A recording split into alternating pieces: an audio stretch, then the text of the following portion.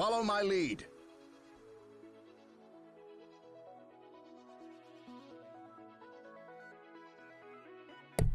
I heard a follow. Thank you very much for that follow. Wolf Parable, welcome to the Bits Box. How are you going this fantastic Tuesday? I'm pretty sure it's Tuesday. Time is meaningless. Anyway, welcome in. I am batch painting a bunch of Eldar at the moment. Super exciting. Right now I'm just dry brushing Screaming Skull. I think I've mostly done this one. Just a few more areas I need to lighten up a little bit more. You're alright? Excellent, excellent. Yeah, I am also alright. I'm glad it is not as hot today as it was yesterday. Yesterday was a fucking stink wave. Ooh! Stink wave. Heat wave! Stinking heat wave. Hello, Randfiend. Thank you very much for that resubscription. Super appreciated, as always. How are you going, buddy? What have you been up to lately? Ugh, dry brushing is... I love dry brushing, but sometimes it can get very tedious when I'm doing a whole batch of like 10 minis at once. But oh well, gotta be done. Stinkwave does something. Yeah, some places, like not here luckily, here was not too bad, but some places had their like hottest October day on record for, you know, like a decade or whatever. So yeah, in some areas it was pretty rough. Luckily my room down here tends to be like 4 degrees cooler than it is upstairs. So I think the hottest it got down here was like 26, 27 Celsius. Upstairs was like 30, 31 Celsius. Ugh, gross, gross, gross, gross, gross, gross. But yeah, it's not too bad today. I think it's about 24, 25 down here at the moment, which is comfortable.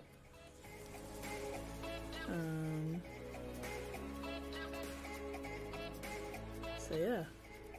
What are you guys up to? I am doing okay today, Rantfiend. What have you been working on lately?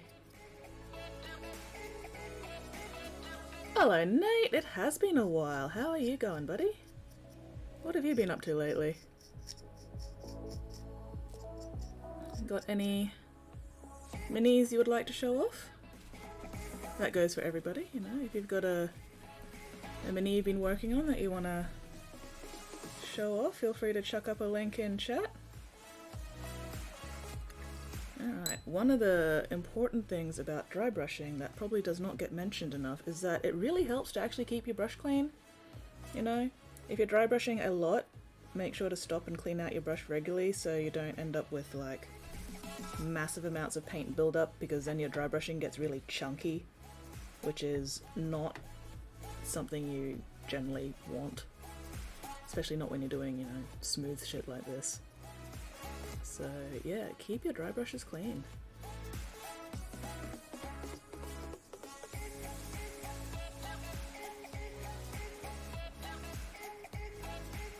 Sucky time, unfortunately. Oh no!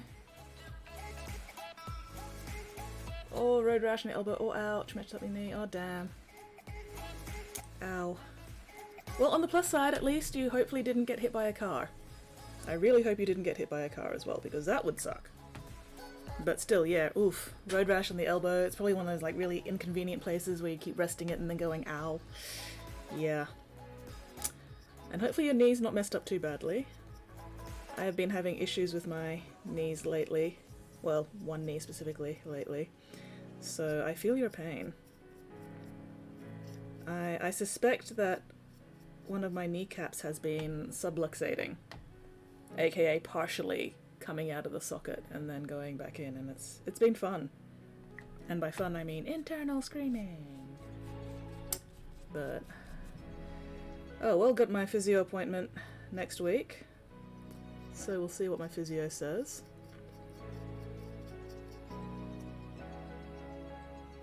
Living the working life, yeah. Ooh, first Stormcast, nice. Bright blood red, very cool. does help trouble cries a little walking around sometimes. Oof, yeah. Yeah. That's that sounds like a rough time, Rat Fiend. Well, fingers crossed that you managed to heal quickly and without complications. Because, yeah, that does not sound like a good time.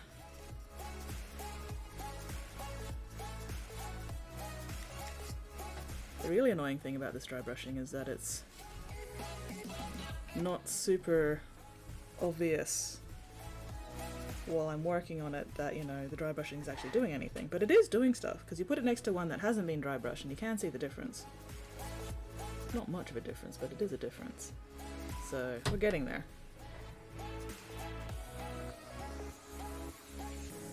Oh, the kneecap, yeah. It's not great. But at least it's only partial and not full. And like, honestly, I barely even noticed really. Like, okay, so I've been having issues with my knee for a while, a few months now. It works fine. You know, it's still completely functional. It's just super swollen, and, you know, the swelling interferes with movement and stuff, and some of the tendons or hammy or whatever in the back of the knee occasionally like locks up a bit.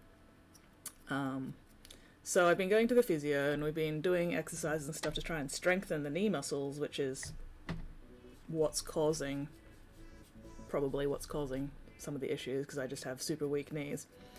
But anyway, a couple of weeks ago,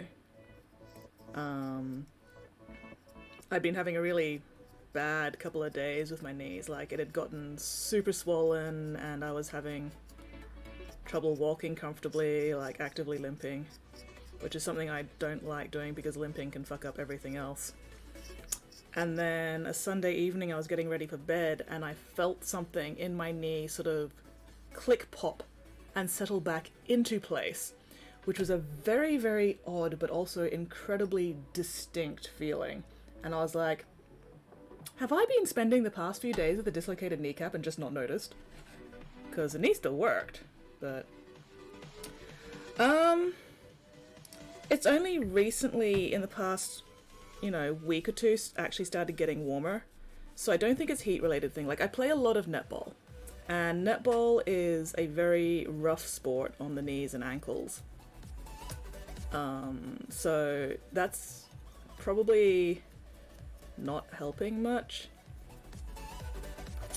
But yeah, the main issue is I just have really weak knees and I also have really loose kneecaps. Like, if my leg's straight and relaxed, I can grab my kneecap on both knees and move it like a centimeter to either side with absolutely no issue. Like, I don't feel anything. It's fine. So apparently that's not entirely normal. So yeah, I suspect that it ended up, you know, partially coming out of its assigned socket for a few days there and then settled back into place. And after that, it's been getting better. It's not as bad. Like, I have been playing a lot of netball.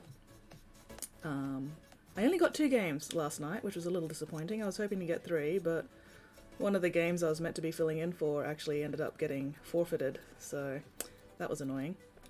But yeah, and last week I played netball 3 nights in a row, because I normally just play Monday and Wednesday nights, but last week I also played Tuesday night. And I ended up, I think it was 3 games on Monday night, 4 games on Tuesday night, and then another 3 games on Wednesday night. So last week was a little intense, but my knee pulled up pretty well. It's still not entirely happy, but it's not as bad as it was. So the physio exercises are helping, I think. When I remember to do them anyway. Oh, hello Morrigan! Sorry, I completely missed you coming in.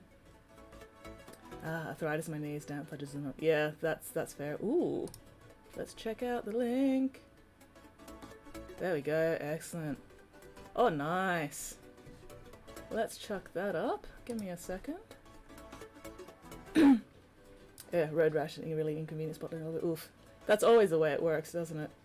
Orc Space Marine for October. Oh, nice. Hello, Flynn. Alright, so yeah, let's chuck these bad boys up. There we go. Looking sexy, man. Have a like. Very nice. I do like that color combo with the red and then the green flesh. That is looking very cool. Very, very cool. Am I following you yet?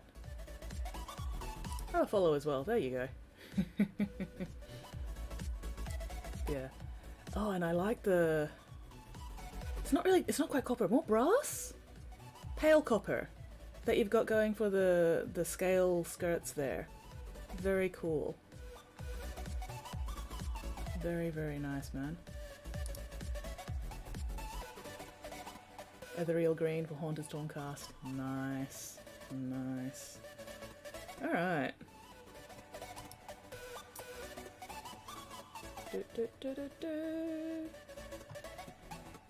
Sorry, just making sure I haven't missed anything in chat.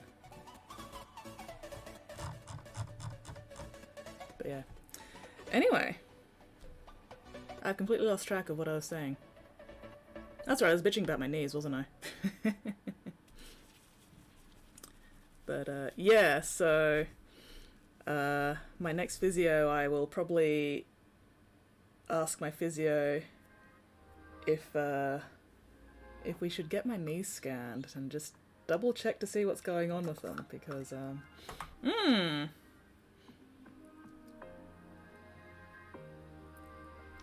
probably better safe than sorry. Just make sure, you know, nothing else is going on in there that we haven't noticed. Alright, come on. Come on, clean out properly, you bastard. Again, trying to keep my dry brush relatively clean. Excuse me.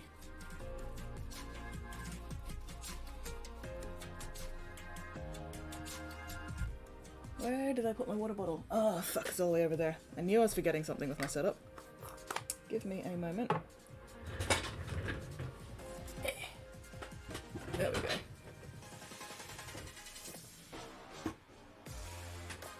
Oh, Necron Alloy with Dark Earth Contrast Wash. Nice! Very, very cool. I do like that colour. It's come out very well for you. Okay. Ugh. Still a little bit of paint left there, but it'll do for now. Fade out the faces, couple of details, highlights, then swamp bases. Nice. Looking forward to seeing how that turns out, man. Alright. Yeah. Dry brushing, just a very, very, very small amount of paint. And then most of that wiped off on the paper towel. Alright. Yeah, I really do like dry brushing though. It's such an easy technique and you can get some really, really good results with it if you're careful. Like, I think a lot of people... what's the word? Underrate dry brushing because they haven't seen it done well. Like, dry brushing is one of those techniques where it's easy to do, but it can be not so easy to do well. Because, you know, people don't always keep their dry brush clean, or they put too much paint on, put it on too thickly, and you end up with like that chunky, gritty kind of dry brush look, which can be good for, you know, terrain or really dirty, grimy, grimdark models, but when you're doing, you know, finer models like this, it's actually really important to keep your dry brushing very thin and light so you don't end up with like those dry brush chunks. And yeah, you take your time with it, you gradually build up light dry brush layers and you can get some really cool gradients. It's not going to be super obvious on these guys because, you know, that's not the effect I'm going for, but sometimes I'll use dry brushing to highlight armor, blues and greens and stuff, and you can get like cool color gradients by just dry brushing different layers of colors. And it doesn't require blending or a wet palette or anything fancy. You just need a cheap-ass makeup brush and some time and care. And that's it. Strangely bad at dry brushing. Yeah. Again, it's one of those things where, you know, you've got to get used to it, you know, practice it. Getting some nice cheap makeup brushes does actually help because they tend to be a bit finer, softer, which helps. And like I said, you know, very, very small amounts of paint. Keep your dry brush moderately clean. Like, don't let the paint build up too much, because when you've got too much paint build up in your brush, that's when it starts getting really chunky and you get the more gritty kind of dry brush effect, which, you know, again, not always what you want. But yeah, you can see here, this is... Oh, where's my focus? There we go. That's actually pretty smooth. Like, I think most people would be hard pressed to tell that this was dry brushed. You know, they'd think, oh, was that airbrushed? Was that, you know, blended or something? No, it's just fine dry brushing. Yeah, let's compare it to one that hasn't been dry brushed yet so you can see the difference. So this one on the left hasn't been dry brushed yet. This one on the right has been. And you can see the highlights built up with that dry brushing compared to this one. Looks really solid. Oh, thank you. Banshees, yeah. I'm just doing a squad of 10 Banshees. I've also got Jane Czar. So I'll probably be doing Jane Czar in a separate stream. You know, I'll do a stream purely focused, or maybe 2 streams depending how long it takes me to do. But I'll be doing a stream or 2 purely focused on Jane Czar. Right now, I don't normally stream at this time, but I'm like, I need to get through these, and having some company keeps me from getting distracted. Well, too distracted. Streaming my painting means that I'm not going to get distracted and end up wandering off and playing fucking Mass Effect. At least not for a couple of hours anyway. Not gotten the plastic ones yet, it's got her in metal still. It's a really nice model. Like, look at this. I love the movement and everything, and best part is, let's see. The way the model's built, you can just clip her on to her hair and then pull her off again for painting with minimal effort. And that way, you know, it's going to be a lot easier to paint her properly if I can just detach her from her hair. You know, I'll be able to, like... Where's one of my... No, don't roll off. Fuck. Hang on, let me grab my clippy thing, which is currently occupied by Plague Burst Crawler weapons. There we go. But yeah, when I get around to painting Jane Czar, I'll be able to just, you know, chuck her in my little clippy thing. Actually, I'll probably hold on to a foot or something. There we go, and I'll be able to paint her without her hair getting in the way, and I'll be able to paint her hair without her in the way. And yeah, it's just a really nicely designed model. I am 100% enabling you. Wig snatched. Yeah, pretty much.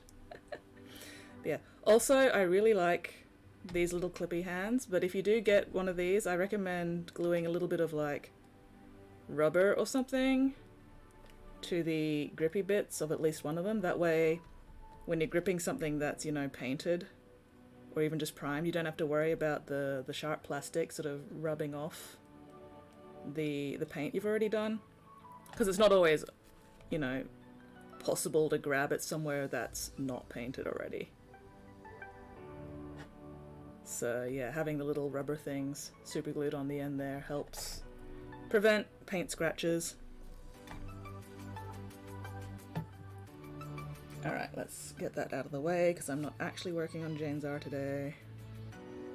I will be doing her once I have finished the 10-man squad of Banshees. Ooh, let me show you what they look like when they're finished, by the way. I did a couple of test color ones first. This is the first one I did, and then I was like, you know what, the metal I'm using doesn't actually show up very well against the brown, so let's try some green leather. And the client liked both of them, so I'm going to be doing one squad in brown so I don't have to repaint this one, and another squad in green. And the other way we tell the squads apart, one's got one hair stripe, Other one's got 2 hair stripes. So yeah, that's what they look like. Done. The client didn't want me doing any of the basing. Oh, what the fuck? No, I got some... How? How did I get a spot on her calf there? Damn it. I'm gonna have to fix that. Ooh. Ooh, let's have a look.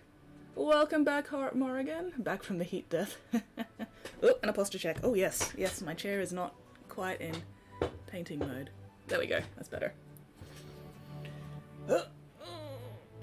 Old metal elder, my backlog. Nice, nice. Yeah. Oh, freaking backlog, hey. I have so much crap in my pile of potential. It's not a pile of shame. It's a pile of potential. Alright. Did I click that link already? Apparently I did not. Let's click that link. Oh, nice! Very nice. Check this out, guys. That is sexy as, man. I love that non-metallic red. That's so nice. Very, very nice. And the cream as well. And then the blue-black. Oh, I'm liking that, man. Excellent work on the skin, too. Whoop, that zoomed in a bit much. Yeah, that's coming along really nicely. Looking forward to seeing the finished product. Yeah, let's not discuss backlogs.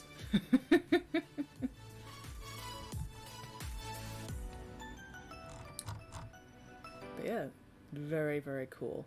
Very cool. Do you have an Instagram or something? An Instagram or Twitter? Because I would love to follow you to keep an eye on that stuff. Working through your big pile of potential this week? Excellent, excellent. Oh, how goes the custom desk, Morrigan? Did you finish the very important cat bed aspect? Anyway, where was I? Put these guys back over there. No, wait, I was fixing something. Fuck. Not that one. This one, here we go. I can bet you did. Excellent, excellent.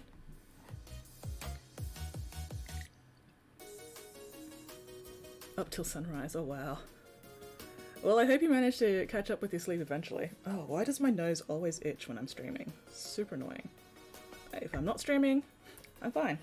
As soon as I start streaming, my nose is like, ah, there are people watching me. Must itch. Must itch forever.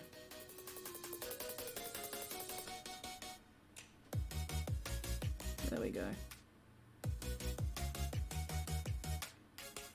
No idea how I managed to get that spot there. I don't even know what colour that was. Oh well, anyway. So yeah. Bright green eyes. Dark green leather. Red cloth. Blue gems. I love painting gems. Especially with contrast paints now. Using contrast paints to paint gems is a lot quicker than my old method. But yeah, if you've, you know, feel free to check your Instagram link up, Wolf. I would love to. I do not need this brush yet. I do not need this brush anymore at this moment. I am dry brushing, not edge highlighting. Brain is not braining at the moment. So how much more have you got left on the custom desk, Morrigan? Breaking in 1,000 points, battle system revolt, combat Sunday. Oh, nice. Well, best of luck with the vault competition. And ooh, Sisters of Battle. Excellent, excellent. Also, how are the Snadies going, Morrigan? You still working on that army as well, or is that done?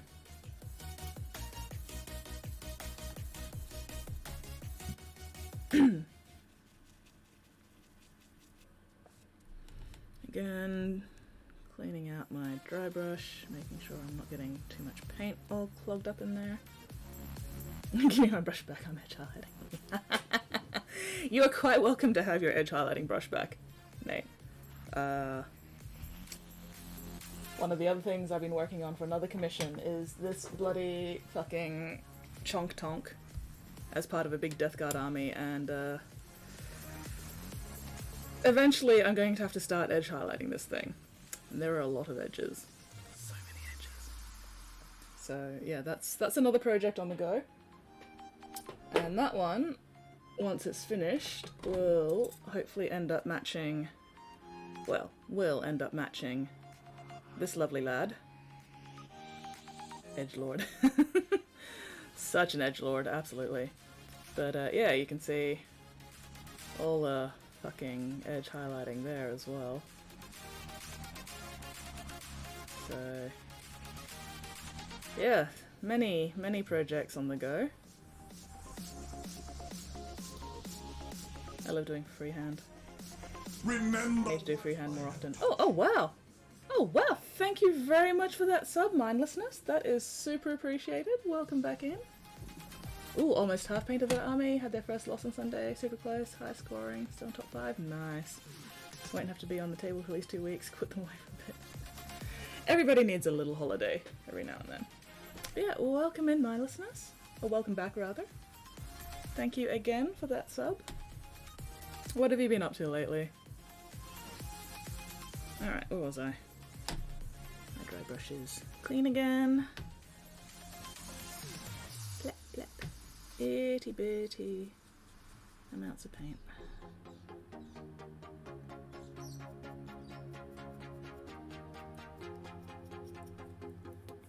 Trim on chaos seems like so much work.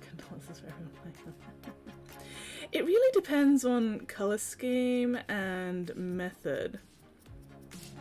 But yeah, like I play my actual own army is Thousand Suns, and oh boy, so much trim on those bastards. Like, hang on. I've been working on this little sassy rubrique as a personal project every now and then when I have time, and yeah, the trim takes a while. I still haven't done the backpack either. Shit, I really should do the backpack at some point. Oh well, we'll get to that later. But yeah, so he's also another work in progress when I don't feel like working on any of my commission stuff. Oof, COVID tested today, still feeling a little abused and assaulted. Doctor's feeling he'd be taught aftercare. Yeah, just a bit, hey.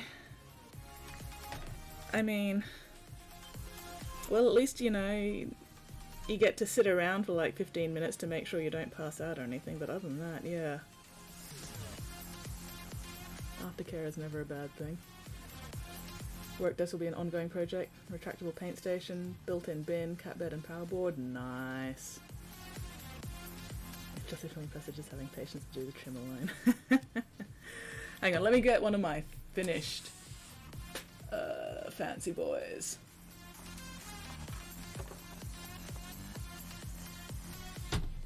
So this is Ryad.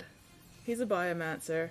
He's about to turn somebody into some kind of chaos spawn with his magic butterfly of mutation and metamorphosis. And yeah, if you want patience, never mind the trim, painting that fucking butterfly cloak. That was an exercise in fucking patience. Thousand Suns are only about... Thousand Suns are about tragic muscle wizards and fabulousness. Come on. You love this man's? Thank you. I also love this man's. Also, his arm's magnetized, so if you see it moving, you know, don't stress out. It's meant to move. Mostly for, like, storage and transport. Unfortunately, the other arm is not magnetized because it was a bit of an effort to get it at just the right angle, so the end of the staff didn't clash too much with the cloak. So that's a very precise positioning there. Oh yeah, no, I am not fast. I am 100% not fast. I am slow as fuck. But that's okay, because it's worth it in the end. Like, hang on, let me grab. This fucker. This goddamn fucker took me a month. An entire month of streams to get this bastard done. I'm very proud of him. He's my spunky chonk tonk. I love him to pieces. Googly eyes make everything 100% better. Look at this happy boy. A happy chappy. But yeah, an entire fucking month to get this asshole done. Mostly because it was like so many layers of contrast. And no, you can't argue with the results. Absolutely cannot argue with the results at all. But yeah. I am not in this hobby to be fast. I'm in this hobby to be pedantic. Slow and pedantic and detail oriented and oh my god, such a fucking perfectionist. Like, unnecessarily perfectionist, but oh well, it works for me, so I can't complain too much. Oh, I keep getting distracted and then the paint dries in my brush and then I have to clean it again. But that's okay. And yeah, like as I was saying for people who weren't here before when I was talking about it, keeping your dry brush clean is actually really important if you want a nice, smooth dry brush job. If you let your paint sort of dry and clump up in your dry brush, you're going to end up with streaky, gritty, you know, chunky dry brushing, and that doesn't always look good. It can look good in some instances, you know, if you're going for something gritty and dirty and grimy, but for these Eldar, I need soft, smooth dry brushing, not... Oh, why does my nose itch so much when I'm streaming? Not gritty, chunky dry brushing. So, very, very, very small amounts of paint. Dry most of it out. Oh, no, that's not dry enough. And that is why I test it first. Because every now and then I don't dry it out enough and then it's still wet. And that is not dry brushing. 3 months to do 20 blade guard. Oh my god. You know what? 3 months for 20 blade guard would probably actually be pretty quick for me.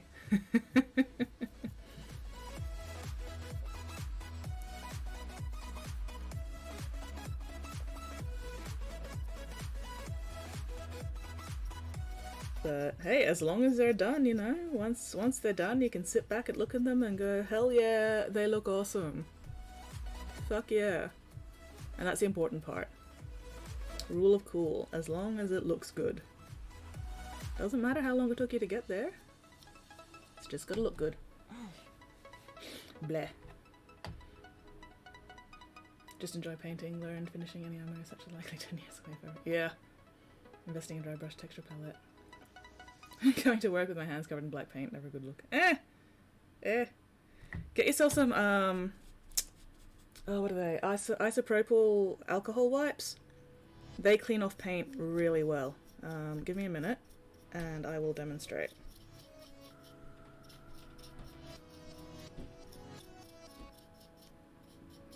Okay, so...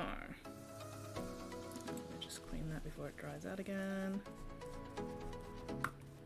Where have I put the bastards?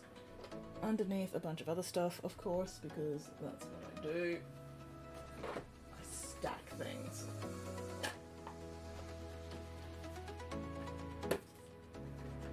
But anyway, yeah, so what you do, you get a cheap ass box of alcohol wipes. They're usually like in the first aid section because you know they're meant for like first aid cleansing. But because they're isopropyl is a really, really good paint stripper.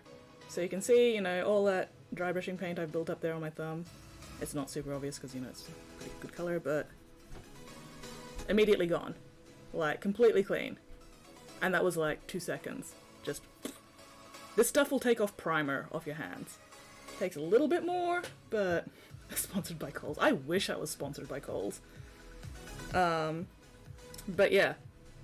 And I actually sometimes use this when I want to take paint off a mini for whatever reason. So I have, you know, some old ass minis that I use for like testing stuff.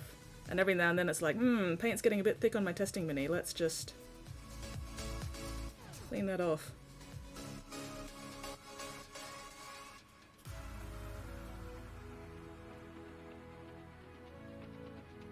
And yeah, you know.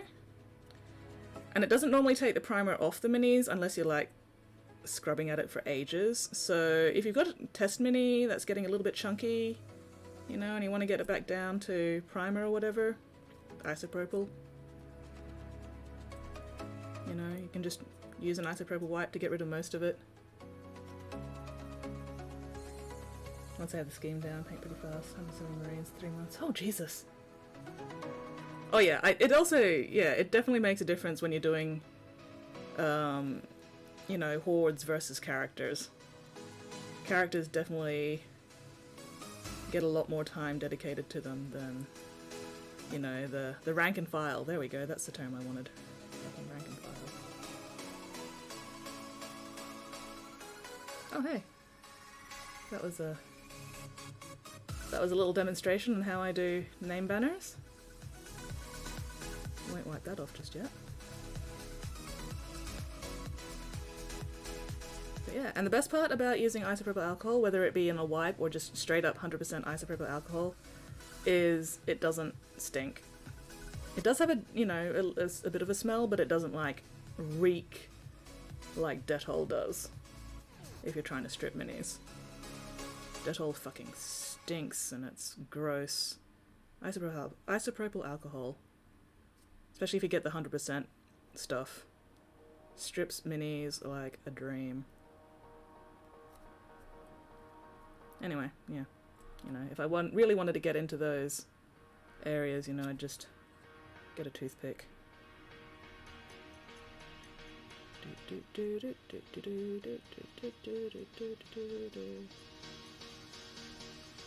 So yeah, there you go. Pro tip, fucking ISO alcohol wipes for all your paint cleaning needs.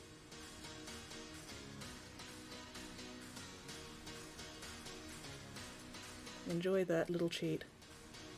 Oh, come on. Yeah, I am being... There we go. And a toothpick. Toothpicks are always good.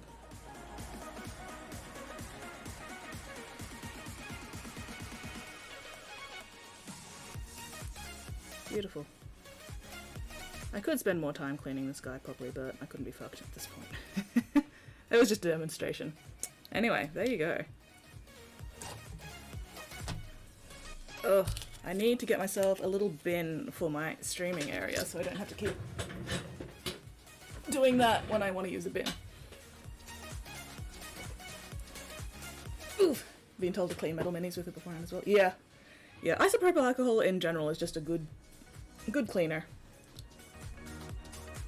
I swear I use toothpicks for everything but their intended purpose. Yeah, pretty much. Oh. My shelf looks at me judgmentally from all the current whips. Oh god, don't even get me started on all my, like, whip stuff that I just haven't gotten around to finishing. Dedicated hobby room, attachment closet. Plead the fifth under the yeah, also, welcome in, Gretchen Lover. Welcome in. Alright. I should get back to actually doing what I'm meant to be doing here. But yeah, toothpicks are just fantastic for so many things. I use toothpicks as well for when I'm doing stuff with super glue, because I use gel super glue so I can control it better, and then I'll use a toothpick to like be really precise with where my super glue goes so I don't end up with, you know, super glue going places where I really don't want the super glue to actually go. So that's another toothpick use. I also use I use toothpicks to soak up excess plastic glue, because, you know, toothpicks, they're somewhat absorbent. So if I've accidentally put on a little bit too much plastic glue or whatever, you know, put the two pieces of together and then it's got like the plastic glue oozing out the side, I'll use a toothpick to clean that up. That way, you know, you're not smearing plastic glue all over everything. should have used that advice instead of gluing resin. Thinking of print marks on my 4 drill minis. Oh no! Oh no. Well, now you know for next time you get 4 drilled minis. But yeah, gel super glue is 100% the way to go. Because runny super glue, just too messy. Too messy.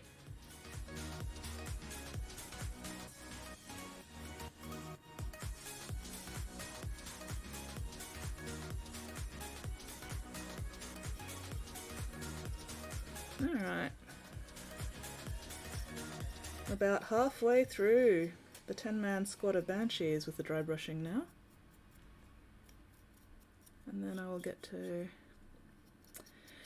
Should I batch paint the full 10 or should I just batch paint 5? I think I'll just batch paint the full 10, fuck it. That way I can keep things consistent. Or at least as consistent as I ever get, which honestly is not very. But oh well.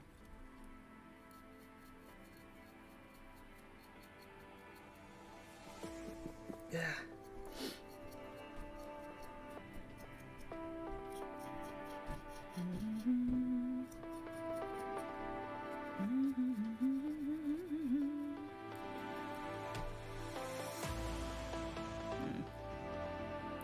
Again, cleaning my dry brush so I don't get too much paint buildup.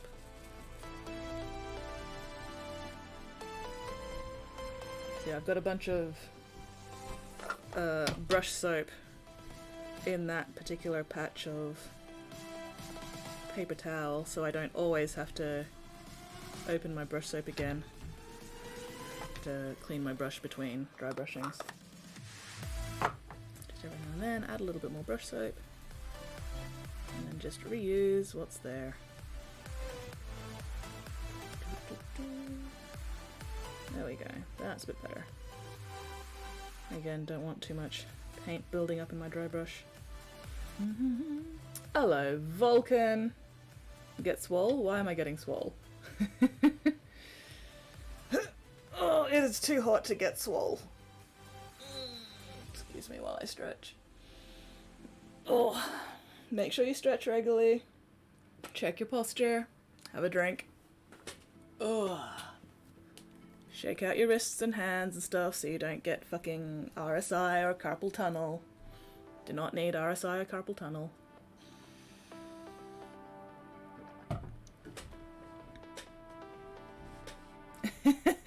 I use the same colours, it's not my fault it's in different places. Yeah, that's a mood. That is a entire big ass mood.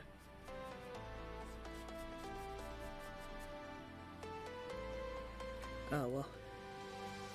As a commission painter, I have to hold myself to a certain level of standards. Gotta meet client expectations after all. That's all good. I enjoy it. One of the best things about commission painting is that I get to paint models I otherwise wouldn't get my hands on. Which is always fun.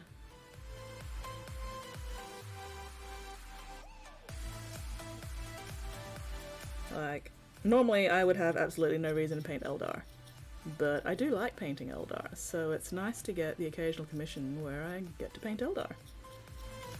But it's not an army I would collect myself, so it's a nice little change of pace.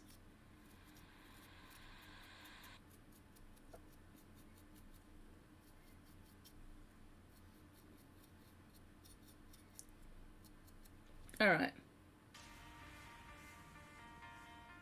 No, I am on the second squad already. I lost track of where I was up to. I only got 3 more to do now. At least with the dry brushing anyway. Oh, Jesus. Vulcan! Vulcan, why would you do all 3 at once? Oh my god, I hate you. Oh, Vulcan. Vulcan, I hate your face. Oh, okay. Okay. Fuck. Alright. We'll do the squats first, and then I'll get my chair out of the way for the rest. Oh, I hate you. I mean, I've completely done this to myself. Oh, my knee's locked up. Give me a sec. Including those fucking redeems. You're probably retiring what I have here. I have enough points to make this an exercise stream. Well, they all have an hour cooldown, so you can't make me do my exercises more than once an hour. Fuck you. Alright, what was I doing? Squats first. No, yes, squats first. We'll do the squats first. Okay, gotta make sure my chair's in the right place. There we go.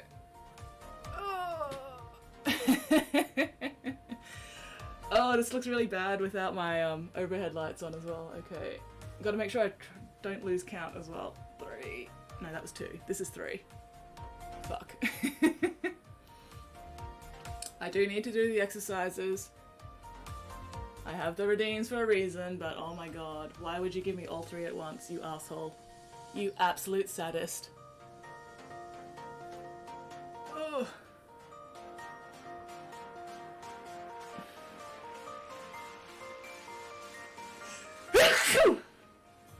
Pacing them out every 15 minutes would be good. And yeah, each exercise has an hour cooldown, so you can't make me just do nothing but squats all stream. Damn it, I've lost count. We'll call that 7. 8. Oh, it's too hot. It's too hot. Now I'm gonna be sweating for the rest of the stream. Oh, I hate your face. Alright, one more squat. There we go. But yeah, no. The reason I put the exercise redemptions in is because I've actually been getting a little lazy with doing my physio exercises as much as I should. So I figured this was as good a way as any to keep me accountable. Alright, I get to completely disappear for like the next 30 seconds while I do my toe touches. So. On the plus side, I can actually touch my toes now. For a while I could not actually touch my toes properly because I fucked up my ankle and couldn't do anything for like 8 months. Can you guys even still hear me when I'm down here? I've lost count on my seconds now. Oh well. But I have made progress. I have made good progress. I am proud of my progress. Even if it is slow, it's still progress. Oh, feel the burn. Feel the stretch. Feel the stretch burn. Ah. Eh. Hello, TJ. Could be worse, I have a freestanding punching bag. See, at least punching would be, like, interesting, you know? I could be like, whoa, whoa, you know, that at least looks exciting.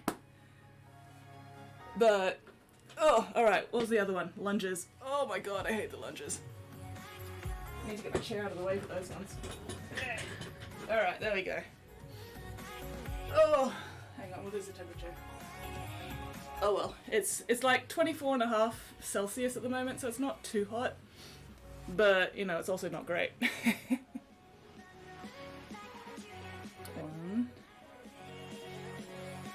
Oh, I keep losing my balance with these ones. 2.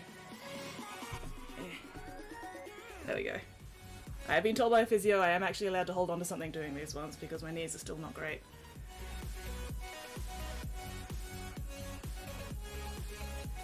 Start working out again, try and stay in some sort of shape. Even just doing simple little physio exercises helps. Like, I mean, yes, I play a lot of netball, but that's only twice a week. But yeah, combining my physio exercises with my sports has definitely helped my fitness, my overall health and everything. And the main thing is just getting into the habit of it.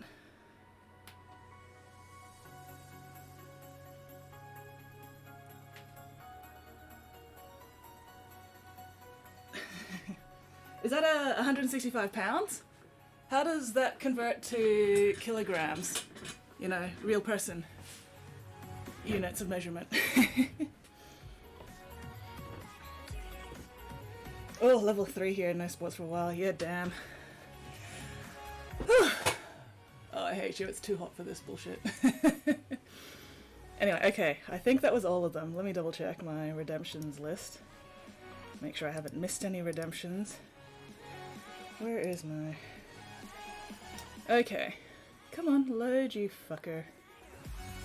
Why are you not loading? Why are you not loading? Come on, fucking...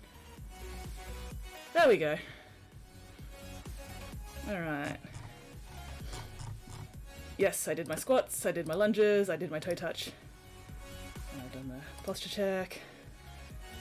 Alright, that's all completed. Excellent. Excellent, there we go. You fucker, Vulcan.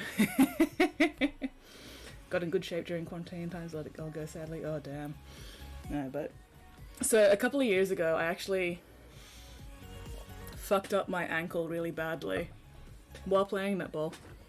I high-grade tore 3 separate ligaments in my ankle. I nearly snapped the bone. So I had a bunch of bone bruising and marrow swelling as well. I was out of action for 8 months. I was doing physiotherapy for an entire year to get my ankle back into, you know, functionality. And it's still never going to be 100% again. Like, the best my left ankle can get to now is probably like 75-80% of my right ankle's function. But it's enough to keep playing sport, so... But the worst part was, because I couldn't move for 8 months, I actually put on 10 fucking kilos. You know, I went from like around, you know, 85, 86 kilos up to... At one point I got to like 98, 99 kilos. And that was like, ooh, I do not want to breach that 100 kilo mark. I am not the right height to be 100 kilos. But yeah, over the past few months I've been doing my physio exercises alongside netball, because netball alone just wasn't enough. I wasn't doing netball enough times a week to like really maintain any kind of fitness building. But combining my physio exercises with my netball, I'm actually down to 90 kilos now. I'm very proud of myself. Every now and then I dip briefly below 90. Hello. Cheers. X100UWU. Thank you very much for those bits, Rantfiend. And oh yes, stretch. Yeah, it's the weight gain that really gets to you, because putting on those extra kilos makes it harder to get moving again, because you're like, now I've got to carry all this extra weight that I wasn't used to carrying before. But yeah, and it's taken me like, when did I do my ankle? I did my ankle before, like I think a year before COVID. So it's actually been like 3? How long has COVID been happening? I think I did my ankle in 2018? Maybe 2019? I don't remember. I'd have to go check my like Facebook memories and shit.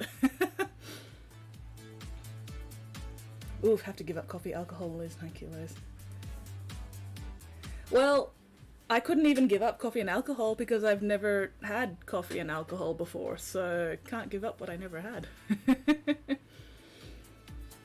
But yeah, so it's taken me like 2 or 3 years to actually get to the point where I can start losing the fucking weight I put on, but it's working. We're slowly getting there. I'm feeling a lot better as well, just in general. Although all the fucking lockdowns aren't helping, but could be worse. At least I'm in Queensland where we don't have as many hot lockdowns, you know. Unlike poor fucking Melbourne. Oh dear, they're not having a good time down there. I refuse to give up coffee they can pry from my cold dead fingers. Yeah, that's fair. That's fair. Thank you very much for gifting the Joker a sub, Ratfiend. That is super, super appreciated. Loving it. Yeah, no. The thing that I can't give up is my breakfast Milo. Like, my breakfast every day for the past couple of decades probably. Beer mug, full of milk, with like, it used to be like this much Milo on top, but I've halved that, so it's now only this much Milo on top, and I think that's also helped. It's out of action a year, COVID sidelined you anyways, social timeout. Yeah, I was out of action. I was out of action for 8 months, and then slowly got back into it. Like I was still doing physio for the 4 months after that. But yeah, and I think I was back playing netball for about a year-ish before the first COVID lockdown. And then, yeah, the first COVID lockdown, I spent 3 months doing nothing but lounging in bed playing Animal Crossing because that was just the vibe then. But because I wasn't doing anything at all, I actually lost all my arm and shoulder muscle as well. So when I started painting minis again, I was actually getting painful shoulders just from painting minis. And I was like, this is not good. This is really not good. So I started just doing countertop push-ups in the kitchen whenever I was, waiting for the microwave or anything. And at first I could only do like 10 countertop push-ups without dying. But I'm up to about 25, 30 now.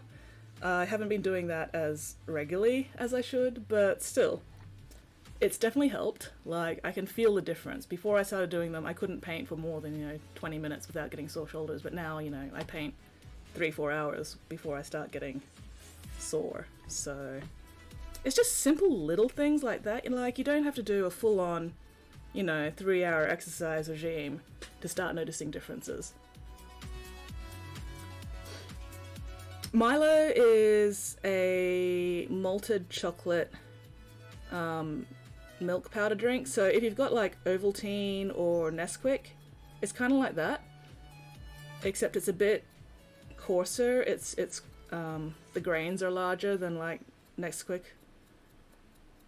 I think Ovaltine's pretty similar in coarseness, but it's been a while since I've had Ovaltine, so I don't remember for sure. But, oop.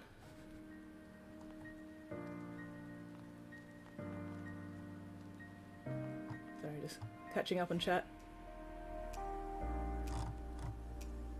Chocolate sugary goodness. Yeah, that's pretty much what Milo is. It's chocolate sugary goodness, and I could not live without it. But yeah, small things can really help.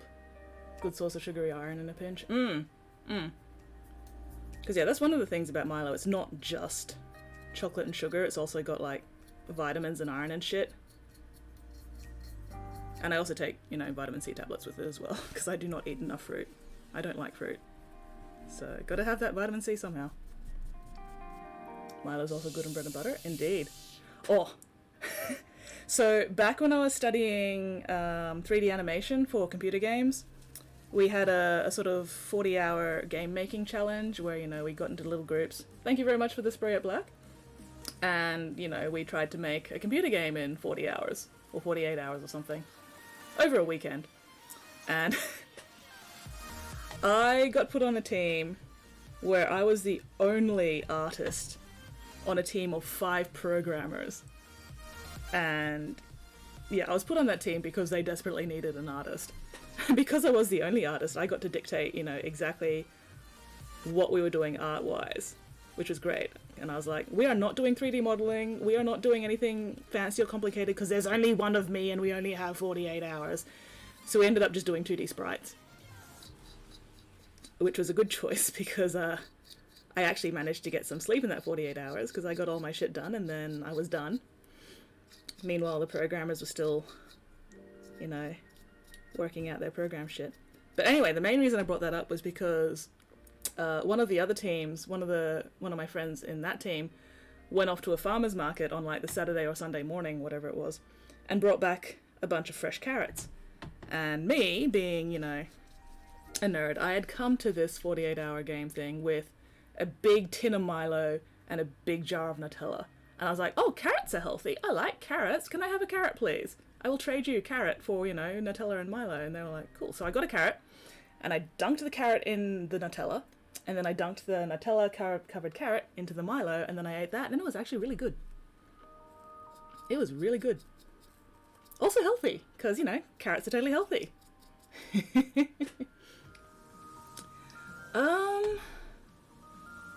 Got that challenge 2010. I don't remember what year. It might have actually been 2010. I don't think it was 29. Because I started my 3D animation program at Quantum in September 28, And then I was there 29 and I finished in 2010, I think. So it could have been. It was at Kelvin Grove. Were you at Kelvin Grove? Oh, what was the theme? Because I think the theme we had was dinosaurs. I think. But yeah, it was at Kelvin Grove. And we made a little 2D vertical scroller. And our player character was a little T-Rex jumping up all these platforms. And the enemies were Triceratopses.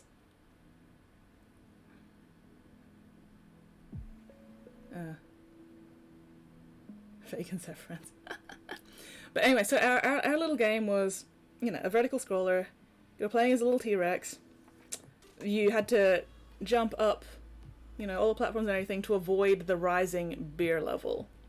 Because beer was flooding the area, and, you had to dodge barrels of beer falling down and everything, and Triceratopses were the enemies for some reason. And you collected, steins of beer on your way up, which filled your belch meter. This was a really classy game, if you can't tell. They need someone to one-up, right? Yeah, exactly. They do.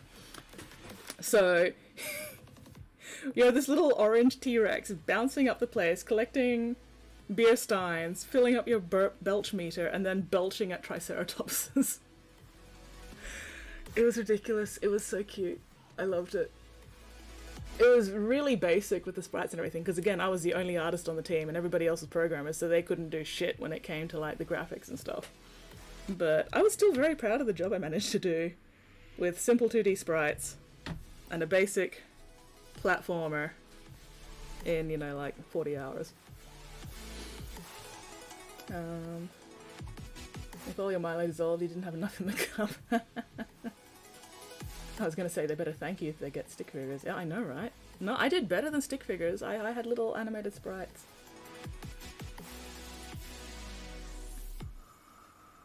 If your vegetarian vegan friend is tired for no reason, give them some Milo. But, yeah. I wish I still had a copy of that game. I think I lost that game on a previous hard drive, which makes me sad. I wonder if I still have any of the art assets uploaded somewhere. I'd have to double check later. I should try to avoid getting distracted now. But yeah, anyway, small steps are still steps, exactly, 100%. And even just doing, countertop push-ups when you're waiting for the microwave, or... Yeah, when I fucked up my ankle, I had to retrain my balance entirely from scratch. Because I completely lost all my balance when I was out of action for fucking 8 months. And all I did to get my balance back was just, practice standing on one leg in the kitchen while I'm waiting for the microwave and swinging the other leg around. And I just kept doing that. And my balance is now probably just as good as, if not better than it was before. Because I was actively working on improving it. And it was just a simple exercise I could do in my kitchen while, waiting for the microwave, or waiting for the stove, or waiting for whatever. Just simple little things like that can make a really, really big difference as long as you're consistent with them.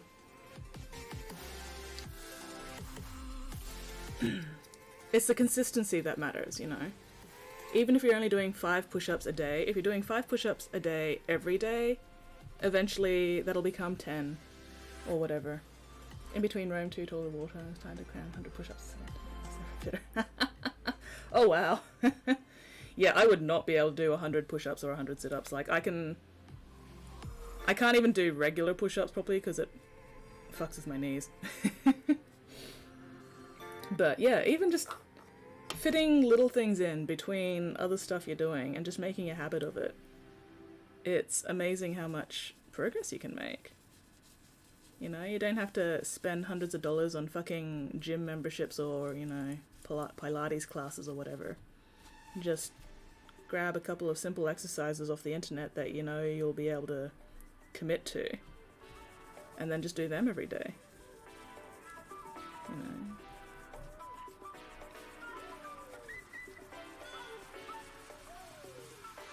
I mean, it's been working for me.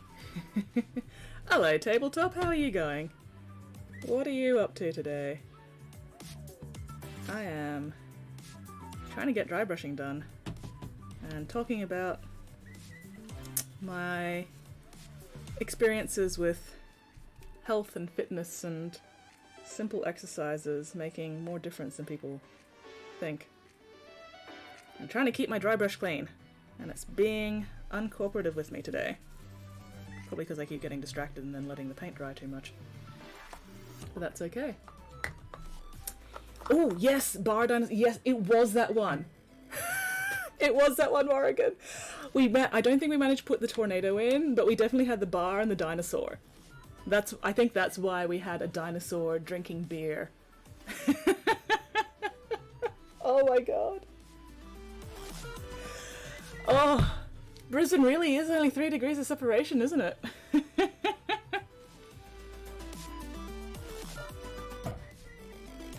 Yeah, I think I vaguely remember us trying to figure out how we could fit tornado into our game, and we were just like, you know what, let's just stick with bar and dinosaur, and that's enough.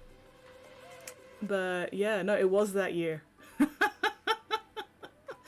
Oh, that's amazing, Oregon. That's fantastic.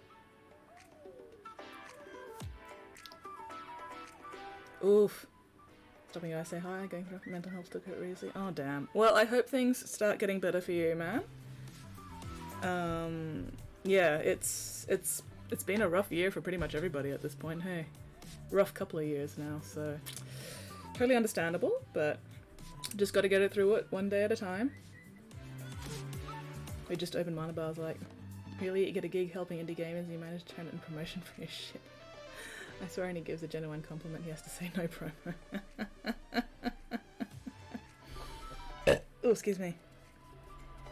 Yeah, I don't actually remember anything about the Mana Bar at that point. Because, you know, I never drank alcohol, so I really wasn't particularly interested in the Mana Bar, unfortunately, but that does make sense. Although now I'm wondering how the tornado fit in with things. Anyway. But yeah, oh well, hopefully Tabletop things get better for you sooner rather than later. And you always got friends here, so you're always, whenever I'm on anyway, you're always welcome to hang out, chill, listen to us talk about stupid bullshit. Like belching dinosaurs.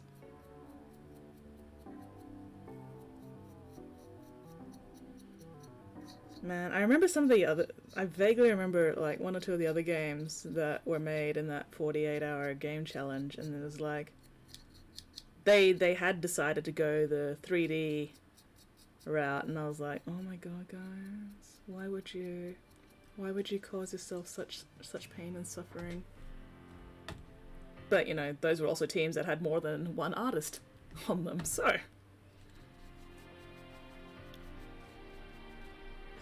But at least our simple little 2D sprite game was finished. It was complete. You could play it. It was playable. We even had a high score system. So it was just a basic little arcade game, and you'd play it through, get a high score, play it through again, try and beat your high score, you know. It worked. It was a functional game. Unlike some of the others that were basically just, you know, showing off their 3D assets but didn't actually have anything particularly playable. Working on it, and thanks, need to get off to bed. No worries. Oof, yes, go to sleep. Go to sleep, Tabletop. Getting enough sleep is really, really important for mental health as well, so yes, go the fuck to bed. But thank you very much for dropping by and saying hello, super appreciated. Especially since I'm not, you know, often on at this time, so it was good to catch you. And yeah, look after yourself as best you can. And we will hopefully see you again some point soon.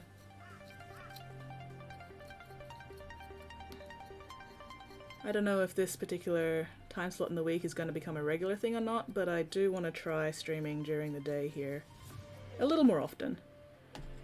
Oh, yes. Heart.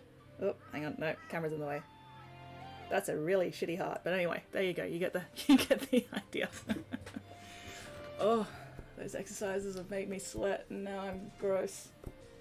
I'm moist. It's not even the good kind of moist. Anyway. Alright.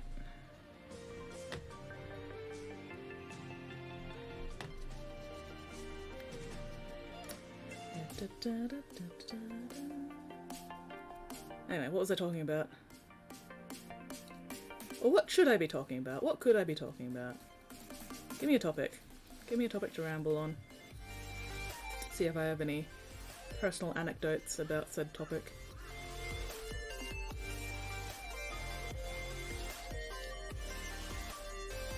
Okay, I need to stop. I need to stop being pedantic. We're just gonna call that one done. We'll move on to the next one. Oh, now my neck's cramping. Ugh. Oh, gotta do those stretches. Should I start up Stream Raiders? Do we feel like some digital violence or nah?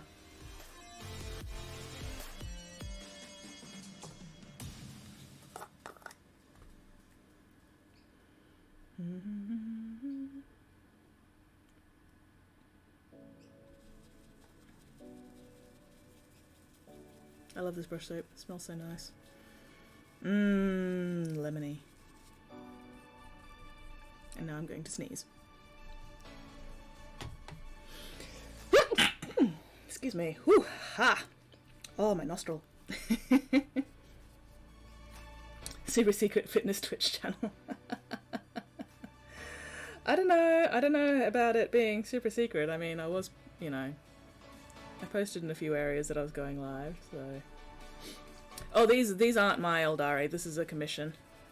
So I think he's got his own little sort of custom craft world or whatever. I don't know enough about Eldari to remember all the different craft worlds and everything, so I have no idea. But yeah, did you see the finished ones before? Rant? This is the overall color scheme. We got brown leather for one squad and green leather for the other squad, and then, you know, one hair stripe and two hair stripes for different squads as well. Black hair, blue gems. Nice and simple.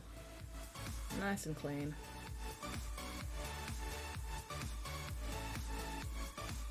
And no basing. So I don't have to worry about basing for this commission, which is, on the one hand, a little disappointing, on the other hand, very nice. Because on the one hand, oh, I don't have cool basing to show off on my photos, but on the other hand, yay, I don't have to spend any more time on them. They look great. Oh, thank you! Thinking of basic squad as 5 sisters, do something similar. Nice. 5 black hair, 5 white hair, 5 cruelty blue hair. I mean, it's a good way to tell them apart without, you know, having to fuck around too much with the colour schemes or anything.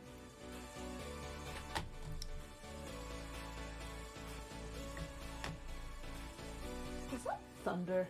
It better not have been fucking thunder. What the hell? I don't know.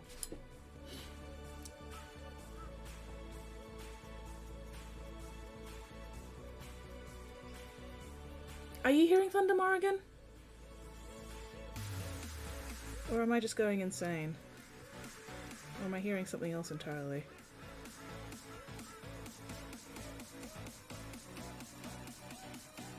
I should check the bomb, but, you know, busy. Every time I turn sisters learn a bit more, it's time to make the squads identifiable. Yeah, that's why I'm confused. It's like pretty much clear skies, and yet I am hearing something that sounds like thunder, but it could just be like an airplane or something, I don't know. But it's not consistent enough to be an airplane. It's weird. Maybe I'm just imagining things. Maybe I'm just finally going senile.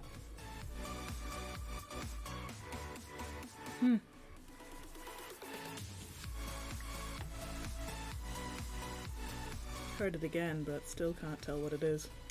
Oh well. Maybe it's just a truck downshifting or something. Who knows? Who the fuck knows?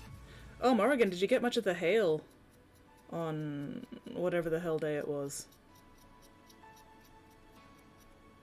Can't even remember what day it was. I think it was Friday? Was it last Friday when we got the heavy rain bullshit?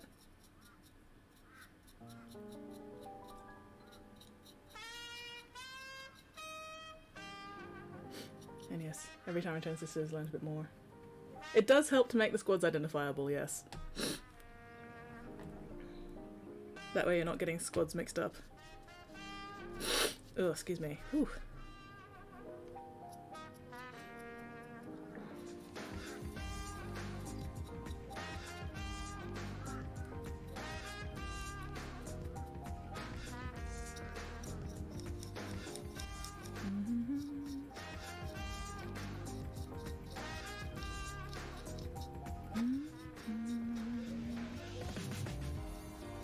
No hail here? Oh, that's good.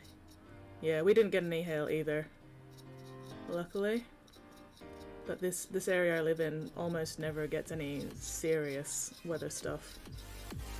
I think the only really serious storm we've had here was that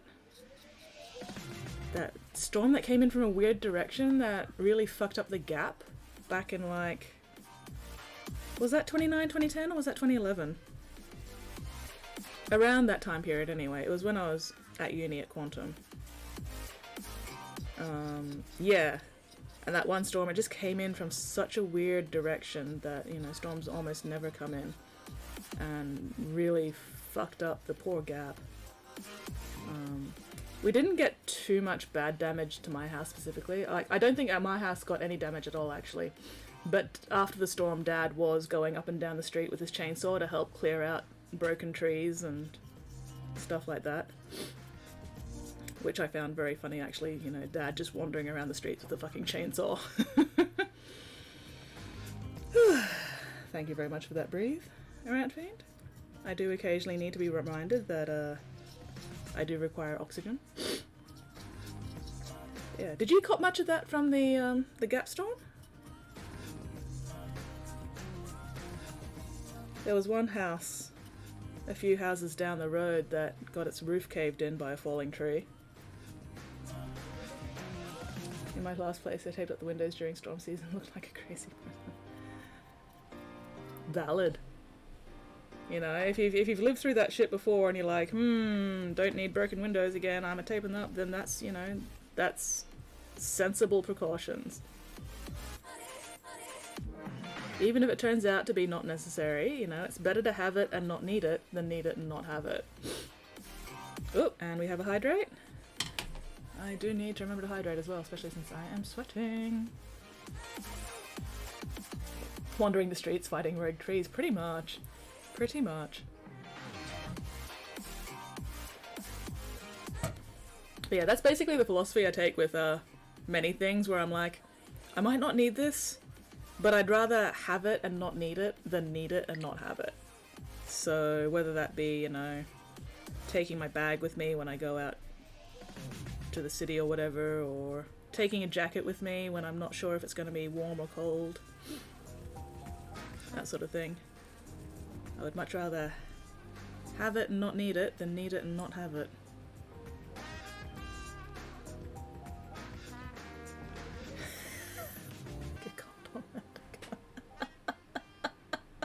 I mean, I guess you're not wrong, Vulcan.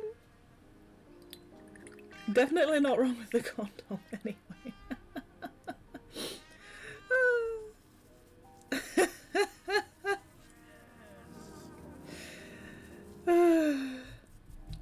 Not that I would have any personal experience whatsoever with having and not needing, or needing and not having a condom.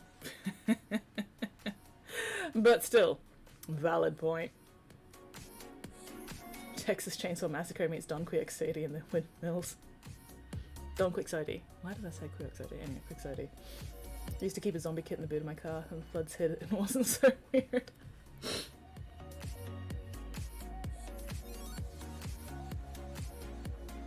Yeah. Oh, gosh. Yeah, you would have been around for the bloody... God, what year was those fucking floods? That was also around 2011, 2012? Maybe earlier. Maybe 29. I remember the big floods. I was still on LiveJournal and Tumblr didn't exist yet. Or at least I wasn't on Tumblr. I think. Because I remember posting photos of the floods on LiveJournal. Coyote. There we go. Don Coyote. Excellent. 2011. Okay, yes. Yeah. Yeah, that sounds about right. I was still on LiveJournal in 2011. I didn't get onto Tumblr until 2012, I think. Man, I wonder, does LiveJournal even still exist? I wonder if I could still find my old LiveJournal accounts. Been a while. Anyway. Everything exists on the internet, and also at the same time nothing exists on the internet. Did you guys get hit by the bloody Facebook and WhatsApp and Instagram not working this morning? I missed it completely because I was not awake. I wake up and I find Tumblr full of all these posts about Facebook and Instagram and WhatsApp dying. And Tumblr being the only one alive. Well, Tumblr and Twitter. Tumblr and Twitter. And I was like, what the fuck did I miss? It sounded like an exciting time.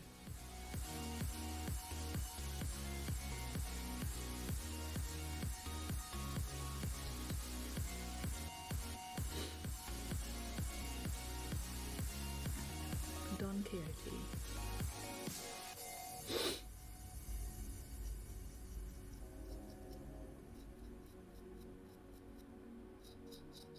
Alright, I think that one's done as well. Done enough anyway. One more and then I'm done with the dry brushing. At least for the Banshee squad. Going to bed, couldn't do my hobby streak post. Oh no. Minimally affected. Yeah, that's fair.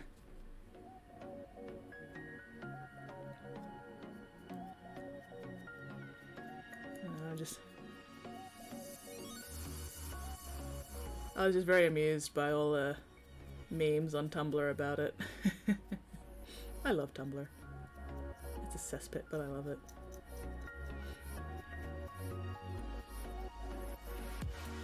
I much prefer Tumblr to, you know, everything else that fucking tracks your every movement and collects your data and sells the data to advertisers and everything. Nah, bugger that. I'll stick with Tumblr. It at least posts things on my timeline in chronological order instead of trying to feed me crap. May actually paint an orc for the first time ever in 32 years of hobby. Nice! I don't think I've actually painted an orc yet, unless you count a decapitated orc head, which I really don't, because, you know, it's just a decapitated orc head, it's not a full-on orc. I don't think I've painted orcs yet. One day. One day, hopefully, maybe. Because orcs do look like fun. Orcs look like something I can be kind of sloppy on without anybody really noticing.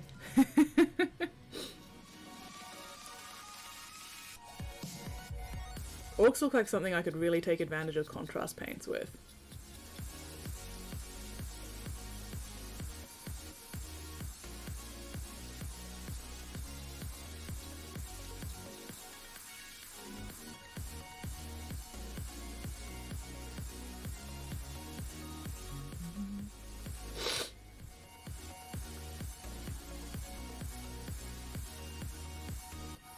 I've got a Pain Boy that one of my friends gave me for my birthday, I think last year.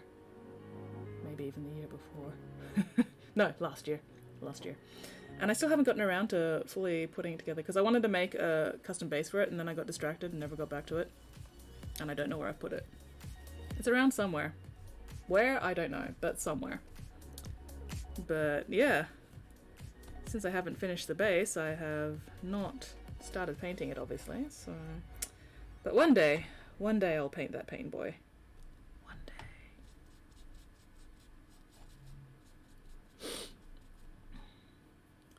The question is, what colors are you going to use on this hypothetical orc? And is there going to be purple? because purple is the sneakiest colour. Or is it going to be red to make it go faster? Or is it going to be blue to be lucky?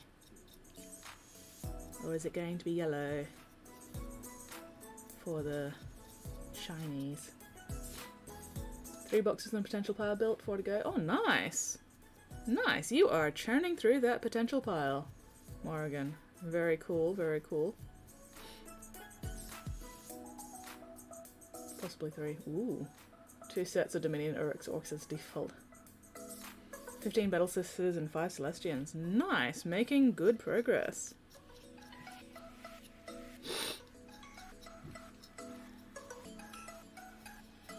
Alright.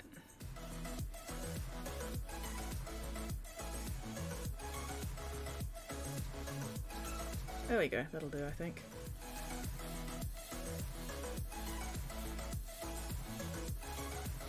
That'll do, I think, I say, as I continue to dry brush. Oh well, yeah, that'll do. Ah! Alright. Okay, time for hair, I think. We'll do the hair next. Let me just properly clean my dry brush.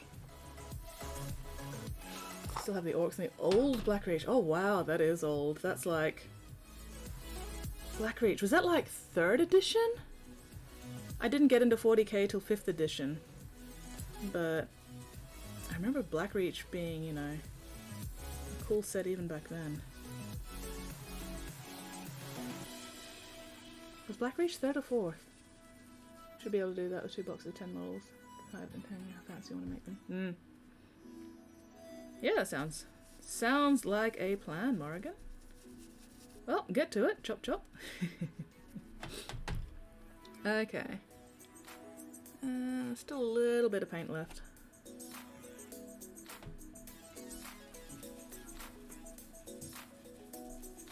The good thing about a dry brush is I can be rough as fuck while cleaning it.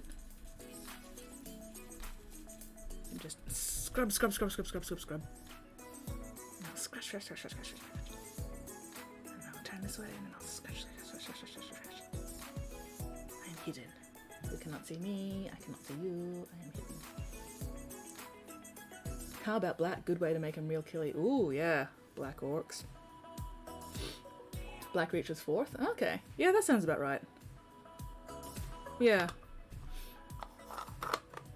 Yeah, 4th edition sounds about right for Blackreach.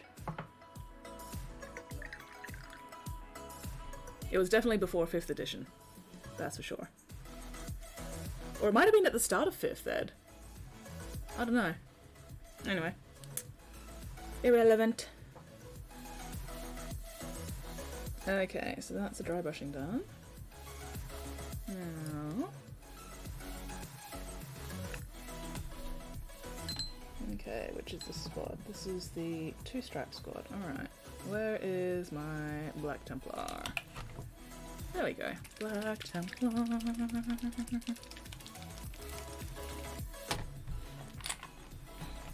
Like the Goths.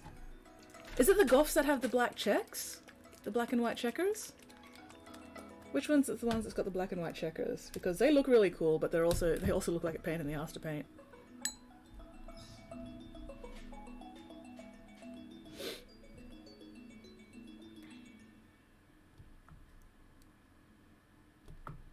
Okay, so yes, this is 2-stripe squad. So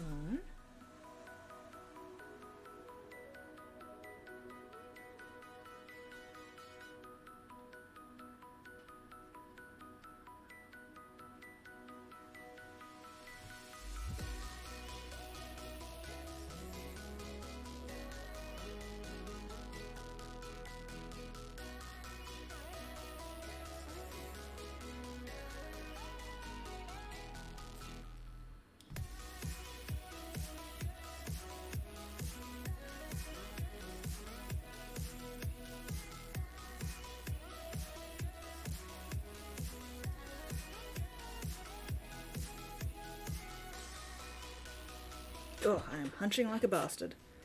There we go, that's better.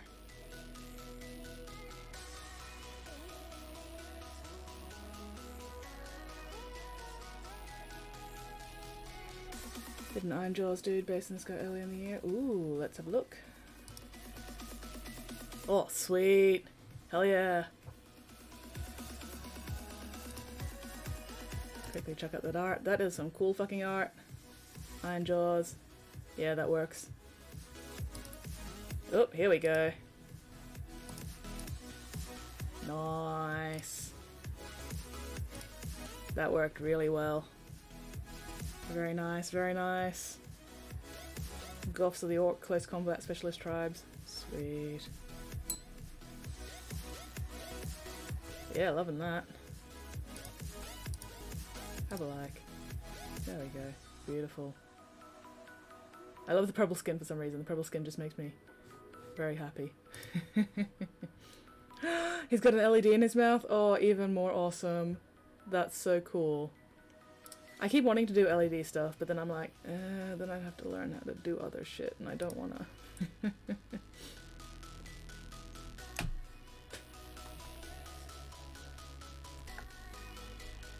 Okay, where is the divide for this section of hair?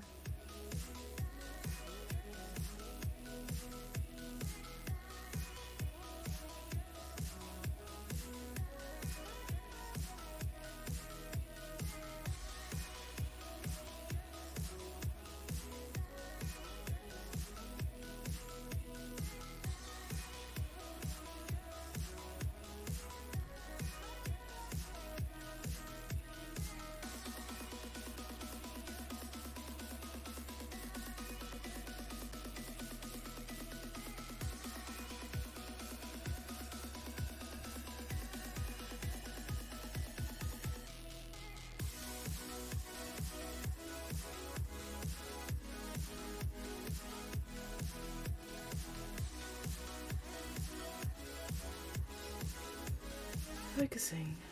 Please stand by.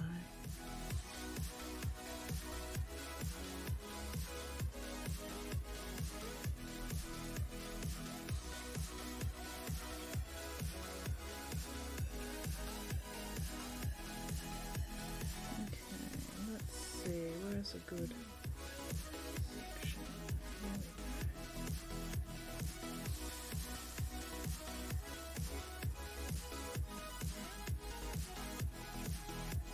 I'm leaving the white streaks in the hair, which is why I'm being very careful with where I'm putting my black at the moment. Don't need any of my black going onto the white areas, because then I have to clean it up. And cleaning it up takes effort, and I don't wanna. So it's easier to just not fuck it up in the first place. There we go. That's one side.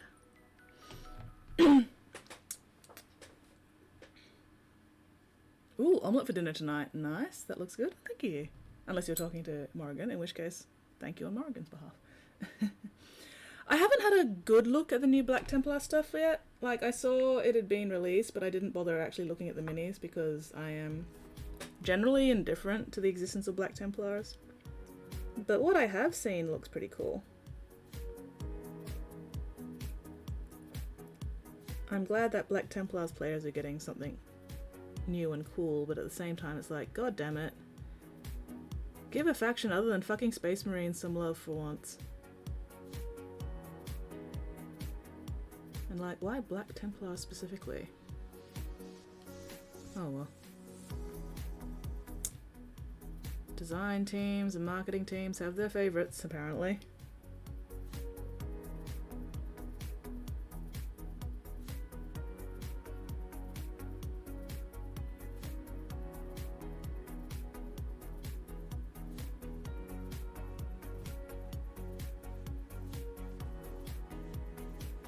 Ah, camera to the head.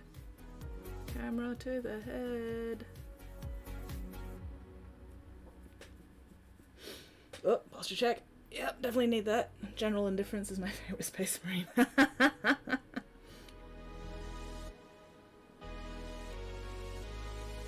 Yeah.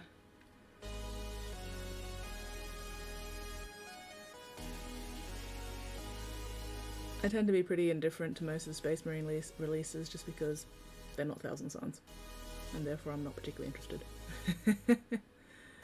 I have my favorites. I have my biases. I am aware of my favorites and my biases, and I make no apologies for it. But yeah, it is a bit annoying that, you know, 95% of releases are Space Marine based, and it's like, give the Xenos and other factions some love, you fuckers. Stop being so Marine centric. But oh well. At least Necron's got some love recently, so that was nice. Necron's got some really cool fucking minis. They do have their favourites. More Marine Lieutenants are required, yeah. Upgrade sprees with unique kit bash potential, that's it. Black Templars and those particularly noteworthy ones like Blood Angels. Yeah, please give my Eldar some serious love. Exactly! Eldar need love. Tyranids need love. Tau could probably use a bit of love.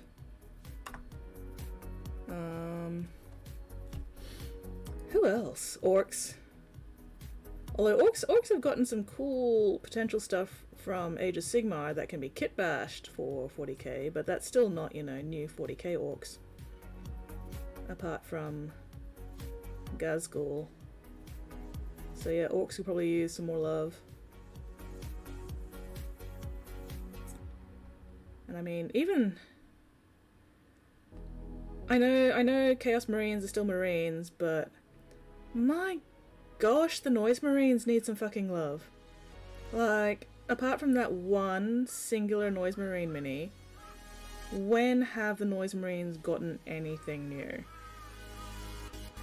Like, the Noise Marines are like the red-headed stepchild of fucking Chaos Marines.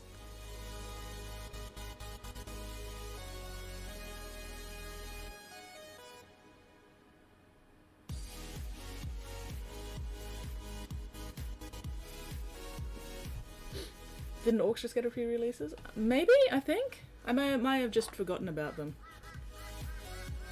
Yeah, like, at least Khorne Berserkers, you know, 2008, that's still newer than anything that Slaanesh or Noise Marines have gotten in the Chaos Marine area.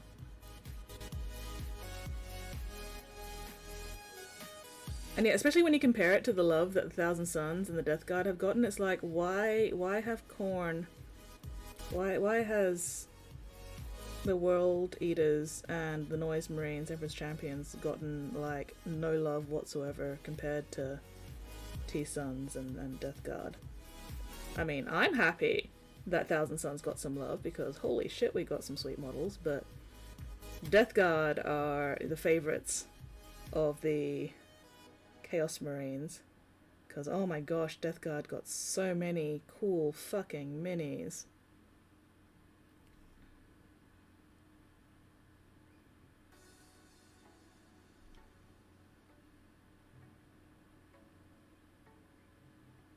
None of the other Chaos Legions can compare to the love that the Death Guards have gotten.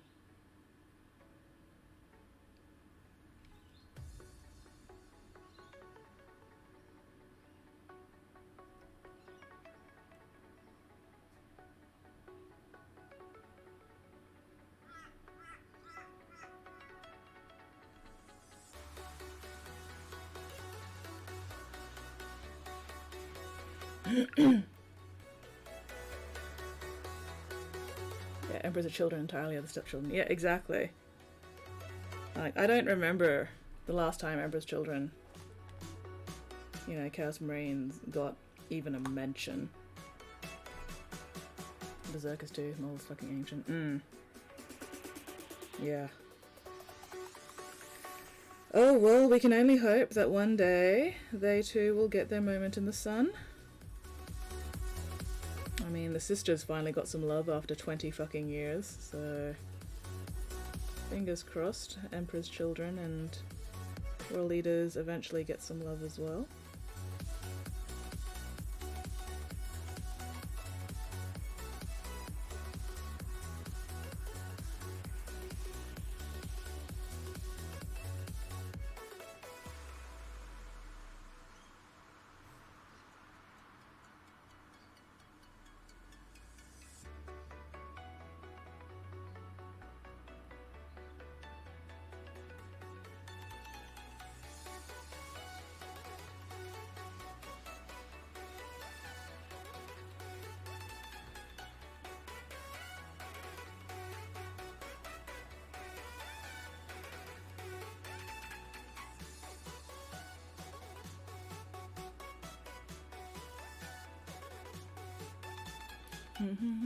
Everyone loves the gross lads.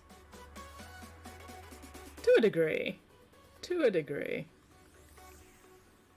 The stinky boys are definitely fun to paint. To a point.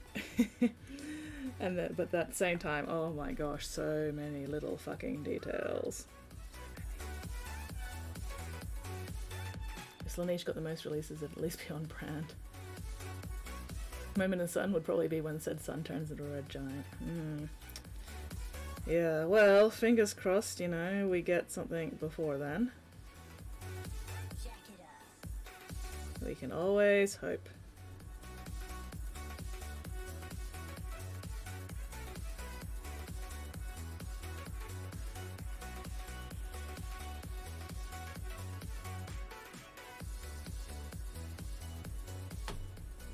Am I getting rain? Give me a sec.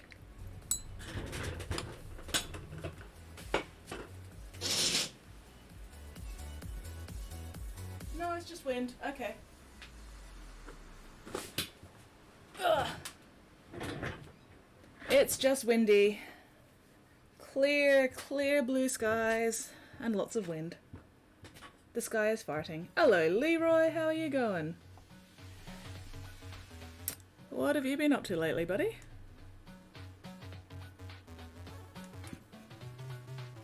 We are currently very, very slowly batch painting some Eldar Banshee as a commission. Part of as for commission. There we go. And also bitching about how various factions in 40k haven't gotten an update for literal years. Update. English.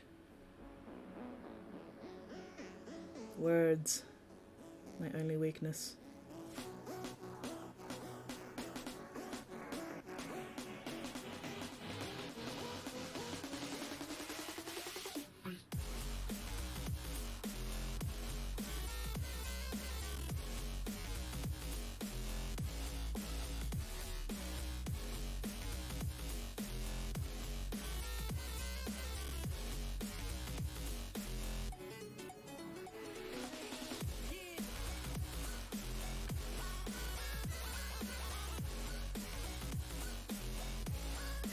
I hate when bits of the mini get in the way of other bits of the mini, and it's just like, why must you be like this? Oh well. We're getting there. Very, very slowly, but we're getting there. Hit fucking windy! Yeah, exactly. Sculpting in Blender 3D non-stop took matters in my own hands, consenting Empress children, building Fulgrim Demon Primarch from scratch. Oh, nice! Instagram deep dive this morning about how much I love Harlequins. Some Eldar would be nice.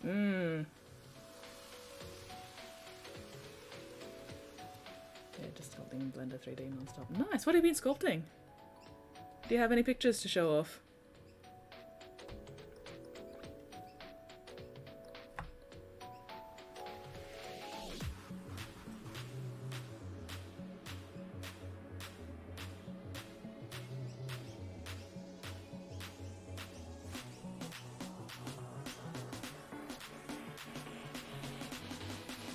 Can I get to them from this side? Not really.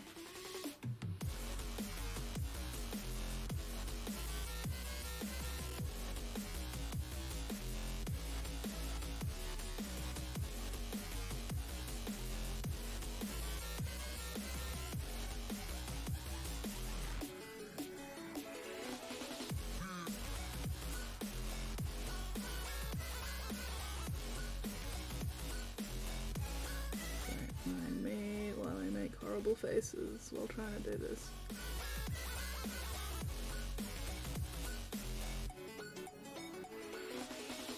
Oh, sorry, drifting off a bit. Hope we also get new stuff for Tau, new kill team stuff for some reason. Also hope for that. Oh yeah, nice. Pretty much everything. Roughly same size. Imperial Question Knight. Oh wow, that is a big boy. One day I'll finish building my Demon Primarch Magnus. One day. Alright, let's check this out. Oh wow, you have been busy. Very cool, man. Oh, nice. Am I following you yet? Yes, I am following you. Excellent. Very cool, man. Very, very cool. Oh, dang. Those Death Guard tanks. They're nice. Pupper! I remember you showing us the black doggo. Why did I not? Oh, yes, I did like that. Okay. So, yeah, you've been busy since then, man. Have a few more likes. Oh, were there more pictures in this one? Yes, there were. Very cool. I love how just gross and grotty this tank looks, which is, you know, very thematic for stinky boys. Nice. Lazy freehand. Lazy freehand is the best freehand. Pupper! Nice, nice, nice. Anyway, I'm gonna be here all day if I keep this up. But yeah, looking good, man. You have been busy. Very awesome.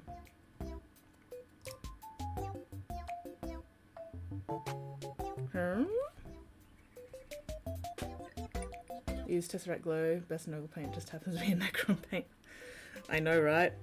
I have also used plenty of Tesseract Glow on my Nurgle, so you are not alone there. Alright, so we've got her black hair done. Let's just do the other bits of black.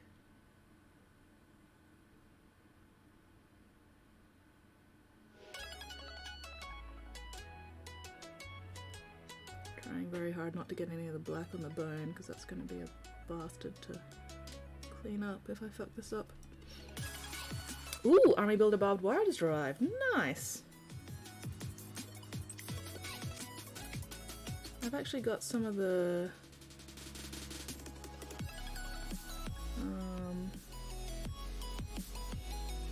where is it? Where did I put it? I have a thingy of some kind of wire. I can't remember if it's barb or something else, and I don't think it's Army Painter. I think it's Gale Force 9. Maybe I put it away in one of my drawers. Haven't gotten around to using it yet, but one day.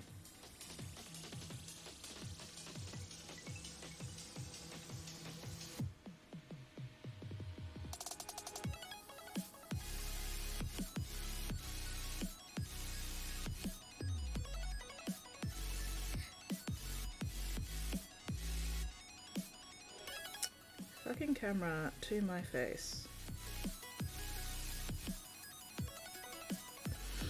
Have you dried out? Yes, you have dried out. No wonder you're not cooperating. Eldari rocking the Bride of Frankenstein hair. Yeah, pretty much.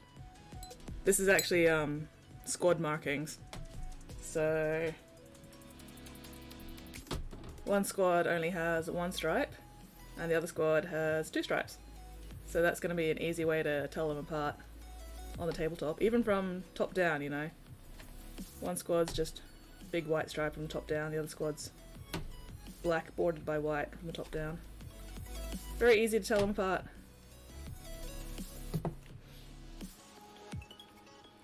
Had some jeweler's soul blades that would work better. Ooh. Catch, that stuff is actually sharp. Oh, it looks kind of not great. Oh no. That's a shame. Let's see, what's the stuff I've got? Can I find the stuff I've got? Where have I put the fucking thing? Oh, there it is. Okay, yeah, so I've got the Gale Force 9 barbed wire. I don't know if it's any better, honestly. It doesn't really look so much like barbed wire, it's more just wire with more wire wrapped around it. You know, it doesn't actually have the barbs, but then again, if this shit was actually barbed, I would so stab myself with it trying to use this stuff. So honestly, I'm okay with this not having actual barbs. That's what the Army Builder stuff looks like. Yeah. Yeah. Oh well. Honestly, yeah, I'm okay. I'm okay with it not having barbs, because I would absolutely guaranteed fucking hurt myself on it.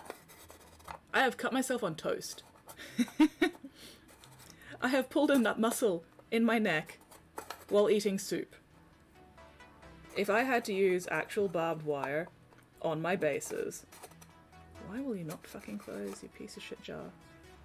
I would bleed. Not even any doubt. I would just fucking bleed. Eldar monofilament, it was actually barbed. Yeah, that too. This is to decorate Tank Girl's Castigator. I feel like she'd use the saw blades. I mean, you could always try to, like, use some sandpaper or something to blunt the saw blades a little bit so you're less likely to, you know, injure yourself. Okay. Alright, I am resisting the urge to, like, just paint one mini at a time. I am going to batch paint. For once in my life.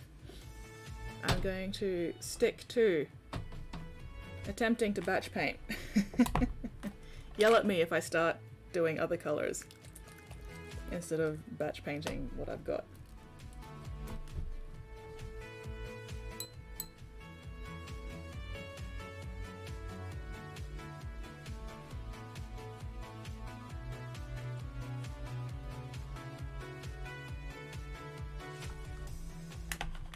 Okay, so this is... Gotta keep reminding myself this is two-stripe squad. Okay, where do I want the hair divide on this one?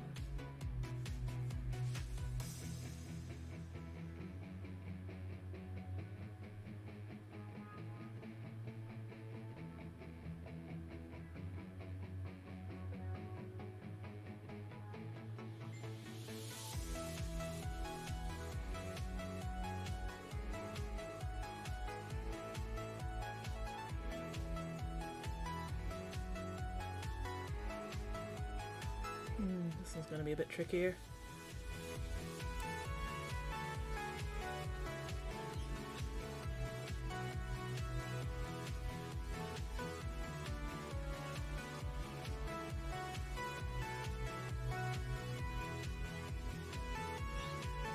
Also, I need to check my messages because I just heard my phone ding and that could potentially be important.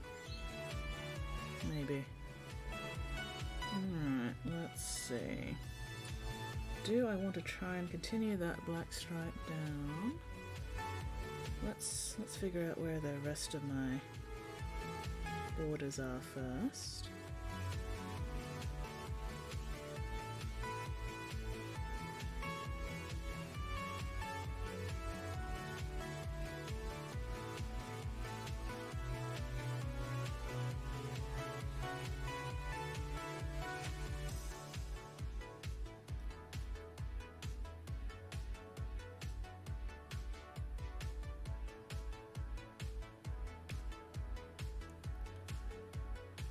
No, craft a living. Not worry about my hands, worry about some grabby grub at Vault touching it. Yeah, that's the main thing. That's what I was saying, maybe try and blunt the saw blades down.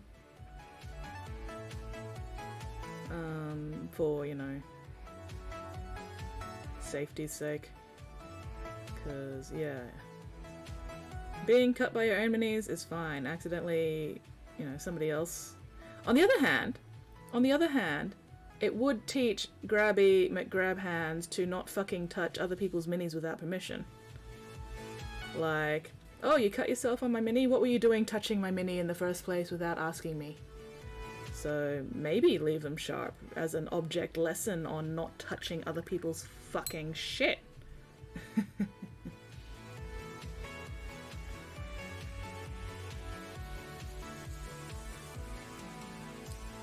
Doesn't matter, 20 sisters build first. Oh, Killer Boss and Stab got assembled. Excellent, excellent. We are all making progress here today. Not 100% on brand. Yeah, I know, right? Alright, give me a sec. Let me check my messages while I think about it before I forget.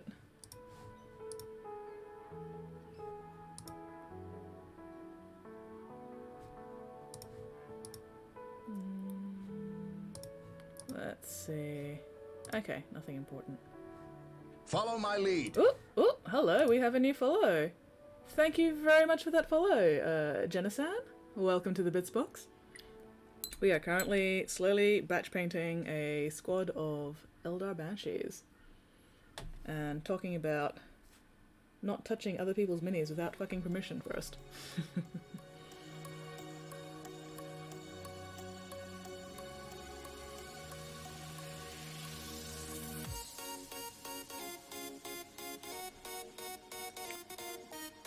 yeah, what have you been up to lately? What's everybody's week been like so far?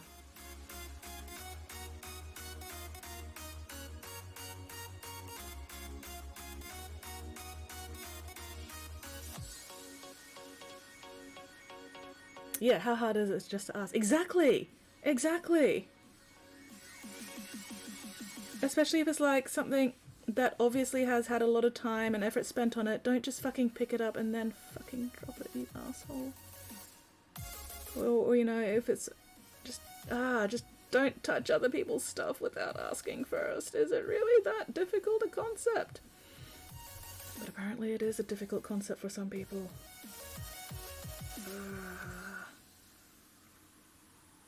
Don't pick up my gorgeously painted minis by their heads. Or by anything other than their bases. In fact, just don't touch my gorgeously painted minis at all, please. Okay, thanks. Keep your greasy, grabby hands away from my fucking minis. No worries, Jenna-san. Not a problem. As far as I can see so far, your English is just fine. Knowing my luck, it'll be a primary school girl who's then scared of a hobby forever. Oh no. Stabbed myself and brought chips. Been keeping my exercise up. Sounds like a good week so far, Vulcan, and it is only Tuesday. Stabbed by sharp minis has happened. Old guy was a friend of mine, ill health, he was back. Left hobby stuff at his place, I had something to do in there, staying there, checking out. Oh no, left Skaven Spearman on his copy. Oh no. Oh dear. Did he get stabbed by Skaven Spearman? I'm basing all my models on revolving showcase podiums, that way they have no excuse to touch and rotates for you. That could be a bit difficult to play with in a game, but I totally understand the sentiment. Oh, more messages.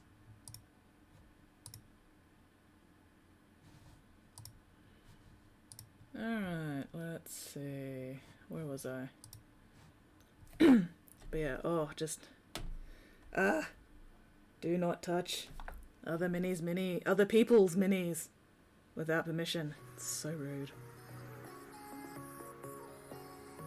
Like, and if it's a mini of mine that you want to get a closer look at, I will happily hold it for you so you can look at it closely, but please don't fucking touch my minis without my permission. I will end you.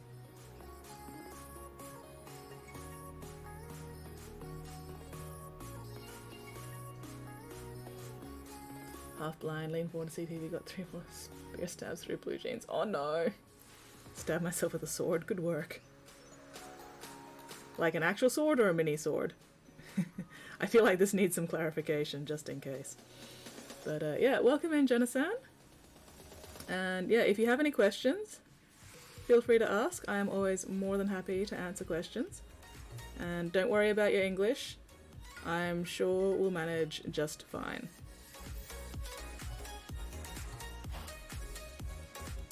Okay, where do I want this second stripe? Actually, you know what? I think I want that first stripe a bit thinner as well. So we'll move this up there. Oh, I need to reload my brush. This is too thin, but that's okay. I'm just blocking it out for now. Figuring out where I want my black and where I want my white stripes.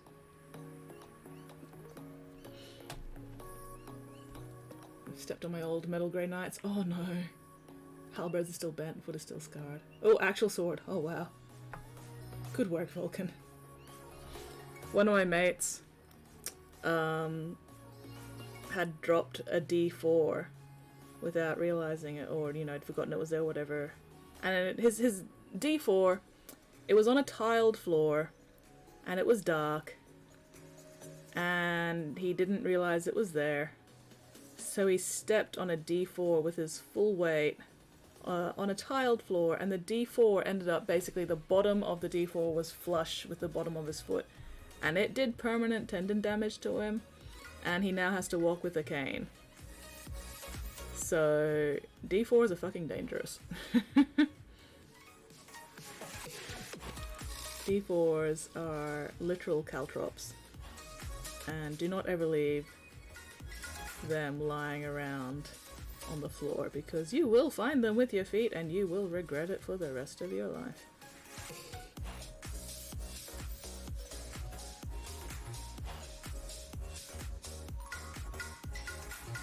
Although when he went to the doctor about it, his doctor was apparently also a gamer, and so the doctor was like, ah, so the D4 rolled a critical hit.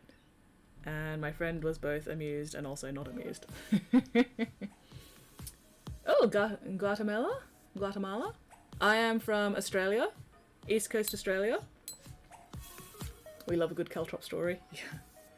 We love a good caltrop story when it's not happening to us. Yeah, what dice gods did he insult to suffer that? I don't know, just... I've dealt with a D4 before. And now we're playing Battleship.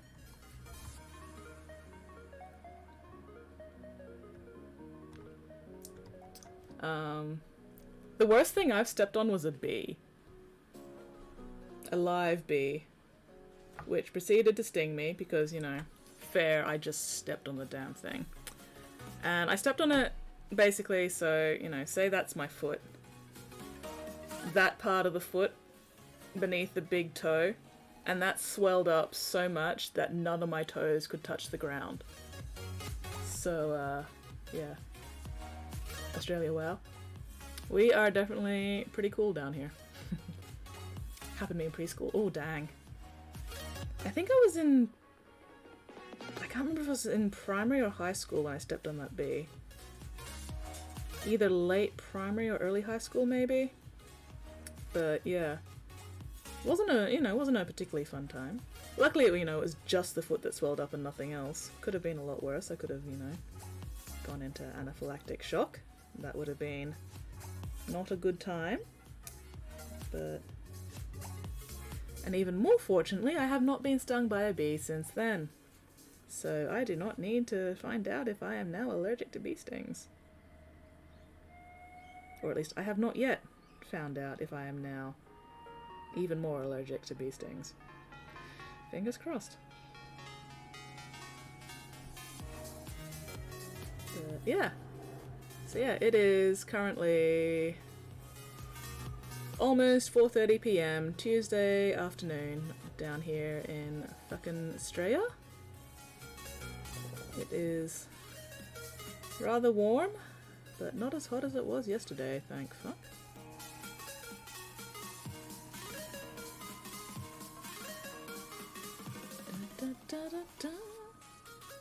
Bees have got less painful over the years. I take it you have been stung by bees on multiple occasions, Vulcan, and you've just been building up a resistance?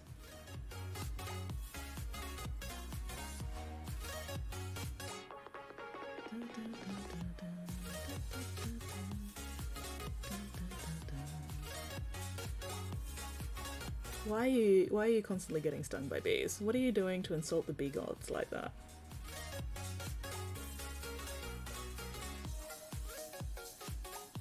Ooh, excuse me. Ooh. Lunch says hello.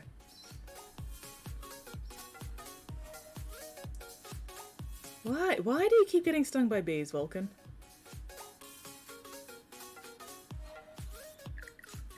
Why do you keep picking fights with poor bees? I used to catch them and throw them at people. Why? What the hell? Just like, here, have a surprise bee. Nyeh.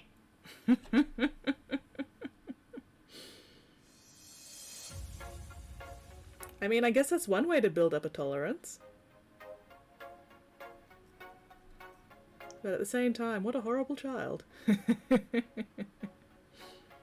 Then again, could be worse, could be wasps.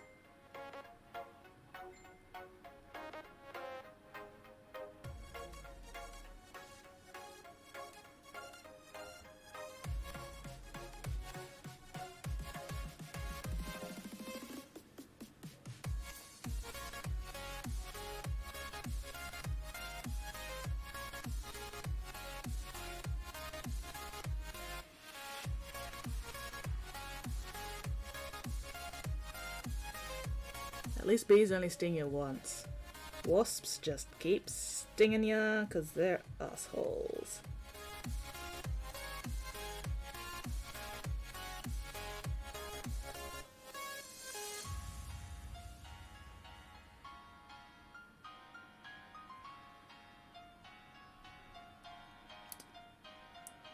Never been stung by either bees or wasps. You are lucky, Randfiend. You are very lucky.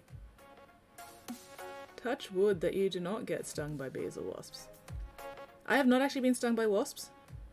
Thank fuck. I do not want to be stung by wasps. But I have been bitten by a spider. Luckily it was not a venomous spider, since, you know, in Australia venomous spiders pretty much just outright fucking kill you. Because child brain. If Animal Crossing taught me anything, shaking trees without having its network equipped. Yeah, that seems valid. Don't shake trees without your insect catching net equipped. Alright, I need to figure out what I'm doing with the rest of this stripe. Do I continue it down? Where's a good line? There's a good line. Oh, no, need to reload my brush. It's too cold here for wasps for the most part. Fortunate. Fortunate. I wish that was the case here.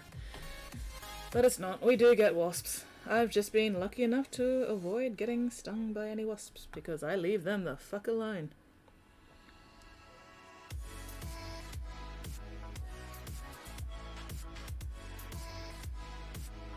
But yeah.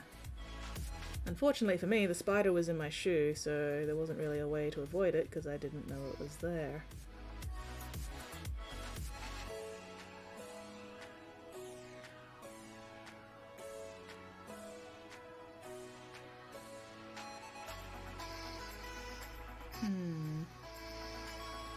Okay, let's just...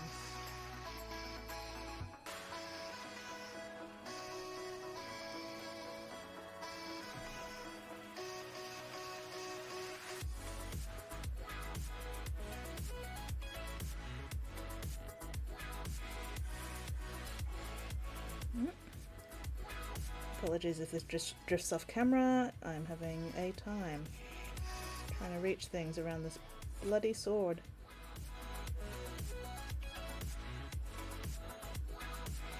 There we go. That's better. Alright. That's not too bad. Let's just darken up a little bit of this. Why do you keep drying out so quickly? I basically freeze up when either of them are near. Wait for them to fly off. Yeah, pretty much. White-faced hornets. You have come within 15 foot of our nest. That annoyed us. We're all gonna get you. Yeah. Territory bastards. White-faced hornets. Big paper ball nests. Oh, bugger. Yeah, nah. Glad I don't have to deal with them.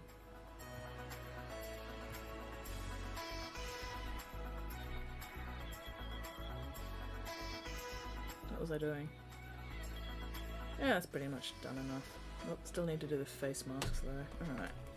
Yeah. Gotta give this a shake. And check my messages again while that's shaking.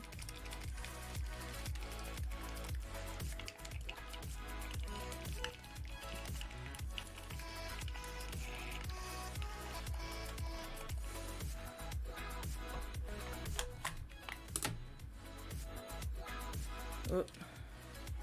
Yeah, I'll answer those messages later.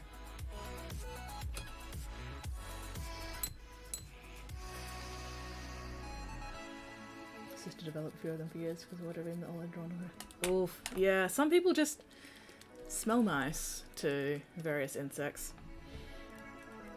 I'm lucky that I haven't really had any issues with bees and wasps being attracted to me, but mosquitoes...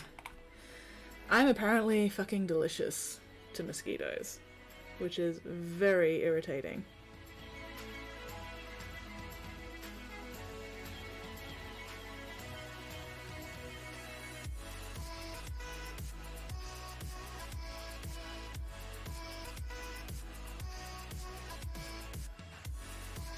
Oh man, and at netball last night, there was this giant fucking fly that just kept buzzing around at me, and I eventually had to fucking just smash it because it would not leave me the hell alone.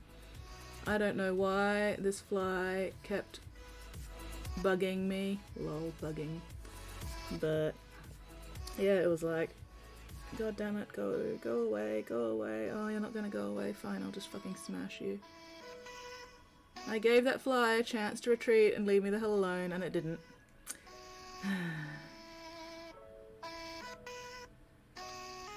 You had your chance and you wasted it. Now you are but a smear on the pavement. Rip fly.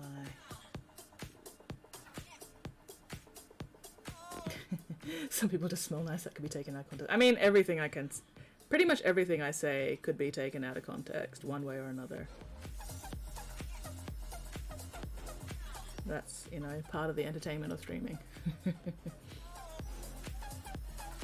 Checks messages. Yep, there's more there, guys, and does something else.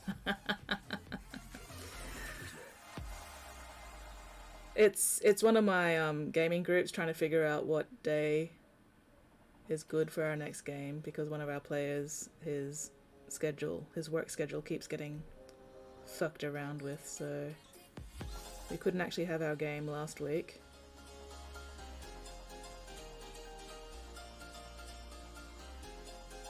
But it's a little hard for me to type when I'm sitting at my hobby desk because my keyboard is like all the way over here. And it's very annoying. Skits to fly. So you have chosen yeah, pretty much. Pretty much. That fly just fucking chose death. I gave it the opportunity.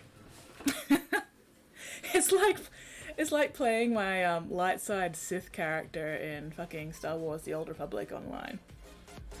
You know, I will constantly choose dialogue options where, you know, let's work this out peacefully, you know, let's talk this out, let's address this like rational adults, and almost every time the NPC's like, no, I choose murder, and I was like, well, you have chosen death then, okay.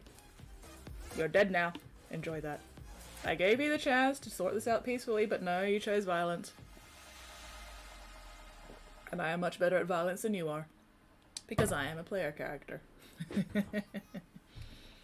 What games am I playing at the moment? I recently finished my first 100% playthrough of Breath of the Wild.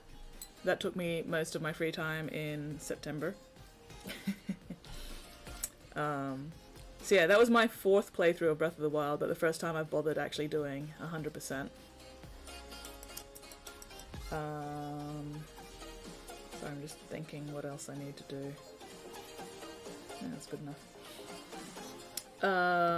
I want to get back to Mass Effect Legendary Edition, because I started it and then went, I've got too much else to do at the moment, I need to put this aside, otherwise I'm not going to get any work done. So I need to get back to that. Yeah, I still play Star Wars The Old Republic online occasionally. I play that with a couple of friends every now and then. But I'm not logging on every day like I used to. What else am I playing? I'll occasionally go back to Subnautica. I love Subnautica. I need to reinstall No Man's Sky at some point. I like playing Don't Starve every now and then.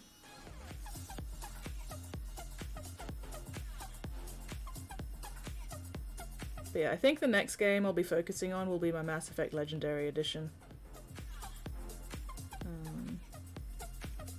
I need to get at least one playthrough of that done so I can unlock sniper rifles for other classes. Because yeah, at the moment my Mass Effect character is an infiltrator who will eventually specialize in sniper rifles. Because I love sniping things from like a kilometer away before they even aggro on you. And it's like, oh, you're dead. Oh, you're dead. Oh, you didn't even get the chance to fight back because you're dead. I find that very entertaining. Light side Sith. Yeah, yeah, like the light side Sith I'm playing at the moment is he's a big, beefy, like actual Sith, you know, the red skinned Sith species. And I love his voice acting, especially when you're taking the light side choices, because he does just sound so reasonable and controlled and just a decent guy. And so many people just choose murder. They choose violence, and then I'm like, well, I mean, I may be light side Sith, but you are trying to kill my face, so I am just going to put you into the ground. Because I may be light side, but I am still also a fucking Sith, and I will wreck your shit. Yeah, pure blood Sith. Cut pieces out for Nash Tooth boss, almost 2 AM. Oh, damn. Oh, damn. Yes, yes, go the fuck to bed, Nate. Go the fuck to sleep. Thank you very much for hanging out with me, though. Super appreciated. I'm glad you got some hobby done. But yeah, go the fuck to sleep.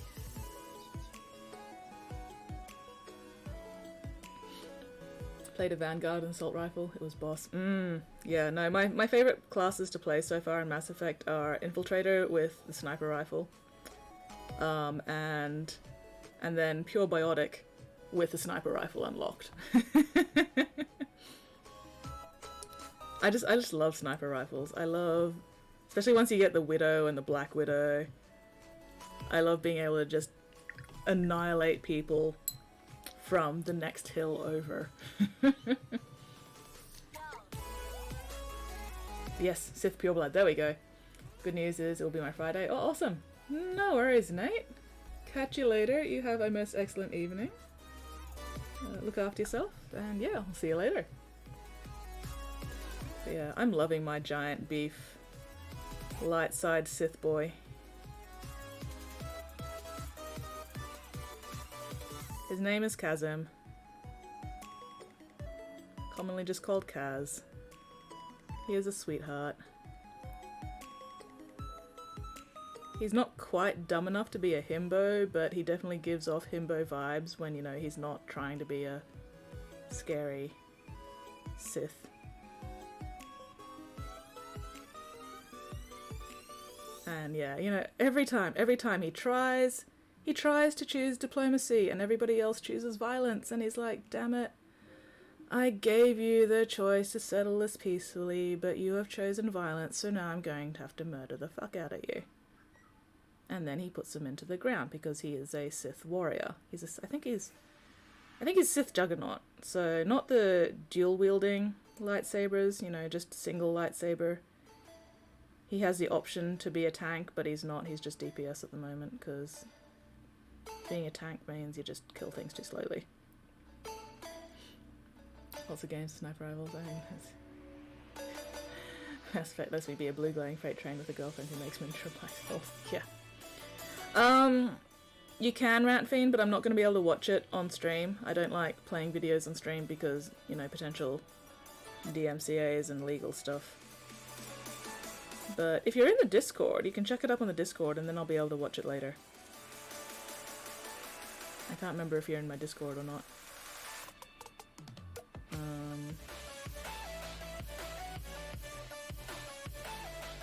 I cannot brain. Sorry, my brain just went. But yeah, no. I play Infiltrator mostly in Mass Effect to start with, just so I can unlock sniper rifles for my biotic. Because I love being, you know, a biotic with mind bullets who also has a sniper rifle that can take you out from a kilometer away.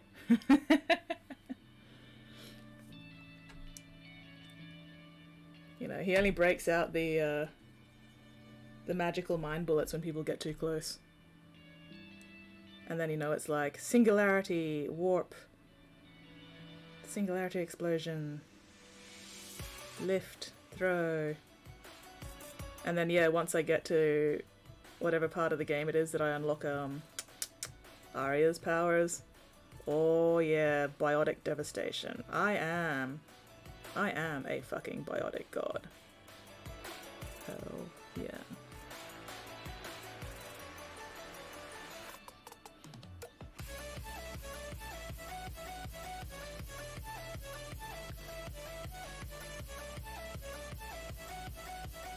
Yeah, I'm gonna have to get back to my Mass Effect playthrough later tonight, damn it.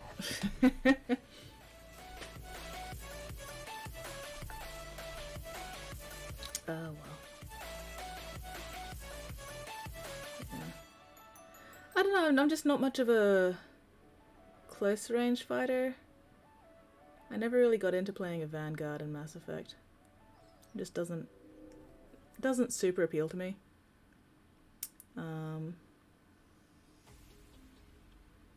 But yeah, I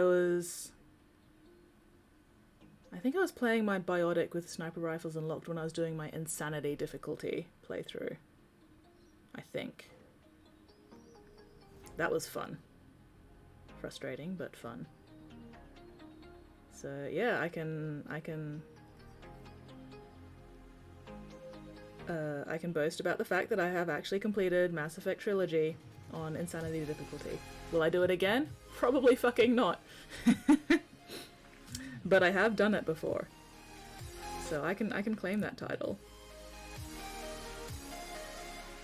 God, some of the fights took forever though.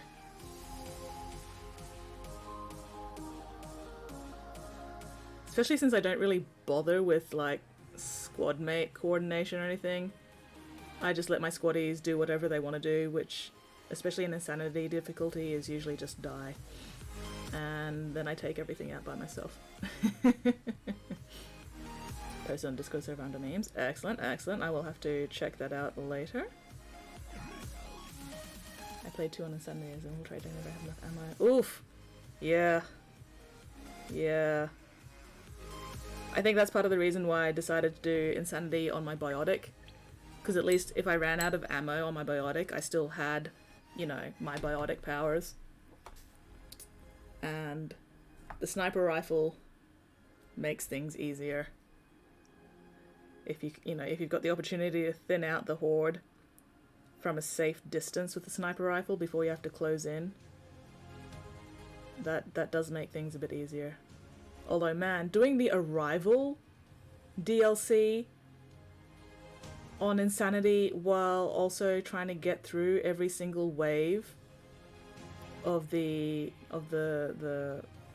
what's-its, because I refuse to be taken down by anything other than that fucking Reaper Pulse while doing the Arrival DLC. I'm like, I am not gonna be taken out by a bunch of mind-washed scientists. Like, not happening. So, but yeah, trying to survive all that on Insanity. Oh, that was stressful. Oh, I think the most difficult fight that I had on Insanity was in Mass Effect 3, the DLC where you've got to fight your own clone. That took fucking forever. Assuming direct control. Yeah, exactly.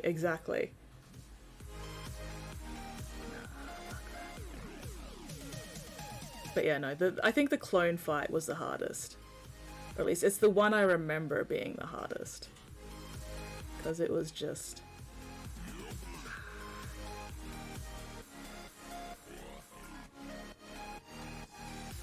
It's just so long! It's so long! You think you're done and then he fucking gets back up again. It's like, why are you like this? I mean, I know you're me, but why am I like this? I regret being me. I regret being you, being me.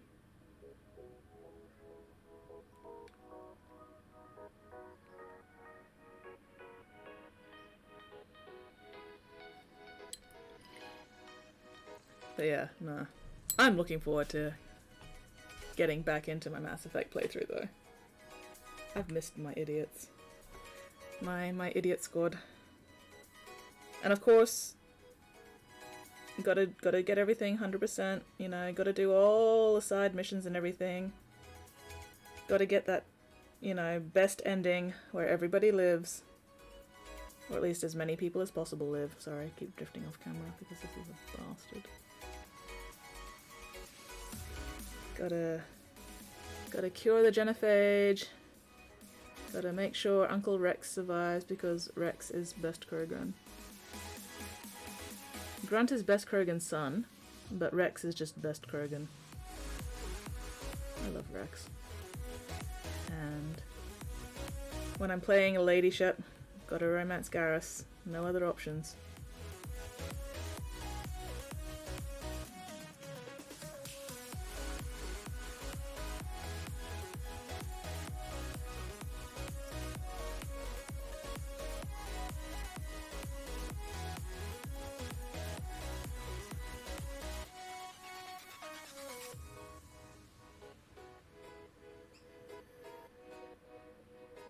Ugh, I'm being pedantic again. Because I'm a little shit. I mean, I am a little shit. Honestly hated ME3s. Yeah.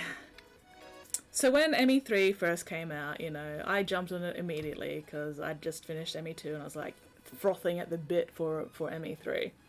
So yeah, I played through ME3 before they changed the endings, and yeah, even like I just remember getting to the end of ME3 for the first time and just being so disappointed by the endings. I was like, I don't know if I'm ever going to play this game again.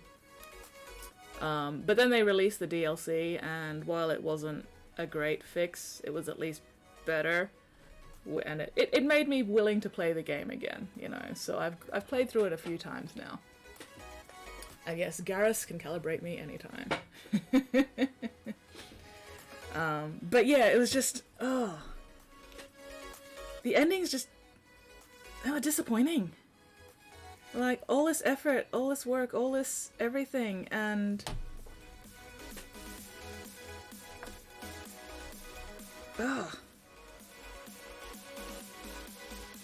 and what I really fucking hated the most was that bit that they stuck in right at the end with the kid going, "Grandpa, can you tell me more stories about the shepherd?" And I was like, oh my god, did you really have to do that? Did you really have to make this and this was all a dream sort of thing? Like, no, that was completely unnecessary. Why did I do that? That was not what I was trying to do.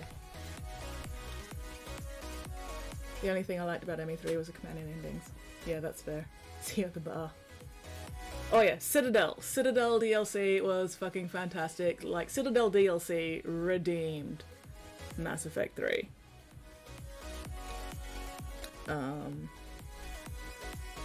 But yeah, no, just the whole bit right at the very end where it was just like, and this was all just a story that Grandpa was telling his kitty, and I was like, why was that necessary?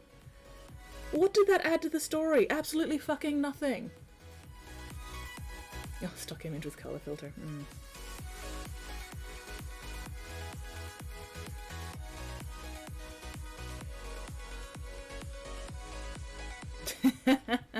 That is valid, Morrigan.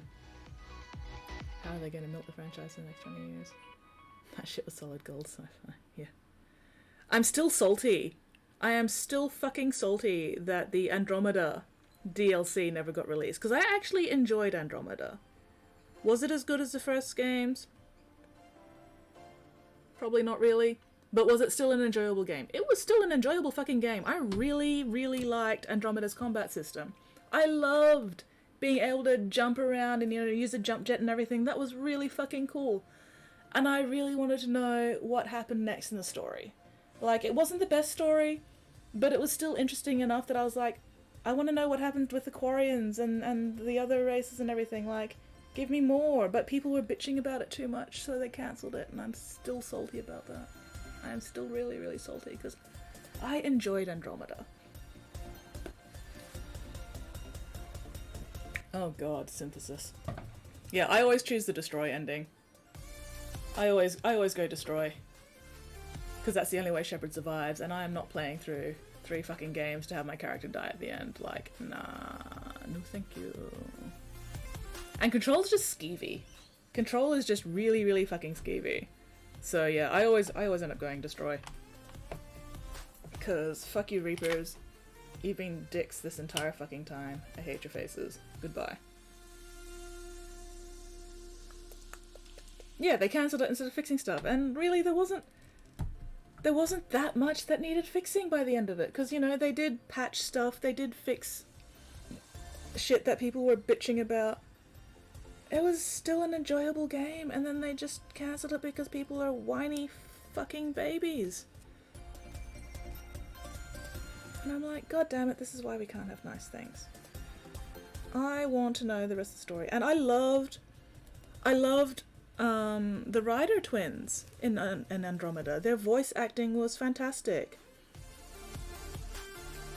You know, I loved the fact that it wasn't just Paragon Renegade choices, but it was a more four-dimensional sort of character thing. So you could have completely different riders in each playthrough just by varying, you know, which of the four choices you made in conversations. Like, that was really cool.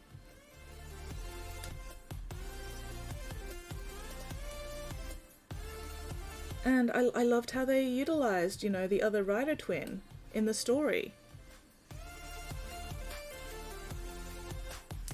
And it's just like, oh, damn it, guys. Damn it, no, this was an enjoyable game. Was it the best game? No, it was not the best game, but not every game needs to be the best game. It just needs to be an enjoyable game, and Andromeda was an enjoyable game. Oh, now I'm salty.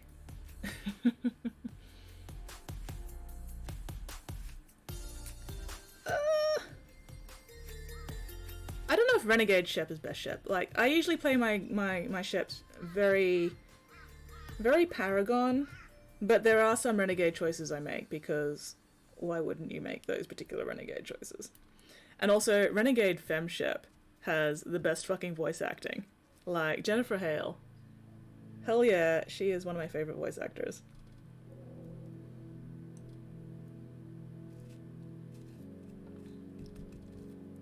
What really amused me though was my very first shepherd I named Jen, because I just couldn't think of any other name, but I had no idea that the voice actor was named Jennifer.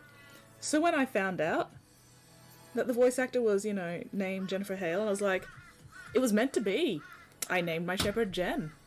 You know, this was Providence or something.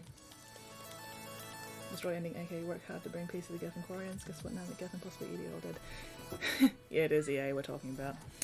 See, with the destroy ending, I just headcanon that the Geth and Edie survived. That's at least the easiest to just sort of go, you know what, and then they lived.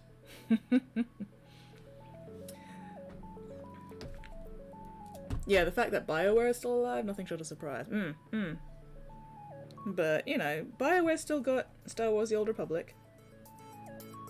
I still enjoy Star Wars The Old Republic.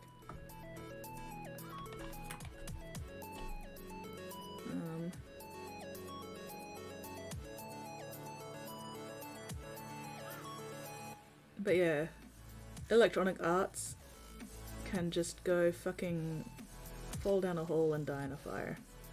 Leave BioWare the hell alone. Let BioWare continue doing what BioWare does best.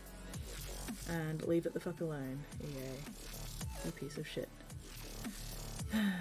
Oh well.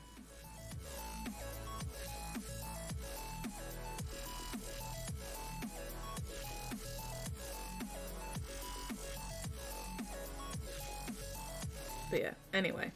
My Mass Effect endings are Reapers are destroyed, but Edie and the Geth still lives, and the Geth and Quarians become best friends forever, happily ever after, you know, and everything's okay.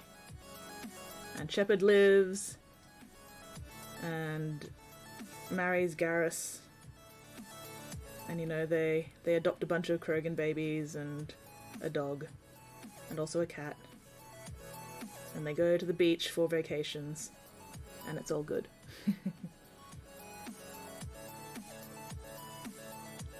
How they changed the Gethin 3 from each one being a fascinating collective into I want to be a real boy. I didn't really notice that change.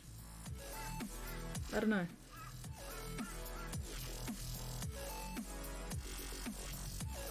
Oh man, the Overlord DLC though was absolutely fucking heart-wrenching.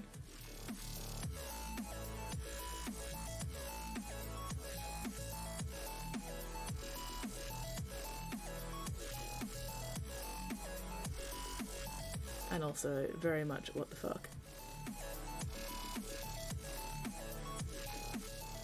But the hammerhead can also go fall down a hole and die in a fire. That bloody fragile paper bag of a vehicle.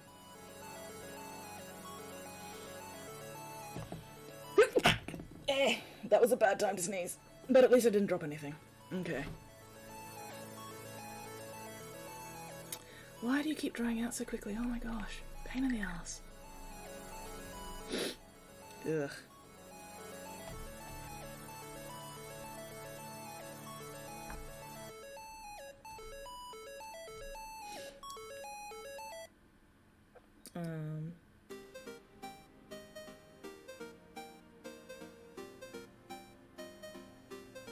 No, I've lost track of my train of thought.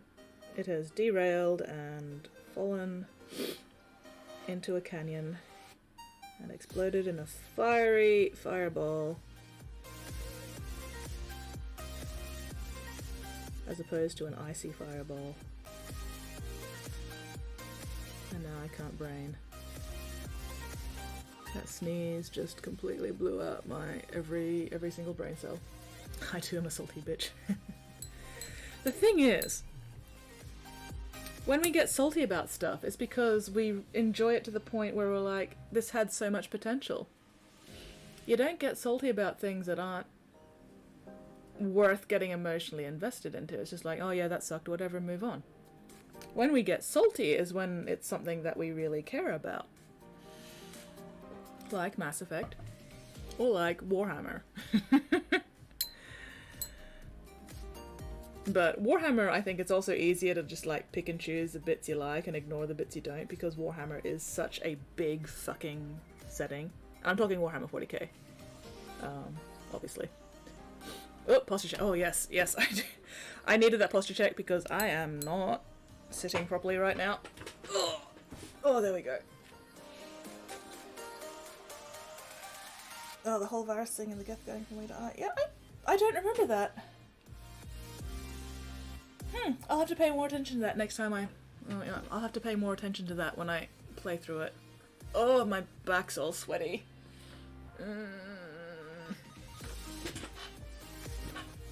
Okay, there we go. Posture check, posture check. That's better. How long have I been going for? Almost 3 hours. That's not too bad.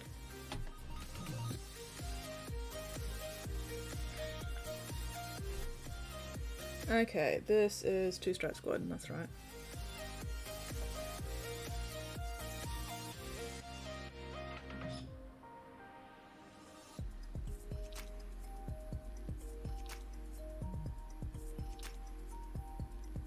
Just being very careful so I don't get any of the black on the lovely pale bone helmet, because that will be annoying as hell to fix. Alright, now let's figure out which hairlines we want to follow.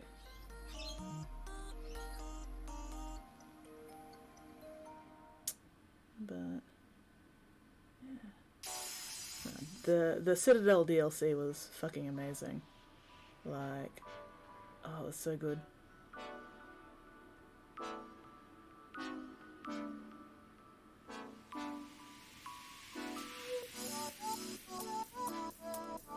Oh, and a hydrate. You guys are doing good looking after me. Oh, and a stretch. Alright, let me just finish up the paint in this brush. And then I will chuck in a stretch as well.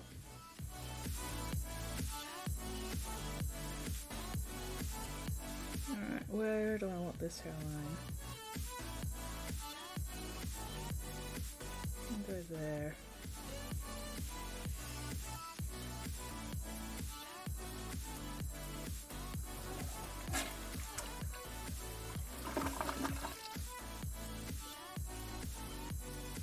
Oh, potty mouth. I was like, what the fuck is that noise? But no, it was a potty mouth sticker. You know what? That is fair and valid. I am indeed a fucking potty mouth. You are not wrong. I feel like that sticker should get a lot more use. Alright, time for a stretch. Time for an old stretchy stretch. Ugh. Oh no. Oh no, toe touch, really? Okay. Found this anatomy. I'm flattered because it's not wrong. It's accurate. Alright, we'll do the stretch first. I need to do my actual forearm stretches for once, instead of just cheaping out in the stretches. And then I will do my toe touch. Why must you make me sweat even more than I am already sweating? I may need to change into shorts. I don't want to change into shorts. Anyway. Oh yeah, feel that stretch. Feel that stretch in my forearms. Oh, there we go. Oh, that's better. Things feel a little more open now. Ooh. Did you guys hear that shoulder pop? That was a sharp one. Oh, that's better. Oh, neck pop. Neck crunch. Oh, another neck pop. There we go. Alright. Okay, toe touch. At least toe touch shouldn't make me sweat too much. Alright, here I go. Wait, do I have enough room without hitting my head? Fingers crossed. Okay. I have no idea how much of me you guys can actually see when I'm doing this. Oh wow.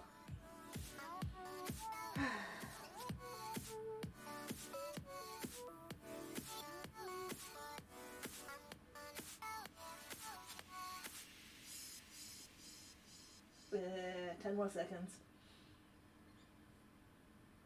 Whew. Feel that burn. Oh, there we go. Oh, wow. Oh, I needed that.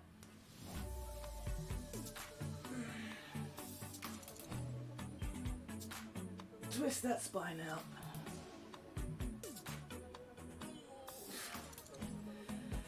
Whew. It is warm. Summer is definitely on its way. Ugh. My thermometer is saying it's only 25 Celsius, but it feels warmer than 25 Celsius, that's for fucking sure. Oh well, not dead yet. There we go.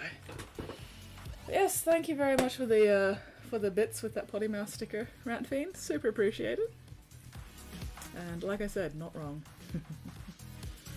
I am indeed a fucking potty mouth. Nothing but shit comes out of this speak hole. Alright, let's give this another shake.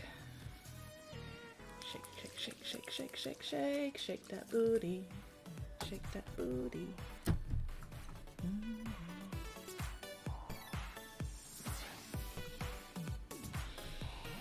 Oh yeah, that stretch was good.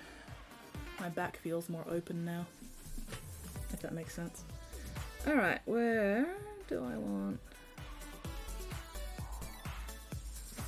We'll go there. That's a nice divide there.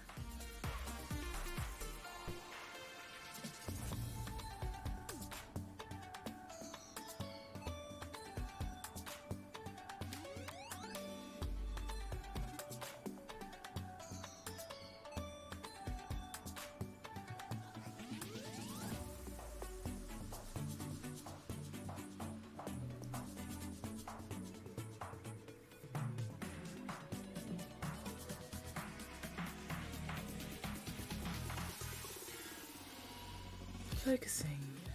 Please stand by.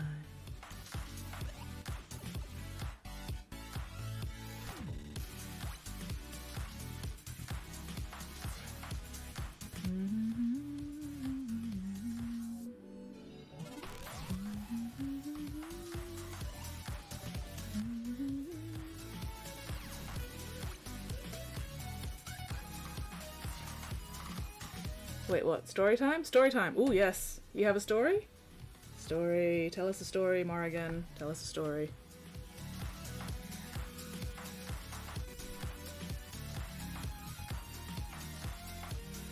I do like stories. 12, hanging out in my regional towns. Toy World, it was the only place that sold Warhammer stuff.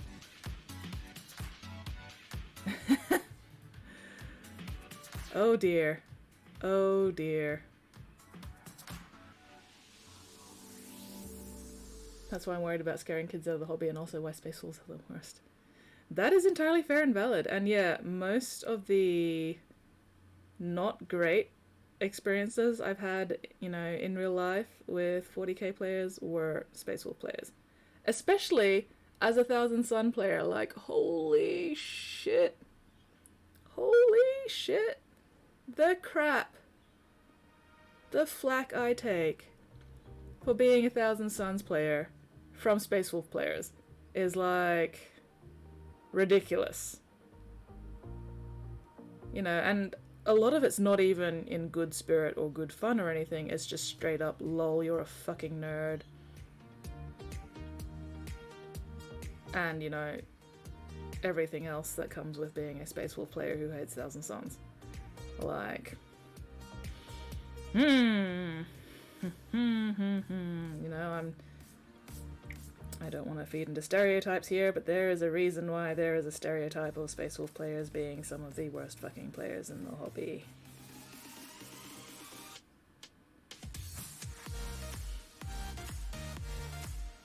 Don't take shit from folks. Hey, hey, hey. No, do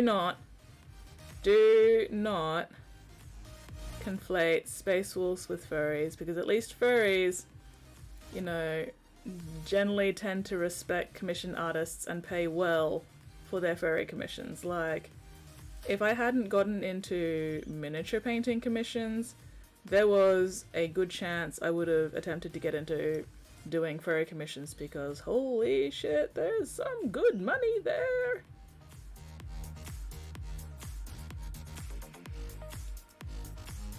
But yeah, no. For the most part, furries are vastly preferable to fucking Space Wolf players. And yeah, pretty sure furries don't hang out at Toy World. Maybe in the plushie section. But yeah, no, like, a full-grown man yelling at a kid, a 12-year-old no less, about why Space Wolves are the best, that's just,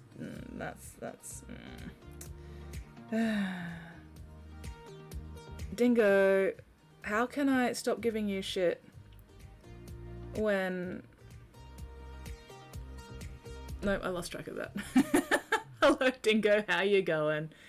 You're so easy to give shit to, though, Dingo. It's so easy.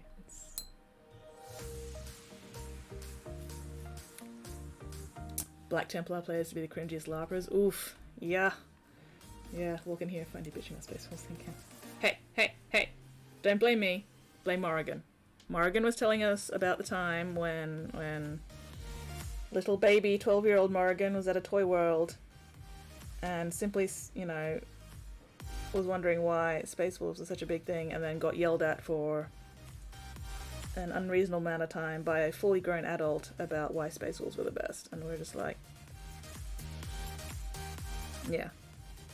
Like, I'm not saying all Space Wolf players, because obviously some Space Wolf players are just fine, aka Dingo, or at least fine for a given definition of fine.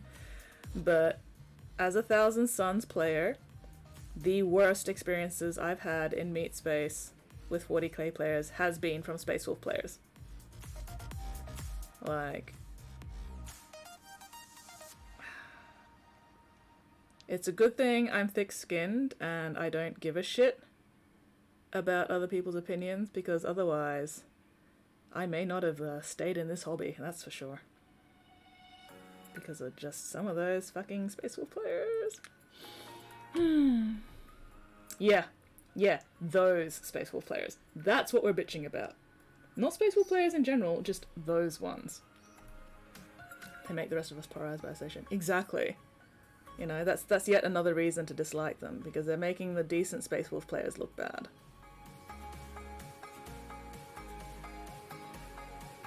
And you know, that's not fair to the decent Space Wolf players.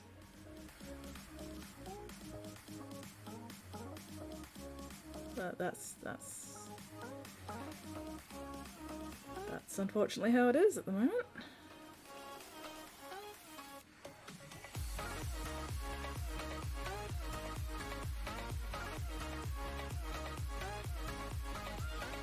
Like, I am all for friendly banter and, you know, friendly shit giving, but with those Space Wolf players, there was nothing friendly about it. Especially as not only a Thousand Suns player, but a woman playing Thousand Suns. Or at least, perceivably a woman. Actual gender is still yet to be confirmed, but, you know, when it comes to society in general, I am a woman, and that's how I get treated. And yeah. Yeah. Holy shit, is it Aaron here? It is! Hello Aaron, how you going? Long time no see, man. Fucking time zones, hey. What have you been up to lately?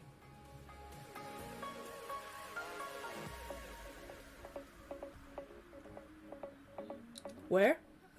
I don't know. Right there? Here? There? Everywhere? Maybe? Female playing, presenting people, getting shit with playing games, magazine, don't know how you put up with it. We put up with it because we've been putting up with it our entire fucking lives. And, you know, what else can we do, you know? If we want to keep playing the game, we've just gotta speak out against it whenever we can. Try and get as many allies as we can to also speak out against it, because that's all we can really do, you know? But, oh well. It definitely makes it easy to find, you know, the decent people amongst all the dross.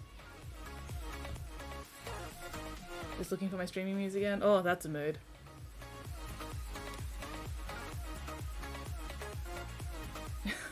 Only practicing casual misandry and ranked competitive misandry.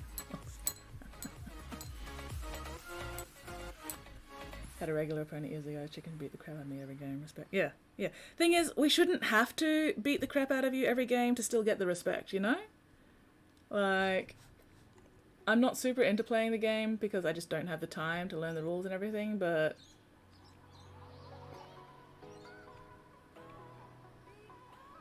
yeah, kind of like the same way Handful Backers, right? Like dickheads give us the right safe a bad name. Yeah, exactly, that sort of thing.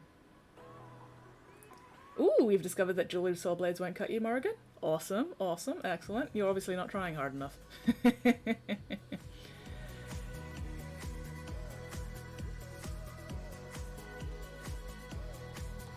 But, yeah. Anyway.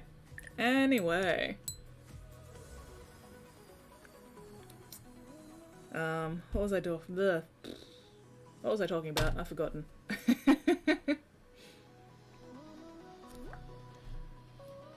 That's right, we were bitching about Mass Effect. Well, not just bitching about Mass Effect, but, you know, also praising Mass Effect. We were bitching about EA, that's what we were doing. We were bitching about fucking Electronic Arts. Fucking everything up.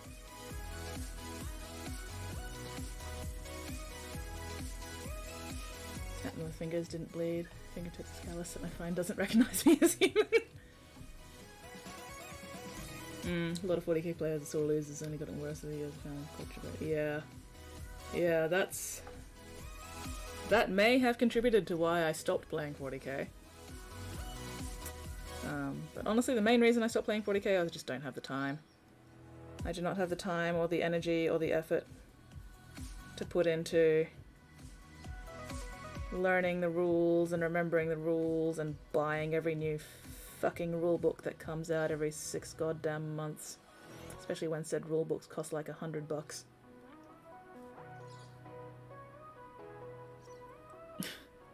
Of course you're happy playing with yourself frequently now, Dingo. That definitely sounds like a you thing.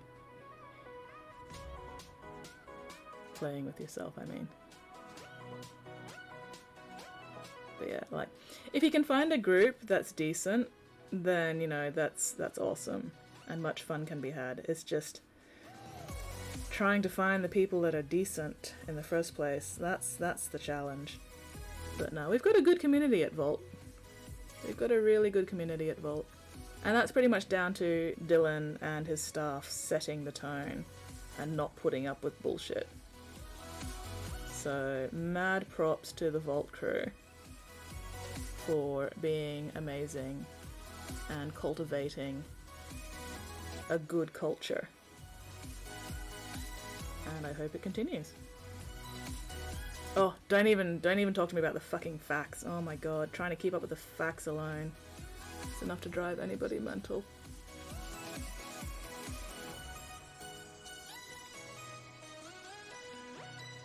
Yeah. Apart from trying to find your streaming mojo again, Aaron, have you been working on any projects lately, like off-stream?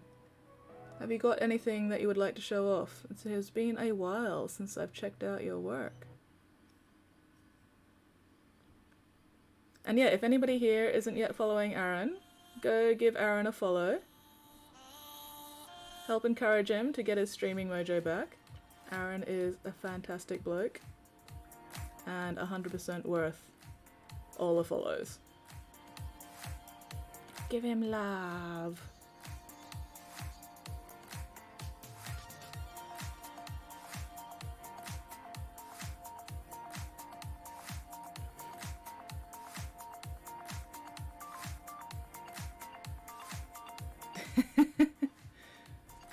Oh, hang on. Having little guys running my local game store, thinking about heading down there for a game one night, fully open, get engaged on the community. That's a good plan, Dingo. Definitely worth giving it a try at least, you know, see if you can find some decent peeps to play with. The girl who broke up my Warcry group with her bullshit started playing at Vault, giving them a heads up that I'll fucking destroy her if we go head to head. That's fair. That is fair. As long as you destroy it on the table or in Burnett Lane. Yeah, also fair. Ooh, joined a band. Oh, nice. Lord Celestin of Stardrake. Been avoiding since July. Ooh, what did Dingo finally buy? Was it the Stinky Boy? Let's see.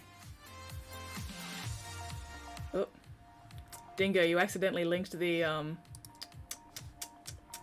actual message instead of just the image there. Just giving you a heads up, I think.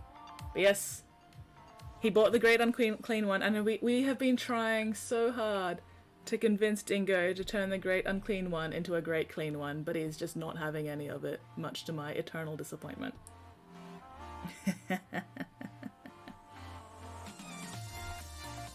I want a Great Clean One!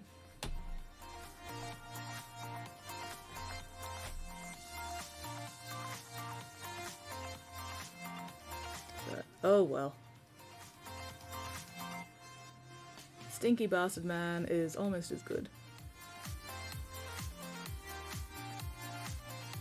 Yep, shave them all down. Clean them all up. Get that servitor with a polishing cloth, giving him a little squeaky polish.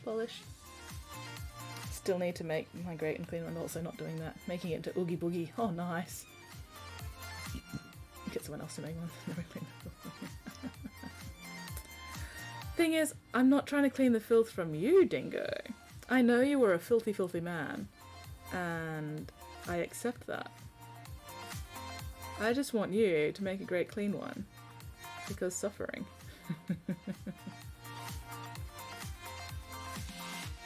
But no, I have accepted that you will never make a Great Clean One. I just have to live with this pain every day. Oh, I fucked up. Oh well, doesn't matter.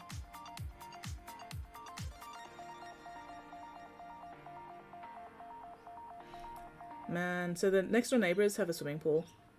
And every now and then, something in the swimming pool, like filter or whatever, just goes clonk. And every single time it scares the fucking shit out of me, because it sounds like it's right outside that fucking door. And you may not have seen me jump just then, because I did not actually jump just then, but I wanted to jump just then, because the thing went clonk again.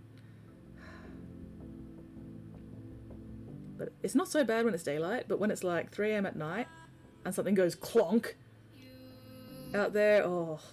It doesn't do my heart rate much good, that's for sure. Oh well. Okay, there we go. That's all the black on that one done. We are halfway through doing the black on this squad. I love my Nurgle more than Space Wolves, and that is why you are one of the decent Space Wolf players, Dingo. Oh. Every time I see that, I think about Dave Chappelle's bit about getting Botox injections on his nuts. What the hell? Grandfather Nurgle does love you, Dingo, because you are a filthy bastard. Probably the corpse is getting stuck in the filter. I mean, my younger sibling and I did used to throw cane toads into the swimming pools of our neighbours, so... But those would be some stanky ass old cane toad corpses by now. He's so smooth. He really is so very, very smooth. Just so smooth. Okay, this squad has just one hair stripe, so let's see. Let's go there. And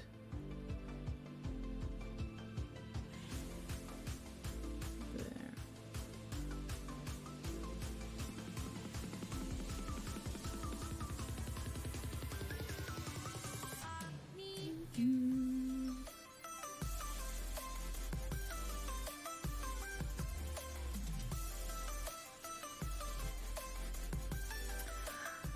Throwing toads in the pool now would require me going outdoors, Dingo, and the only time I go outdoors these days is when I need to prime minis or go to netball.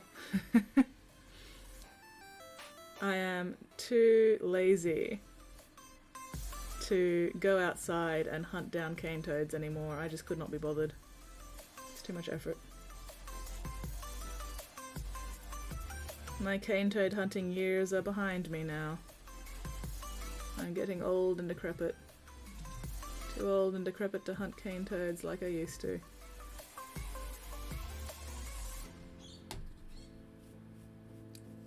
Those not smooth snakes. Oh god. Yeah, I don't want to know. I don't need to know about anybody's smooth or not smooth nuts.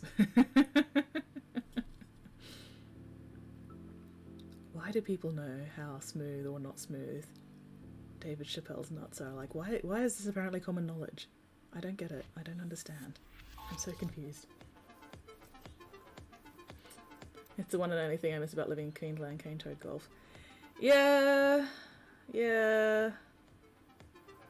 I mean, I'm not gonna lie. I do enjoy cane toad golf, but you know what I enjoy more than cane toad golf?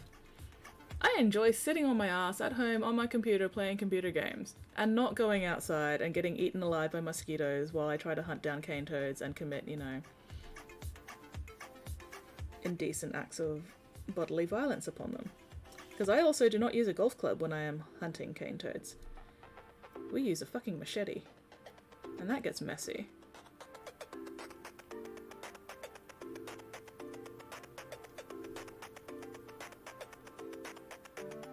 Although, man, once...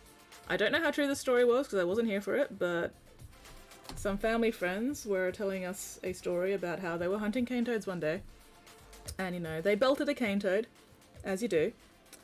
And as they belted it, a car just happened to be driving by with its driver's side window down. And the cane toad, when they belted it, went flying straight through this open driver's window and landed in the poor lady's lap. With predictable results. Again, I don't know how true the story is, but that definitely sounds like the sort of thing that would happen while hunting cane toads in Queensland.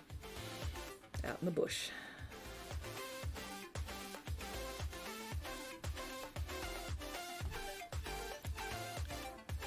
That came out recently. Don't y'all think that's a bit fucked up that we did that as kids?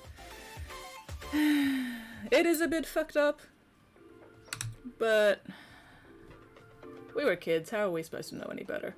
It was more fucked up that the adults encouraged it. Oh my god, why will my text box not scroll properly? There we go.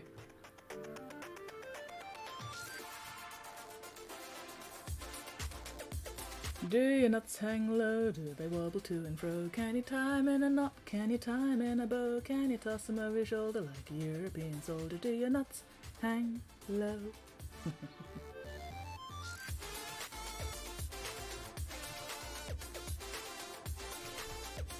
Yeah. But it's one of those things I try not to think too hard about, honestly. Because I can't go back and change it. And given the fucking destruction that cane toads cause upon the environment,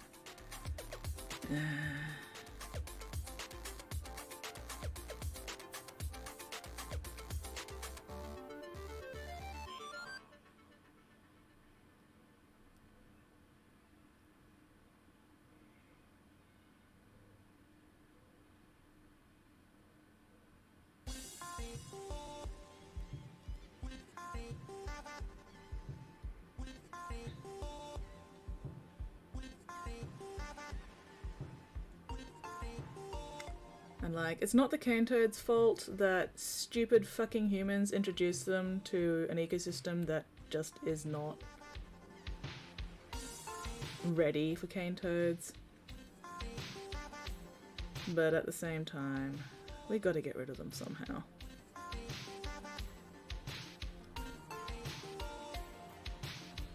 Yeah, cane toads are absolutely 100% fucking invasive down here. Like, the reason they got introduced to Australia was we have, especially in northern Queensland, we have sugarcane is one of our major farming industries up in northern Queensland. And they were, at the time, they were having a lot of trouble with introduced sugarcane beetles. So the fucking geniuses that they were went, oh, our crops are getting wrecked by these introduced beetles. What can we do about it? Oh, I know, we'll just introduce some fucking cane toads to eat the fucking beetles. What could possibly go wrong with this completely not at all thought out plan? So they introduced cane toads, and the cane toads proceeded to completely ignore the cane beetles and went and wreaked havoc on the rest of Australia's native wildlife.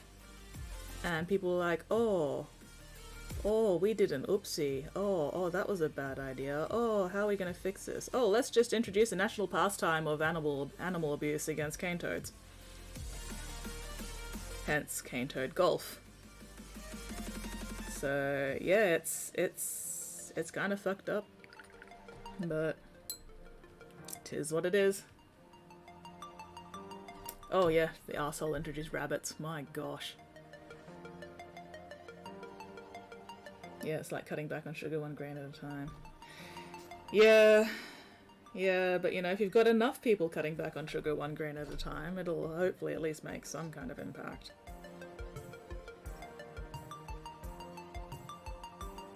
But weird thing is, I haven't really heard anything much about cane toads at all in recent years. Like, have people just stopped giving a shit?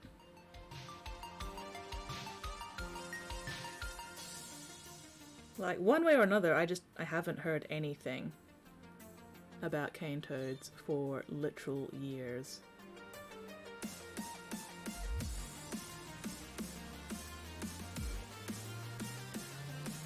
And yeah, bugger the fuckheads who introduced rabbits to Australia. Jesus fuck. Morons.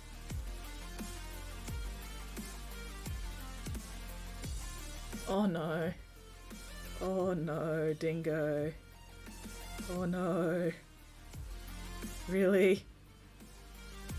Is there any actual relation?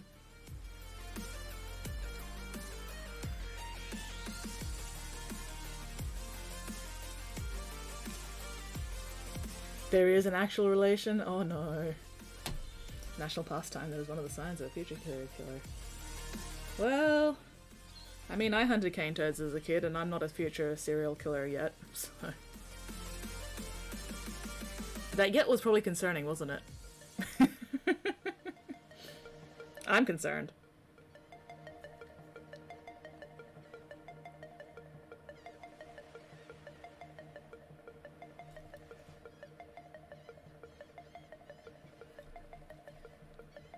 Also related to Harold Holt. Oh dear.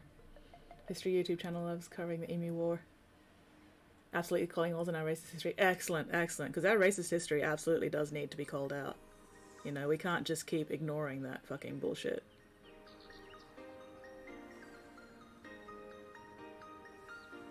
But also, the Emu War is objectively hilarious. Like, we lost a fucking war to fucking birds. That's fantastic. I love it. This gets making the kind of sense that isn't again. Wait, what? What sense am I making? I don't make sense. What the fuck are you talking about? Me make sense? Never. I have no idea what you're even referencing. I've lost track.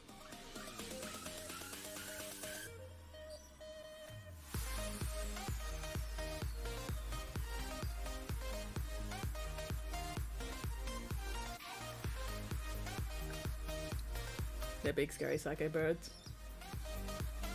What? Okay, what?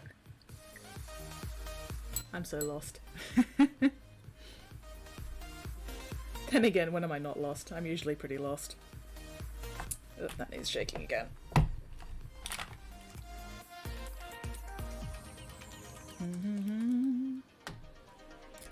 On the other hand, at least emus...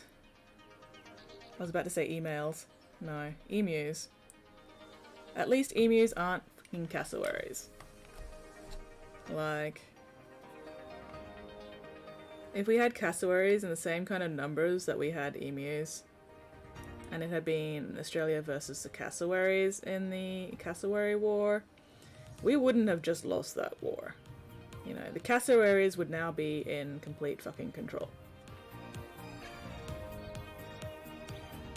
Luckily, cassowaries are nowhere near as numerous as emus, so we have not yet had to have the Great Cassowary War.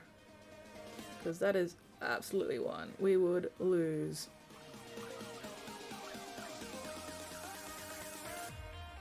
But it wouldn't be an embarrassment, because they're fucking cassowaries.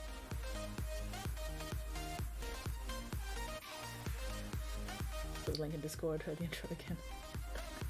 At least they're not, yeah, at least they're not fucking bin chickens, oh my gosh. Fucking bin chickens. See, losing a war to the emus is bad enough, but if we'd lost a war to the fucking bin chickens, I don't know if I could tolerate being Australian anymore.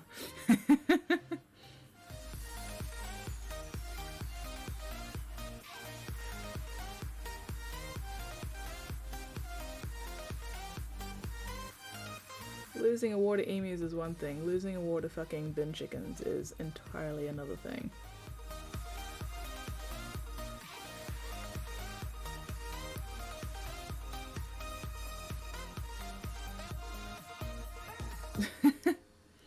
Sounds like you guys need to wage a great cane toads war. Don't know if it would help. I also don't want to lose a war against cane toads. And honestly, we've been losing the war against cane toads for the past 30 years, so let's not make it official. let's just not make it official at all.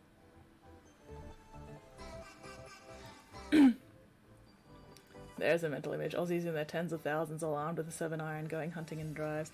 Thing is, they wouldn't all be 7-irons. You'd have the golf clubs. You'd also have the cricket bats. You'd have the machetes, because I have 100% hunted cane toads with machetes. You'd win not a shot fire, just get out golf clubs.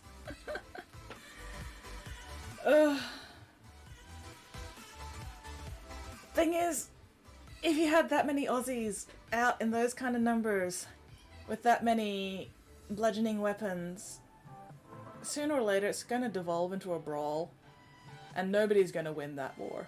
Nobody is going to win.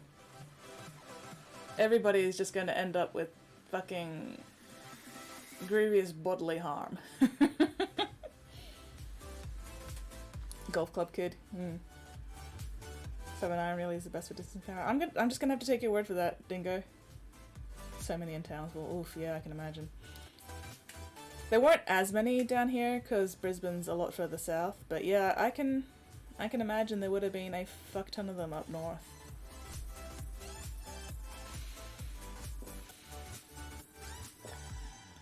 Ugh. Oh, excuse me. Alright. Just need to do the face grills for this one, and then that's the black done, and then only 3 more to go with the black.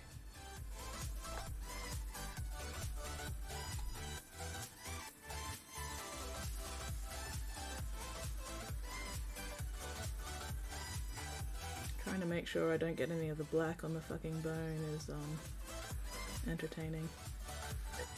Oh, excuse me. Also, I think I've been hydrating too much. I need to pee. So, I may need to take a toilet break soon.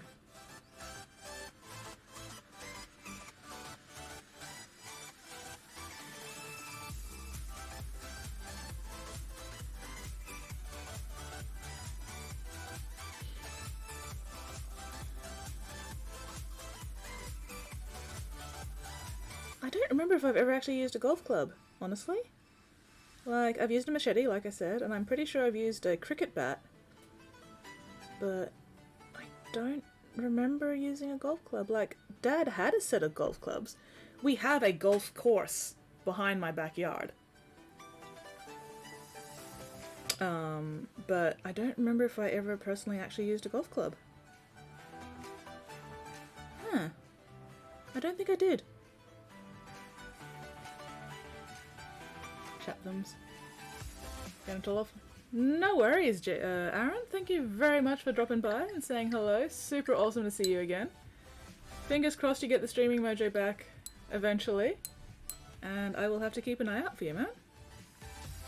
But yeah, I will try to do more daytime streams for time zone's sake, but we'll see how well that goes. So yeah, look after yourself, Aaron, and hopefully I'll catch you again later. Hopefully sooner rather than later. Yeah, no hurries or pressure. Absolutely no hurries or pressure, you know. Gotta do things one day at a time. But yeah, look after yourself. Best of luck with the band gig as well, Aaron. That's so cool. Just in case I didn't say it before, but that's so cool. Playing in a fucking band. That's awesome. So proud.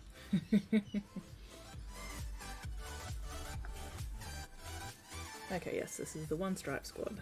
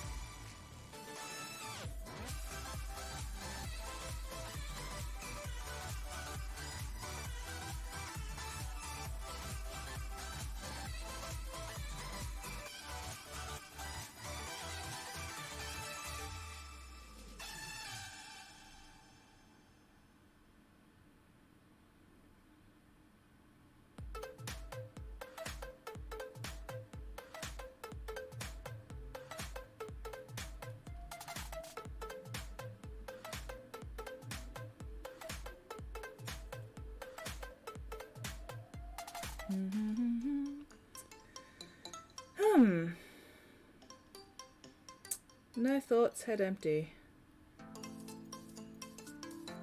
What should I bitch about now? I'm resisting the urge to bitch about fucking daylight savings time. I am not going to get started on fucking daylight savings time again. Let's just avoid that particular irritant. Fucking daylight savings time is so much fucking bullshit.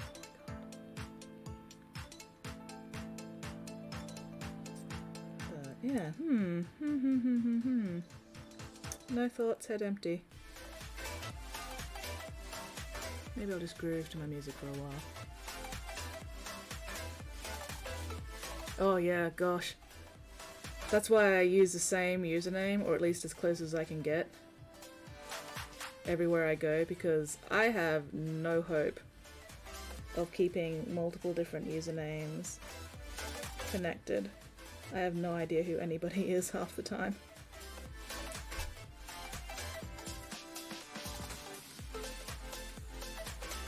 I am not a clever man. Please do not try to get me to remember multiple usernames, because I will fail.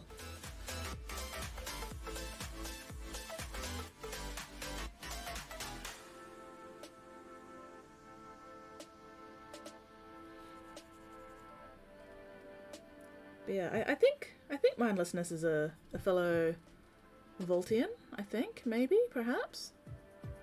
At least in the Vault Discord.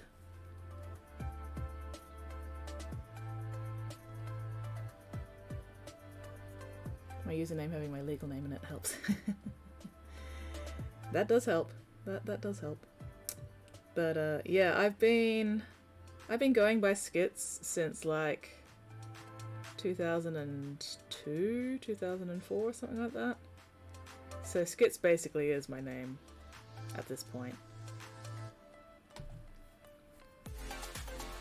David to some, bald to others. That's fair. But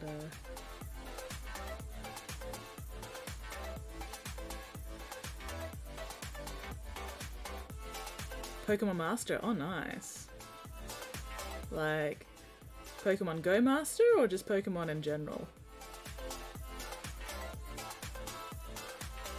I used to play Pokemon Go a fair bit, but then I stopped because it was starting to feel more like a job than, you know, actual fun.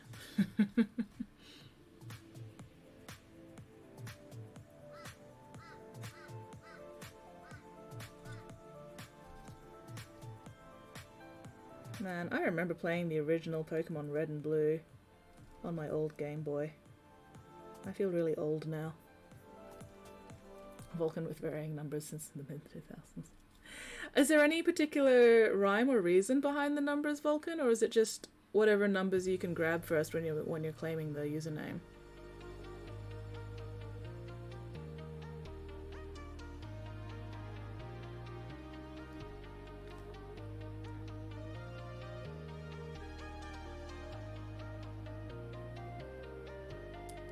I should visit Vault more regularly, but effort. I'm so lazy.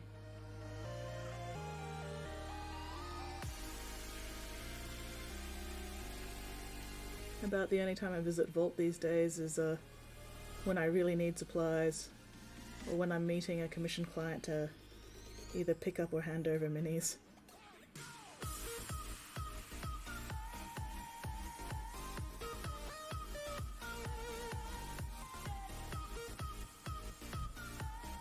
Docks himself. Oh, you run the Vault Discord. Oh, we have a person of power here. Just whatever given Applebeel Vulcan is his name. Ah. Well, welcome in, Mr. Person of Power. Welcome in. I hope you're having fun.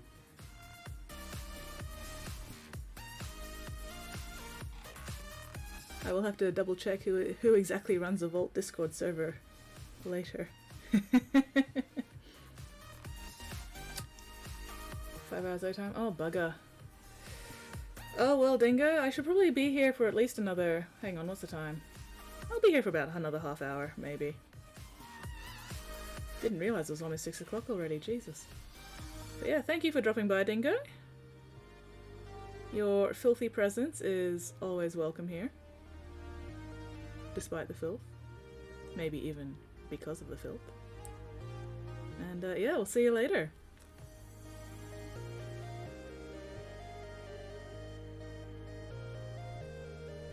Scotch fillet steak, mash and veggies. Oh, nice. Heading to Vault tomorrow to paint things and watch the mate play. Oh, nice, nice. Yeah. Unfortunately, I do not wake up early enough in the day to get into the Vault in the mornings, and on Wednesday evenings I have netball. So, alas, no Vault for me tomorrow.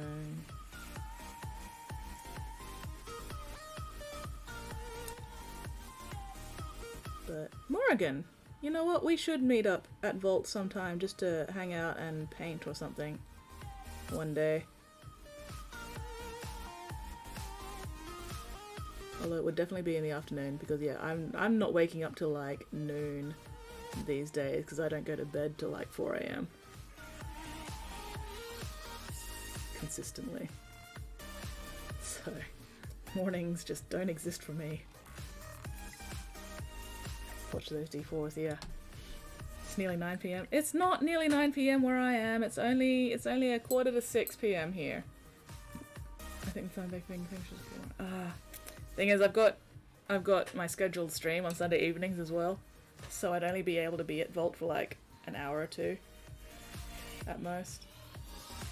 But we'll figure something out one day. It doesn't have to be anytime soon, but one day.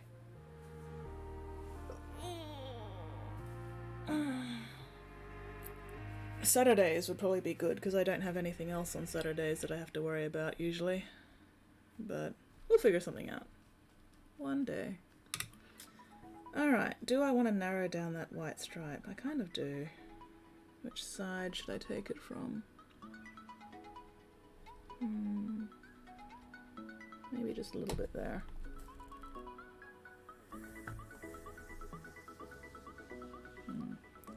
Especially if I'm catching the train into Vault, because, you know, that takes extra time and... yeah. If I want to get home and have enough time for dinner and everything before I start streaming on Sundays, I've got to leave Vault by like 5:30. And that's just not enough time to really make it worth the effort.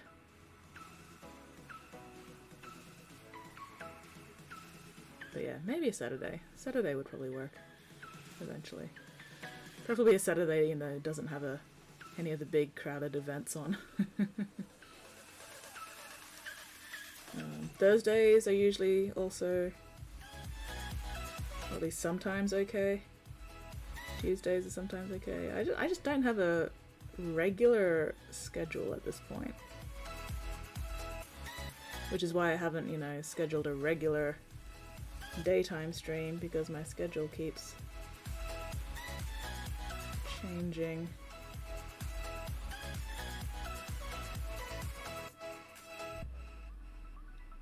Yeah, freelance life, pretty much. I mean, the whole fact that I don't go to bed till 4 AM doesn't really help, but that's what my body likes, and I'm not gonna fight it.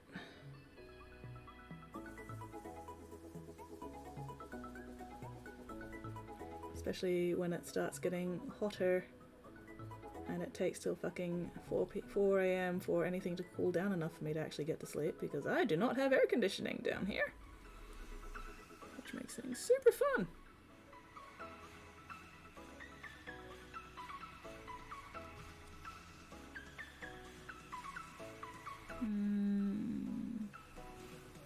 No, I think we'll leave it at that.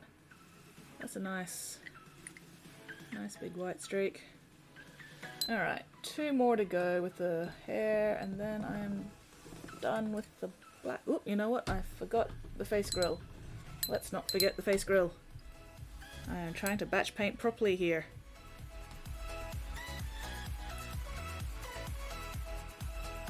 Yeah.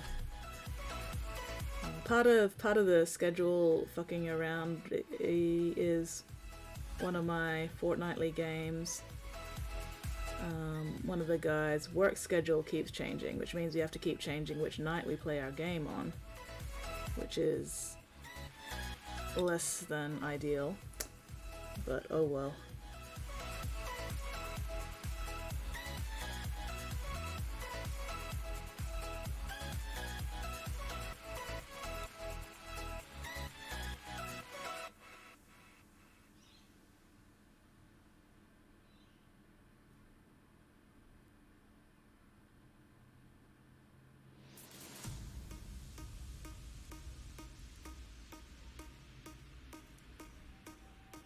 If you can't keep a schedule, just make it so your character can't either.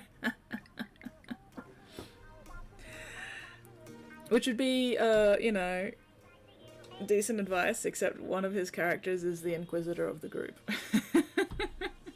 But there have been times when he's like, I can't make it, so the Inquisitor is doing other stuff for this game. And, you know, that works sometimes, but other times it doesn't work at all.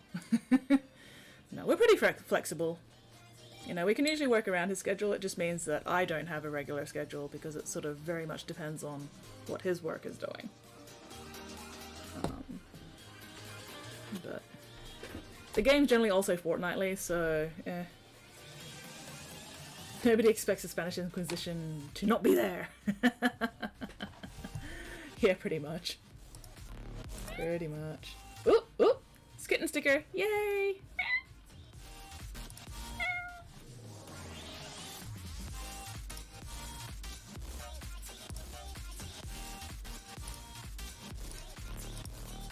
Alright. Sorry, just catching up on some stuff. But yeah, thank you very much for the skitten sticker there, Rant Fiend. I now have double skitten. Skitten in stereo. Rawr. Stereo skitten.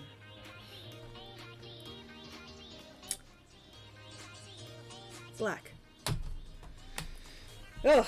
You could probably see my brain blue screen briefly there for a moment. Alright. Oh.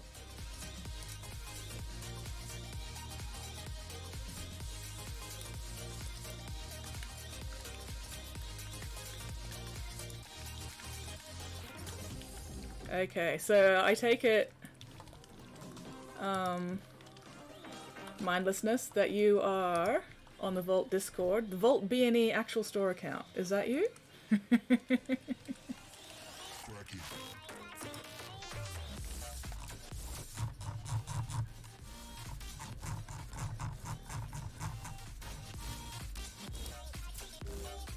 possibly be on both. Oh wow. Depends if I'm working. That is fair and valid. That is very fair and valid. Can't be working 24/7. Can't remember if it was Lachlan or David who ran the Vault stream on Saturday. Oof.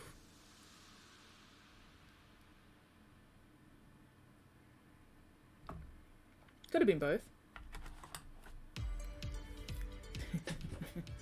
Ow, ow, ow, ow, ow. Okay, what am I doing? Where do I want this white stripe to go? Where's a good hair section?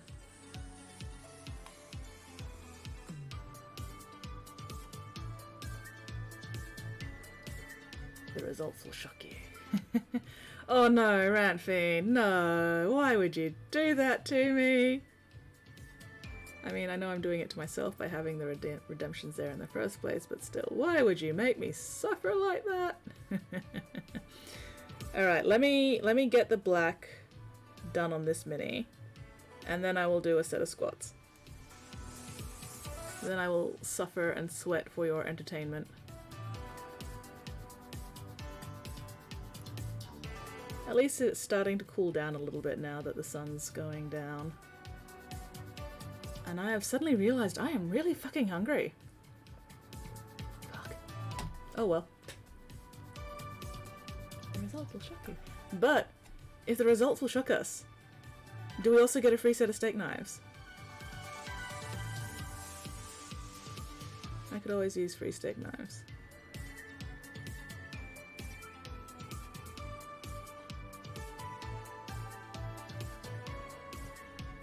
My face cam is really glary today. That was looking a lot better last stream. Why is it so glary today? Probably the difference in the background light. Oh well. I couldn't be fucked messing with it at the moment.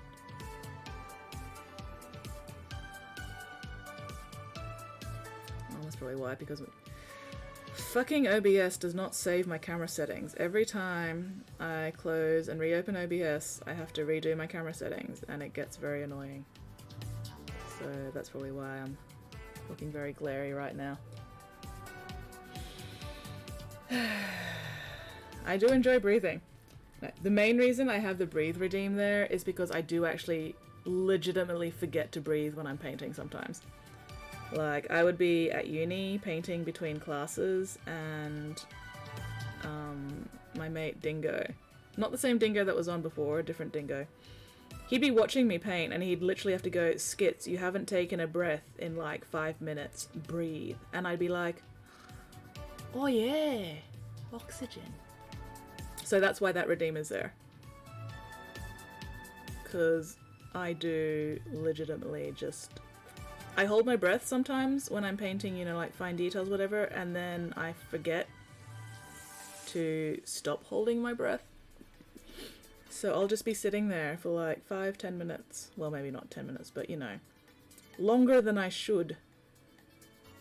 And I just haven't breathed. And then I'm like, I'm forgetting something here.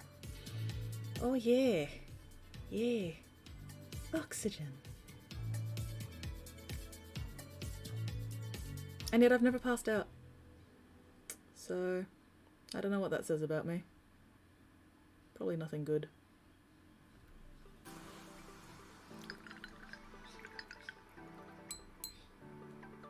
And I was going to segue into something else and now I've forgotten what it was. Damn it. Oh well. But yes, I will do squats once I finish painting black paint so I don't get distracted, and also so I can remember to close my paint pot before I do anything. That's right, I was fucking hungry. Why can I taste the colours I'm painting? Alright. Unfortunately, I also do not have synesthesia, which I am disappointed by on a regular basis. Hello, Weirdling! Yes, it is indeed a Tuesday Skits. What is this madness and insanity, right? How are you going, Weirdling? What are you up to? Is it like first thing in the morning for you at the moment?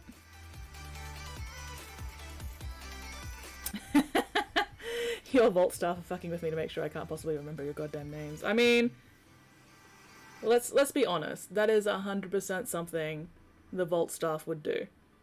Absolutely. Especially online vault staff, because there's a good chance we'll never see them in person, which means we'll never be able to punch them in the face. Not that I ever would, of course. Just got out of bed, 10 AM. Nice, nice. First thing in the morning. There you go. I am gradually, vaguely learning different time zones. Like... hang on, what's it now? It is now almost 6 PM, which means if it's 10 AM... I can't math. How many hours behind does that put you? 8 hours behind.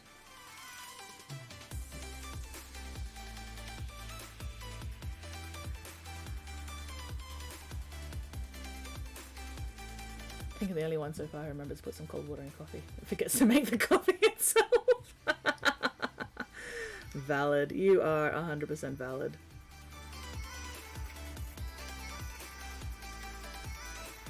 Ah, so you are actual physical staff.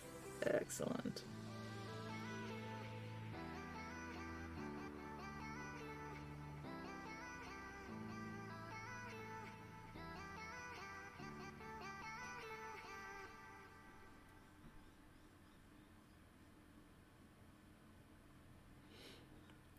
It's not 9 PM, Vulcan. At least not here. It may be 9 PM for you in whatever crazy time zone you're in. I've forgotten again. Are you in New Zealand, Vulcan? No, mate. Yes? Is New Zealand? It's not fucking Monday, oh my gosh!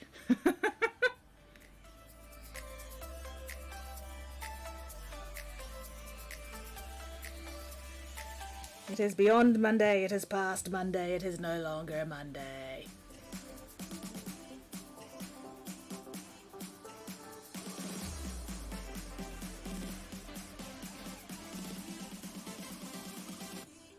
Hello, TJ. Oh wait, I said hello before. I did see you come in before, TJ.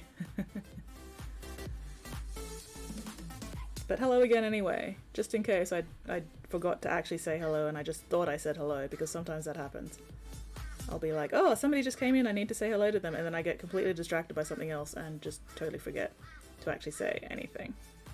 That's happened a few times. I am not a clever man.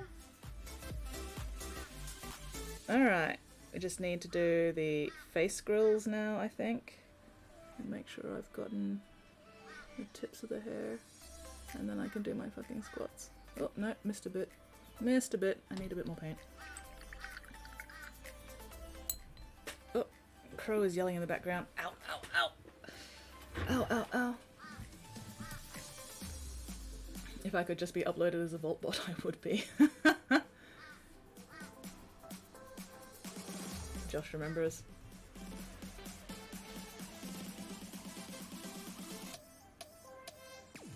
I I don't forget you, TJ. I just don't trust my own memory. Motherfucker knows full well I don't remember as David. This crow is spitting facts. I mean, it's spitting something. I don't know if it's facts, but it's definitely spitting something. Alright. Just need these final little bits of touches, and then I can redeem those squats.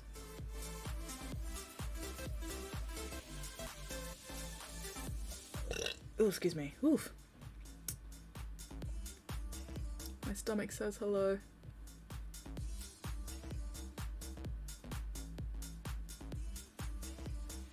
Okay.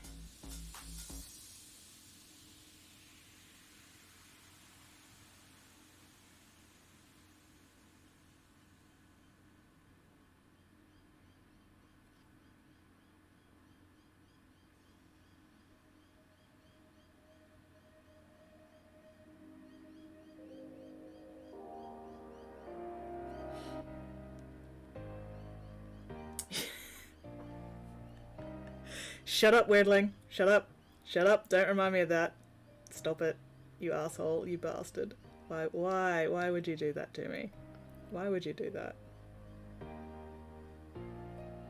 Why must you make me remember how senile I am going in my late 30s? And not, as I claimed, late 40s. Sometimes I don't remember I'm David, yet here we are. And that's fair.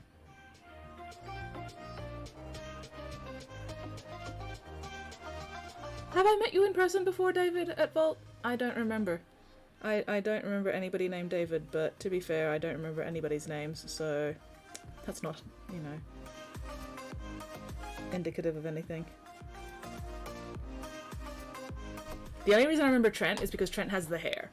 That's the only reason I remember Trent. If Trent did not have the hair, I would not remember his name. You're not helping, Wordling, you're just making things worse.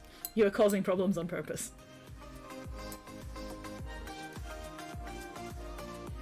Oh, this person can't keep names and usernames straight, but they're great with names and nicknames. No. No. Wait. What?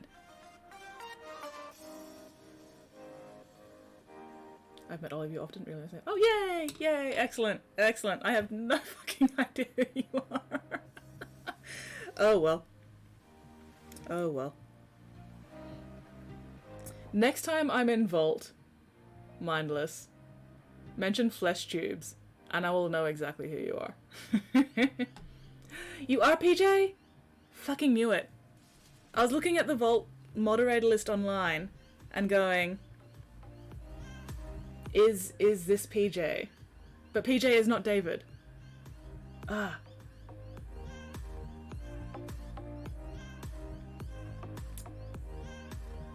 We have not met IRL, Weirdling. We have not met IRL. Don't do that to me. Fucking... Why would you do this to me? Anyway, I need to finally fix my fucking face cam because this is way too bright.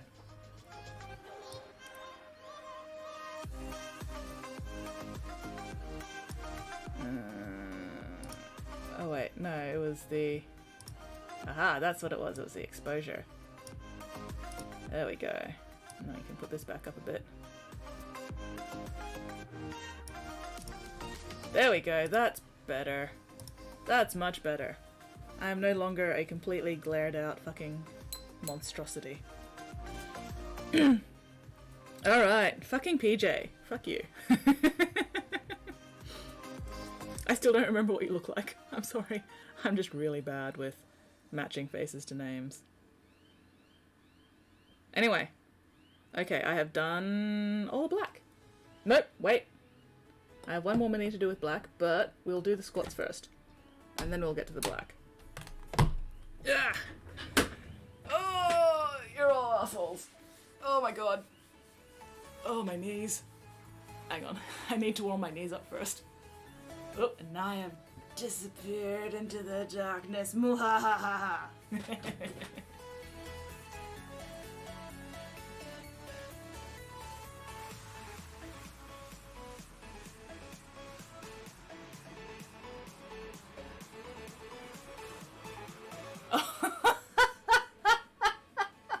So that's where David came from. Alright. Okay. Alright. Okay. Oh, squats time. Oh, I hate everything. I hate you all. Why must I make myself suffer like this? Alright.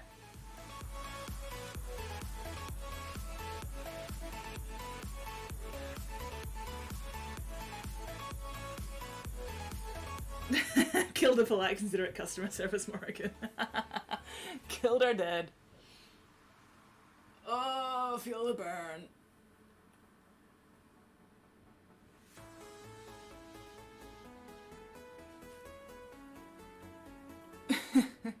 Gotta love little old lady customers. Okay, that was 5, I think. 5 more. We all deserve to have bad days. Yeah, that's true. But do any of us deserve to have all our days be bad days? I've lost count again. We'll call that 8. 2 more.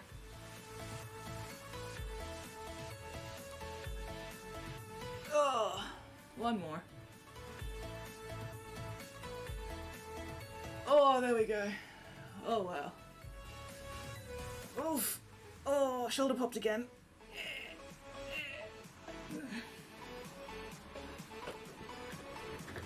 Oof. Oh, I'm gonna have to start putting a towel on my chair. Alright. 1 more to do the black on. And then it'll probably be time for dinner.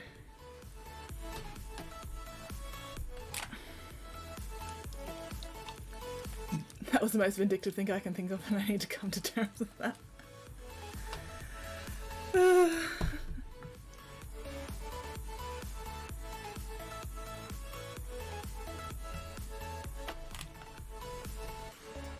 Well. Okay, where does that hairline go?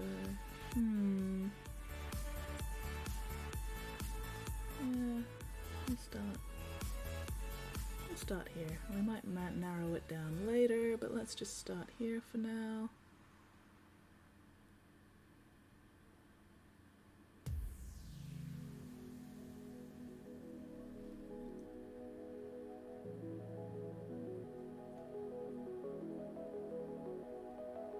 Man, I haven't done anything actually interesting on these banshees today. But oh well, we've at least made some visible progress. We got all the bone of the armor done. We've got all the... Well, soon we'll have all the hair done. And that's at least visible progress.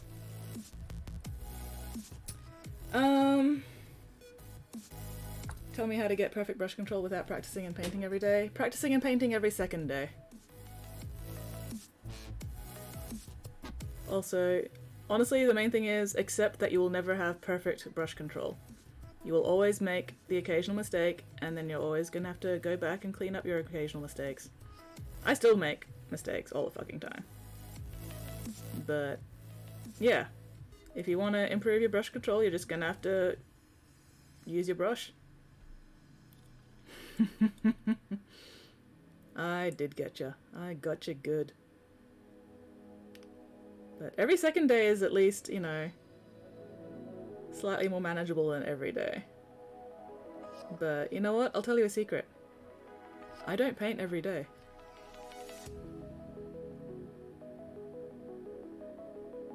I do not actually paint every single day. On bad weeks, I paint twice a week. Just on my Friday and Sunday streams. And you know, some weeks, that's all the painting I get done. Just those 2 streams.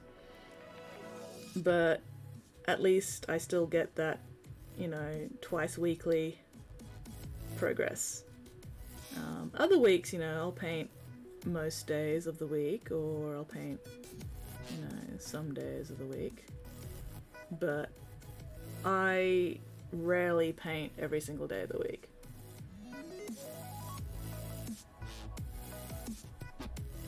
Working at a hobby store kind of kills my want to go home and paint for some few hours a day. try not to force it too much, because at the end of the day, this hobby is meant to be enjoyable. And if you're not enjoying it, then why bother, you know? So sometimes you just do need to take a break and go, I'm not going to paint today. I am going to play Breath of the Wild all day instead, like I've been doing for the entirety of September. Or I'm not going to paint today. I am going to go read a book, or play a game, or just chill in front of the TV and turn my brain off and not do anything. Like, you cannot be productive 100% of the time. Basically only paint while watching hobby streams. Today I will cause problems on purpose. Commission me to do it and I'll do up an NDA that says you painted it. But yeah, today you'll cause problems on purpose and listen to Warhawk. See? And that is a good day. You do not have to paint every single day. Like, I mean, it would be better for my commission work if I painted every single day. But that would not do my personal mental health any good. You know? So it's about finding a balance. And if you have to stop and remind yourself, you know, this is a hobby, I'm doing it for fun, then, you know, that's what you gotta do.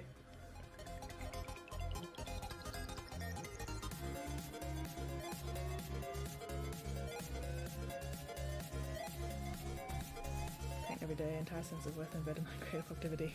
Yeah, do not remember. Exactly. It's not amazingly healthy for you to base your entire sense of self-worth on what you create. Like, you have self-worth as a person, even if you're not creating anything. Just by the fact of existing as a person, you have self-worth.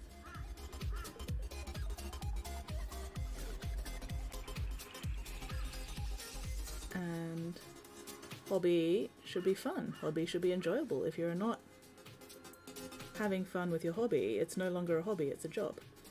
If you're not having, you know, if you're not enjoying your hobby, then you need to stop and figure out why, and whether or not you want to change stuff to make the hobby enjoyable again, or take a break from it, or just switch hobbies entirely. You know, life's too short to spend it being miserable when you don't have to.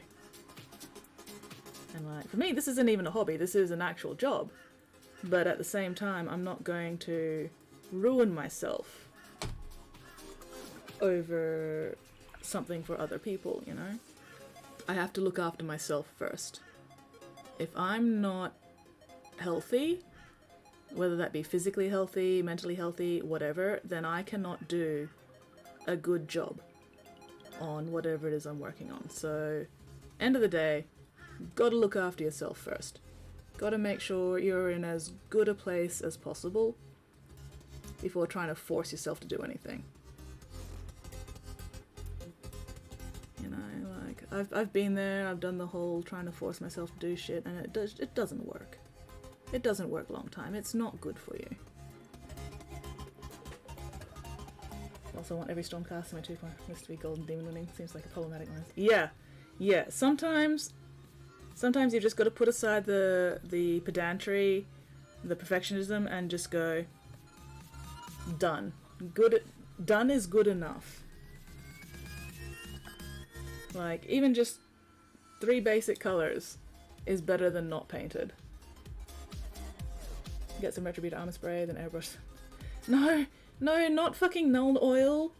Airbrush Druchii Violet. Don't put Nuln Oil over Retributor. Don't do that to me. But other than the poor color choice, I have actually speed painted a Custodes army with pretty much that method. Base coat, Retributor primer, airbrushed Druchii Violet, went back and dry brushed the Retributor primer, because airbrushing the Violet, or airbrushing any wash really, makes it less of a wash and more of a glaze or a filter, because when you airbrush it, it doesn't actually flow into the recesses and off the top surfaces as much. So you do need to go back with some dry brushing to you know, basically re-highlight stuff. But it's still quicker than fucking bug crawling down the back of my shirt. You know, it's still quicker than hand washing everything. So yeah. Retributor primer. Drucci airbrush wash. Retributor dry brush.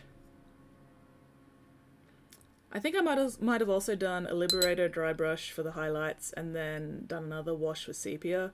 I can't remember if I bothered doing that for the whole army though. But I basically live to burn out. Live burn out to burn out.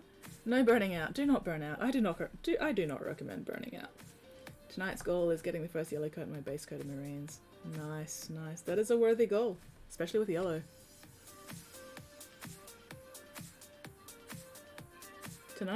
Today's goal for me was just making progress on batch painting these Eldar. And I have made progress on batch painting these Eldar, so I am happy. And after dinner, I'm probably just going to play Mass Effect. Because the other thing about painting, forcing yourself to paint too much, is you can do physical damage to yourself. Like, I try not to paint more than, you know, 4 hours at a time, because I get sore. I get sore forearms, I get sore wrists, I get sore shoulders, back, neck, whatever. So if I'm painting for too long, I am doing physical damage to myself, and that's not healthy. That's also why I have so many reminders to, you know, stretch and everything, so I do remember to look after my physical things. Painting the Stores Dominion box for 10 hours put me out for a day. Yeah, handles... Yeah, exactly. You know, that's not a state you should get yourself to. You need to remember to take breaks, get up, walk around, stretch, you know, do your forearm stretches, do your wrist stretches. You gotta look after your meat sack, because if you wreck your meat sack, you can't get a replacement one, you know? So, and that's why, you know, I don't paint every single day. It's also why I don't play netball every single day. You know, you've got to give your body rest periods. Yeah, definitely not healthy. Anyway, all right, I'm happy. We have the full squad. So these are the 2 test minis I did for the 2 squads. And then, so we now have all the squad, or the full 10, with the black done, and the bone done. Okay, so, let us, I've still got a few minutes to kill. Where's my apothecary? There we go. So let's get the apothecary white onto the white stripes of hair. Well, here's your reminder, Vulcan, to fucking stretch. Stop what you're doing, do some stretches. Get up, even if you just walk a couple of circles around the room, get up, get that blood flowing, get off your tailbone, get your ass moving. Cutting power tools out of my woodworking, that's my exercise. Woof! Just make sure you don't hurt yourself there, Morrigan. Team Valor is best team. Nah, come on. Fucking Mystic. Team Mystic is best team. Get the fuck out of my face with your Valor bullshit, Wordling.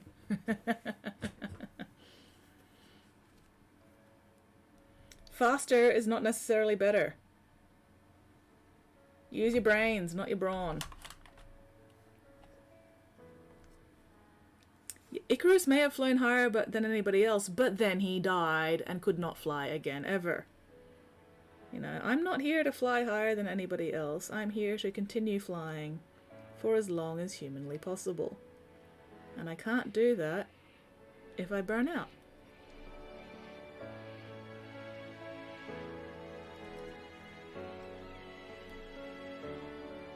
So, look after your meat sacks. And don't worry about flying higher than anybody else. Worry about outlasting people.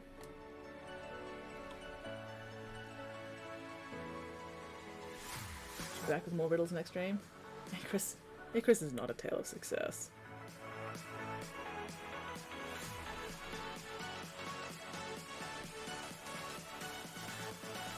Actually, yeah. Sorry, worth it. I shall cut the sky. Chum at me, bro. Oh dear. What have I missed? Aha! Convinced you to paint? Well, enjoy your painting, and there's absolutely no reason why you can't paint and also continue listening to the stream. So, hang around, paint and listen to my inspiring dulcet tones, or whatever the fucking bullshit. And yeah, make some progress on that painting. But don't forget to stretch. Make sure you've got good posture, comfortable chair.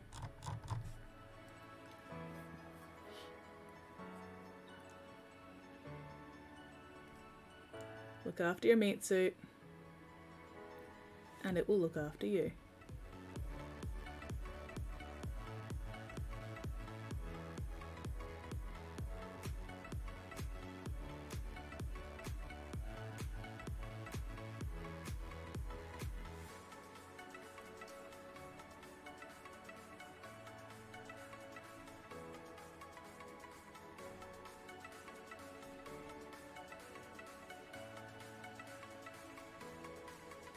Alright, doing the white's going a lot faster than doing the black, so this is good.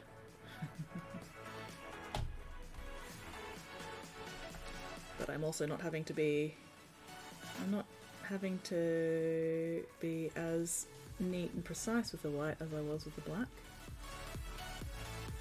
Which is definitely helping. 40-plus-year-old dining chair that's long lost its padding and a hunch that would make Quasimodo blush. Oh my god. Vulcan! Get yourself a better chair. Oh my gosh, look after your spine. Look after your tailbone. You're making me get like sympathy pains. Holy crap. Stop it. Stop it.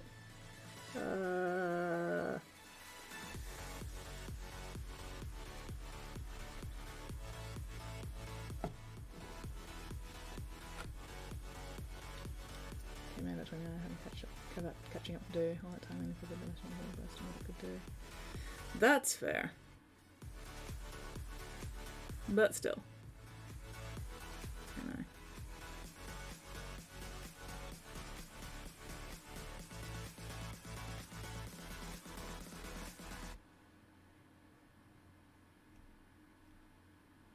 Still gotta look after it.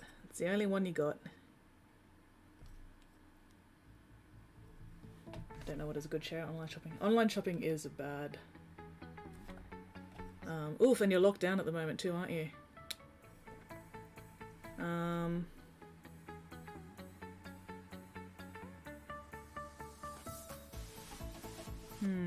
That is a dilemma. Because it's kind of hard to test chairs when you can't actually, you know, go out to the shops to test them. Because, yeah, I went to Officeworks to look for a new chair because I really needed a new chair. My old chair had just fucking... It wasn't a good chair anymore. And yeah, I spent a while in Officeworks just testing the various office chairs and everything. Because I needed something that was fully adjustable and, you know, comfortable for long periods and rated for long periods, so it had to be a proper office chair, which was not cheap. But 100% worth it. Like, considering how much time I spend in this chair, it needs to be a good one. And if I fits, I sit. Courier company stopped picking up parcels yesterday. Work as a pile growing until I pick up next. Oh, bugger. That sounds like fun.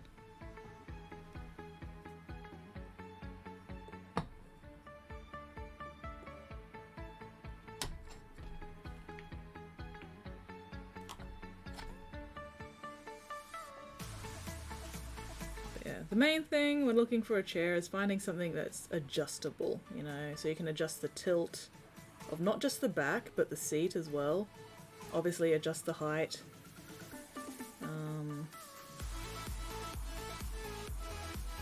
So yeah, adjustable tilt of both the seat and the back.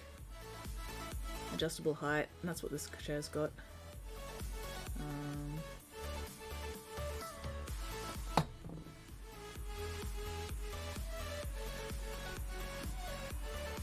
I try hobbying about an hour a day at least, just small improvements here and there. Yeah, and that's good. You know? Giada I made at my liquor store on September 21. I thought the airbrush I ordered the States. Oh, damn. Yeah. Things are a bit of a mess regarding deliveries in general, hey. But, oh well.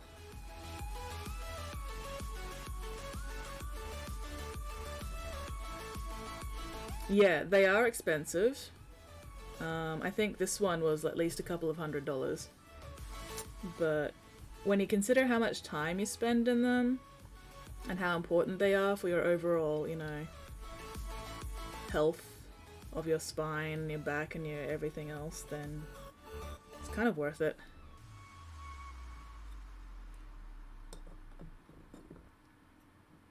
Gonna Uber Eats a GW warehouse sometime. That's when it arrives.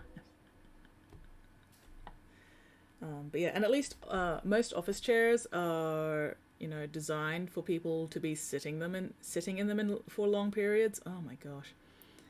Like one of the things on the chairs I was looking at had a sort of, this is rated for 8 hours use at a time, or this is rated for only 4 hours use at a time, and everything. And I found all the gaming chairs were only rated for like 4 hours continuous use, whereas the actual office chairs, you know, the good quality office chairs were rated for like 8 hours continuous use. And I am definitely sitting in this chair for more than 8 hours at a time. So a 4-hour gaming chair was just not going to be good enough. I mean, I was tempted by the gaming chairs because, you know, they look cool and they have like all the fancy shit with the like pillows and stuff, but yeah, I am going to be sitting in this chair for more than 4 hours at a time. So I need something that can withstand that and not wreck my shit. Okay, that's all the white done. That was quick and easy. If only everything else was that quick and easy. Alright, what do I do next? Yeah, the gaming label is like the pink stacks. Yeah, pretty much. I used a chair that's rated for one meal. Well, I guess a 4-hour chair would be an upgrade from a 1 meal chair. Ooh. Sorry, losing my voice. A 4-hour chair would definitely be an upgrade from a 1 meal chair, but still. If you're going to invest in a chair, if you can afford it, you might as well just get the best you can. Because that way you won't have to worry about getting a new chair for hopefully many years.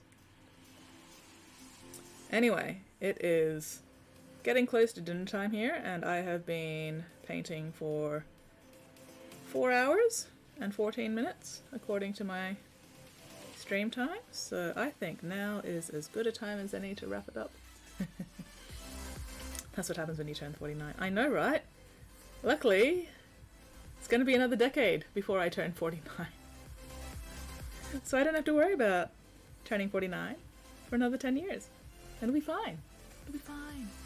What could possibly go wrong? Alright. Cleaning, cleaning, cleaning. The brush. Cleanse, cleanse, cleanse. I'm liking these broken toed brushes. They're not bad. And it's holding up to the abuse I put it through, so that's good. Alright. Who should we raid? Who is on for us to raid? Let's have a look-see. Let's see. I made a mistake, Weirdling. I'm not 49, I'm only 39.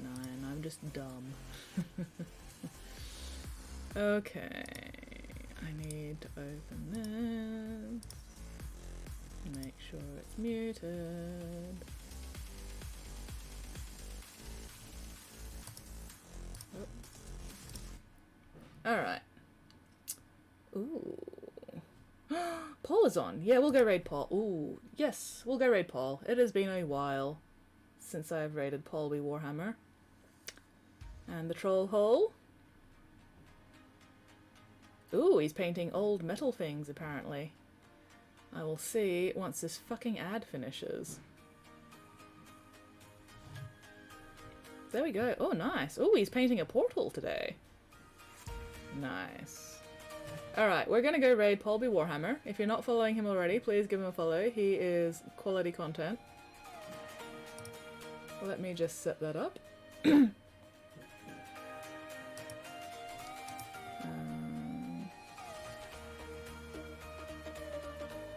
Sorry, I forgot what I was doing. Just completely, in the middle of what I was doing, I completely forgot what I was doing. Good work, me. There we go. Alright. Old metal minis found box under somewhere or something. Yeah, that sounds about right for Paul.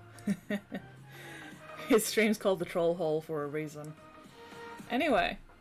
So yeah, thank you very much everybody for hanging out with me with this random casual chill stream. Very much appreciated. And yeah, look after yourselves, look after each other, and I will hopefully see you all next stream, whenever the hell that might be. Could be Thursday, could be Friday. Who the fuck knows? It'll be a surprise. And now we wait for the Aussie lag to catch up. Aussie lag, Aussie lag. Why does the Aussie lag take so long? There we go. Yay, raiding now.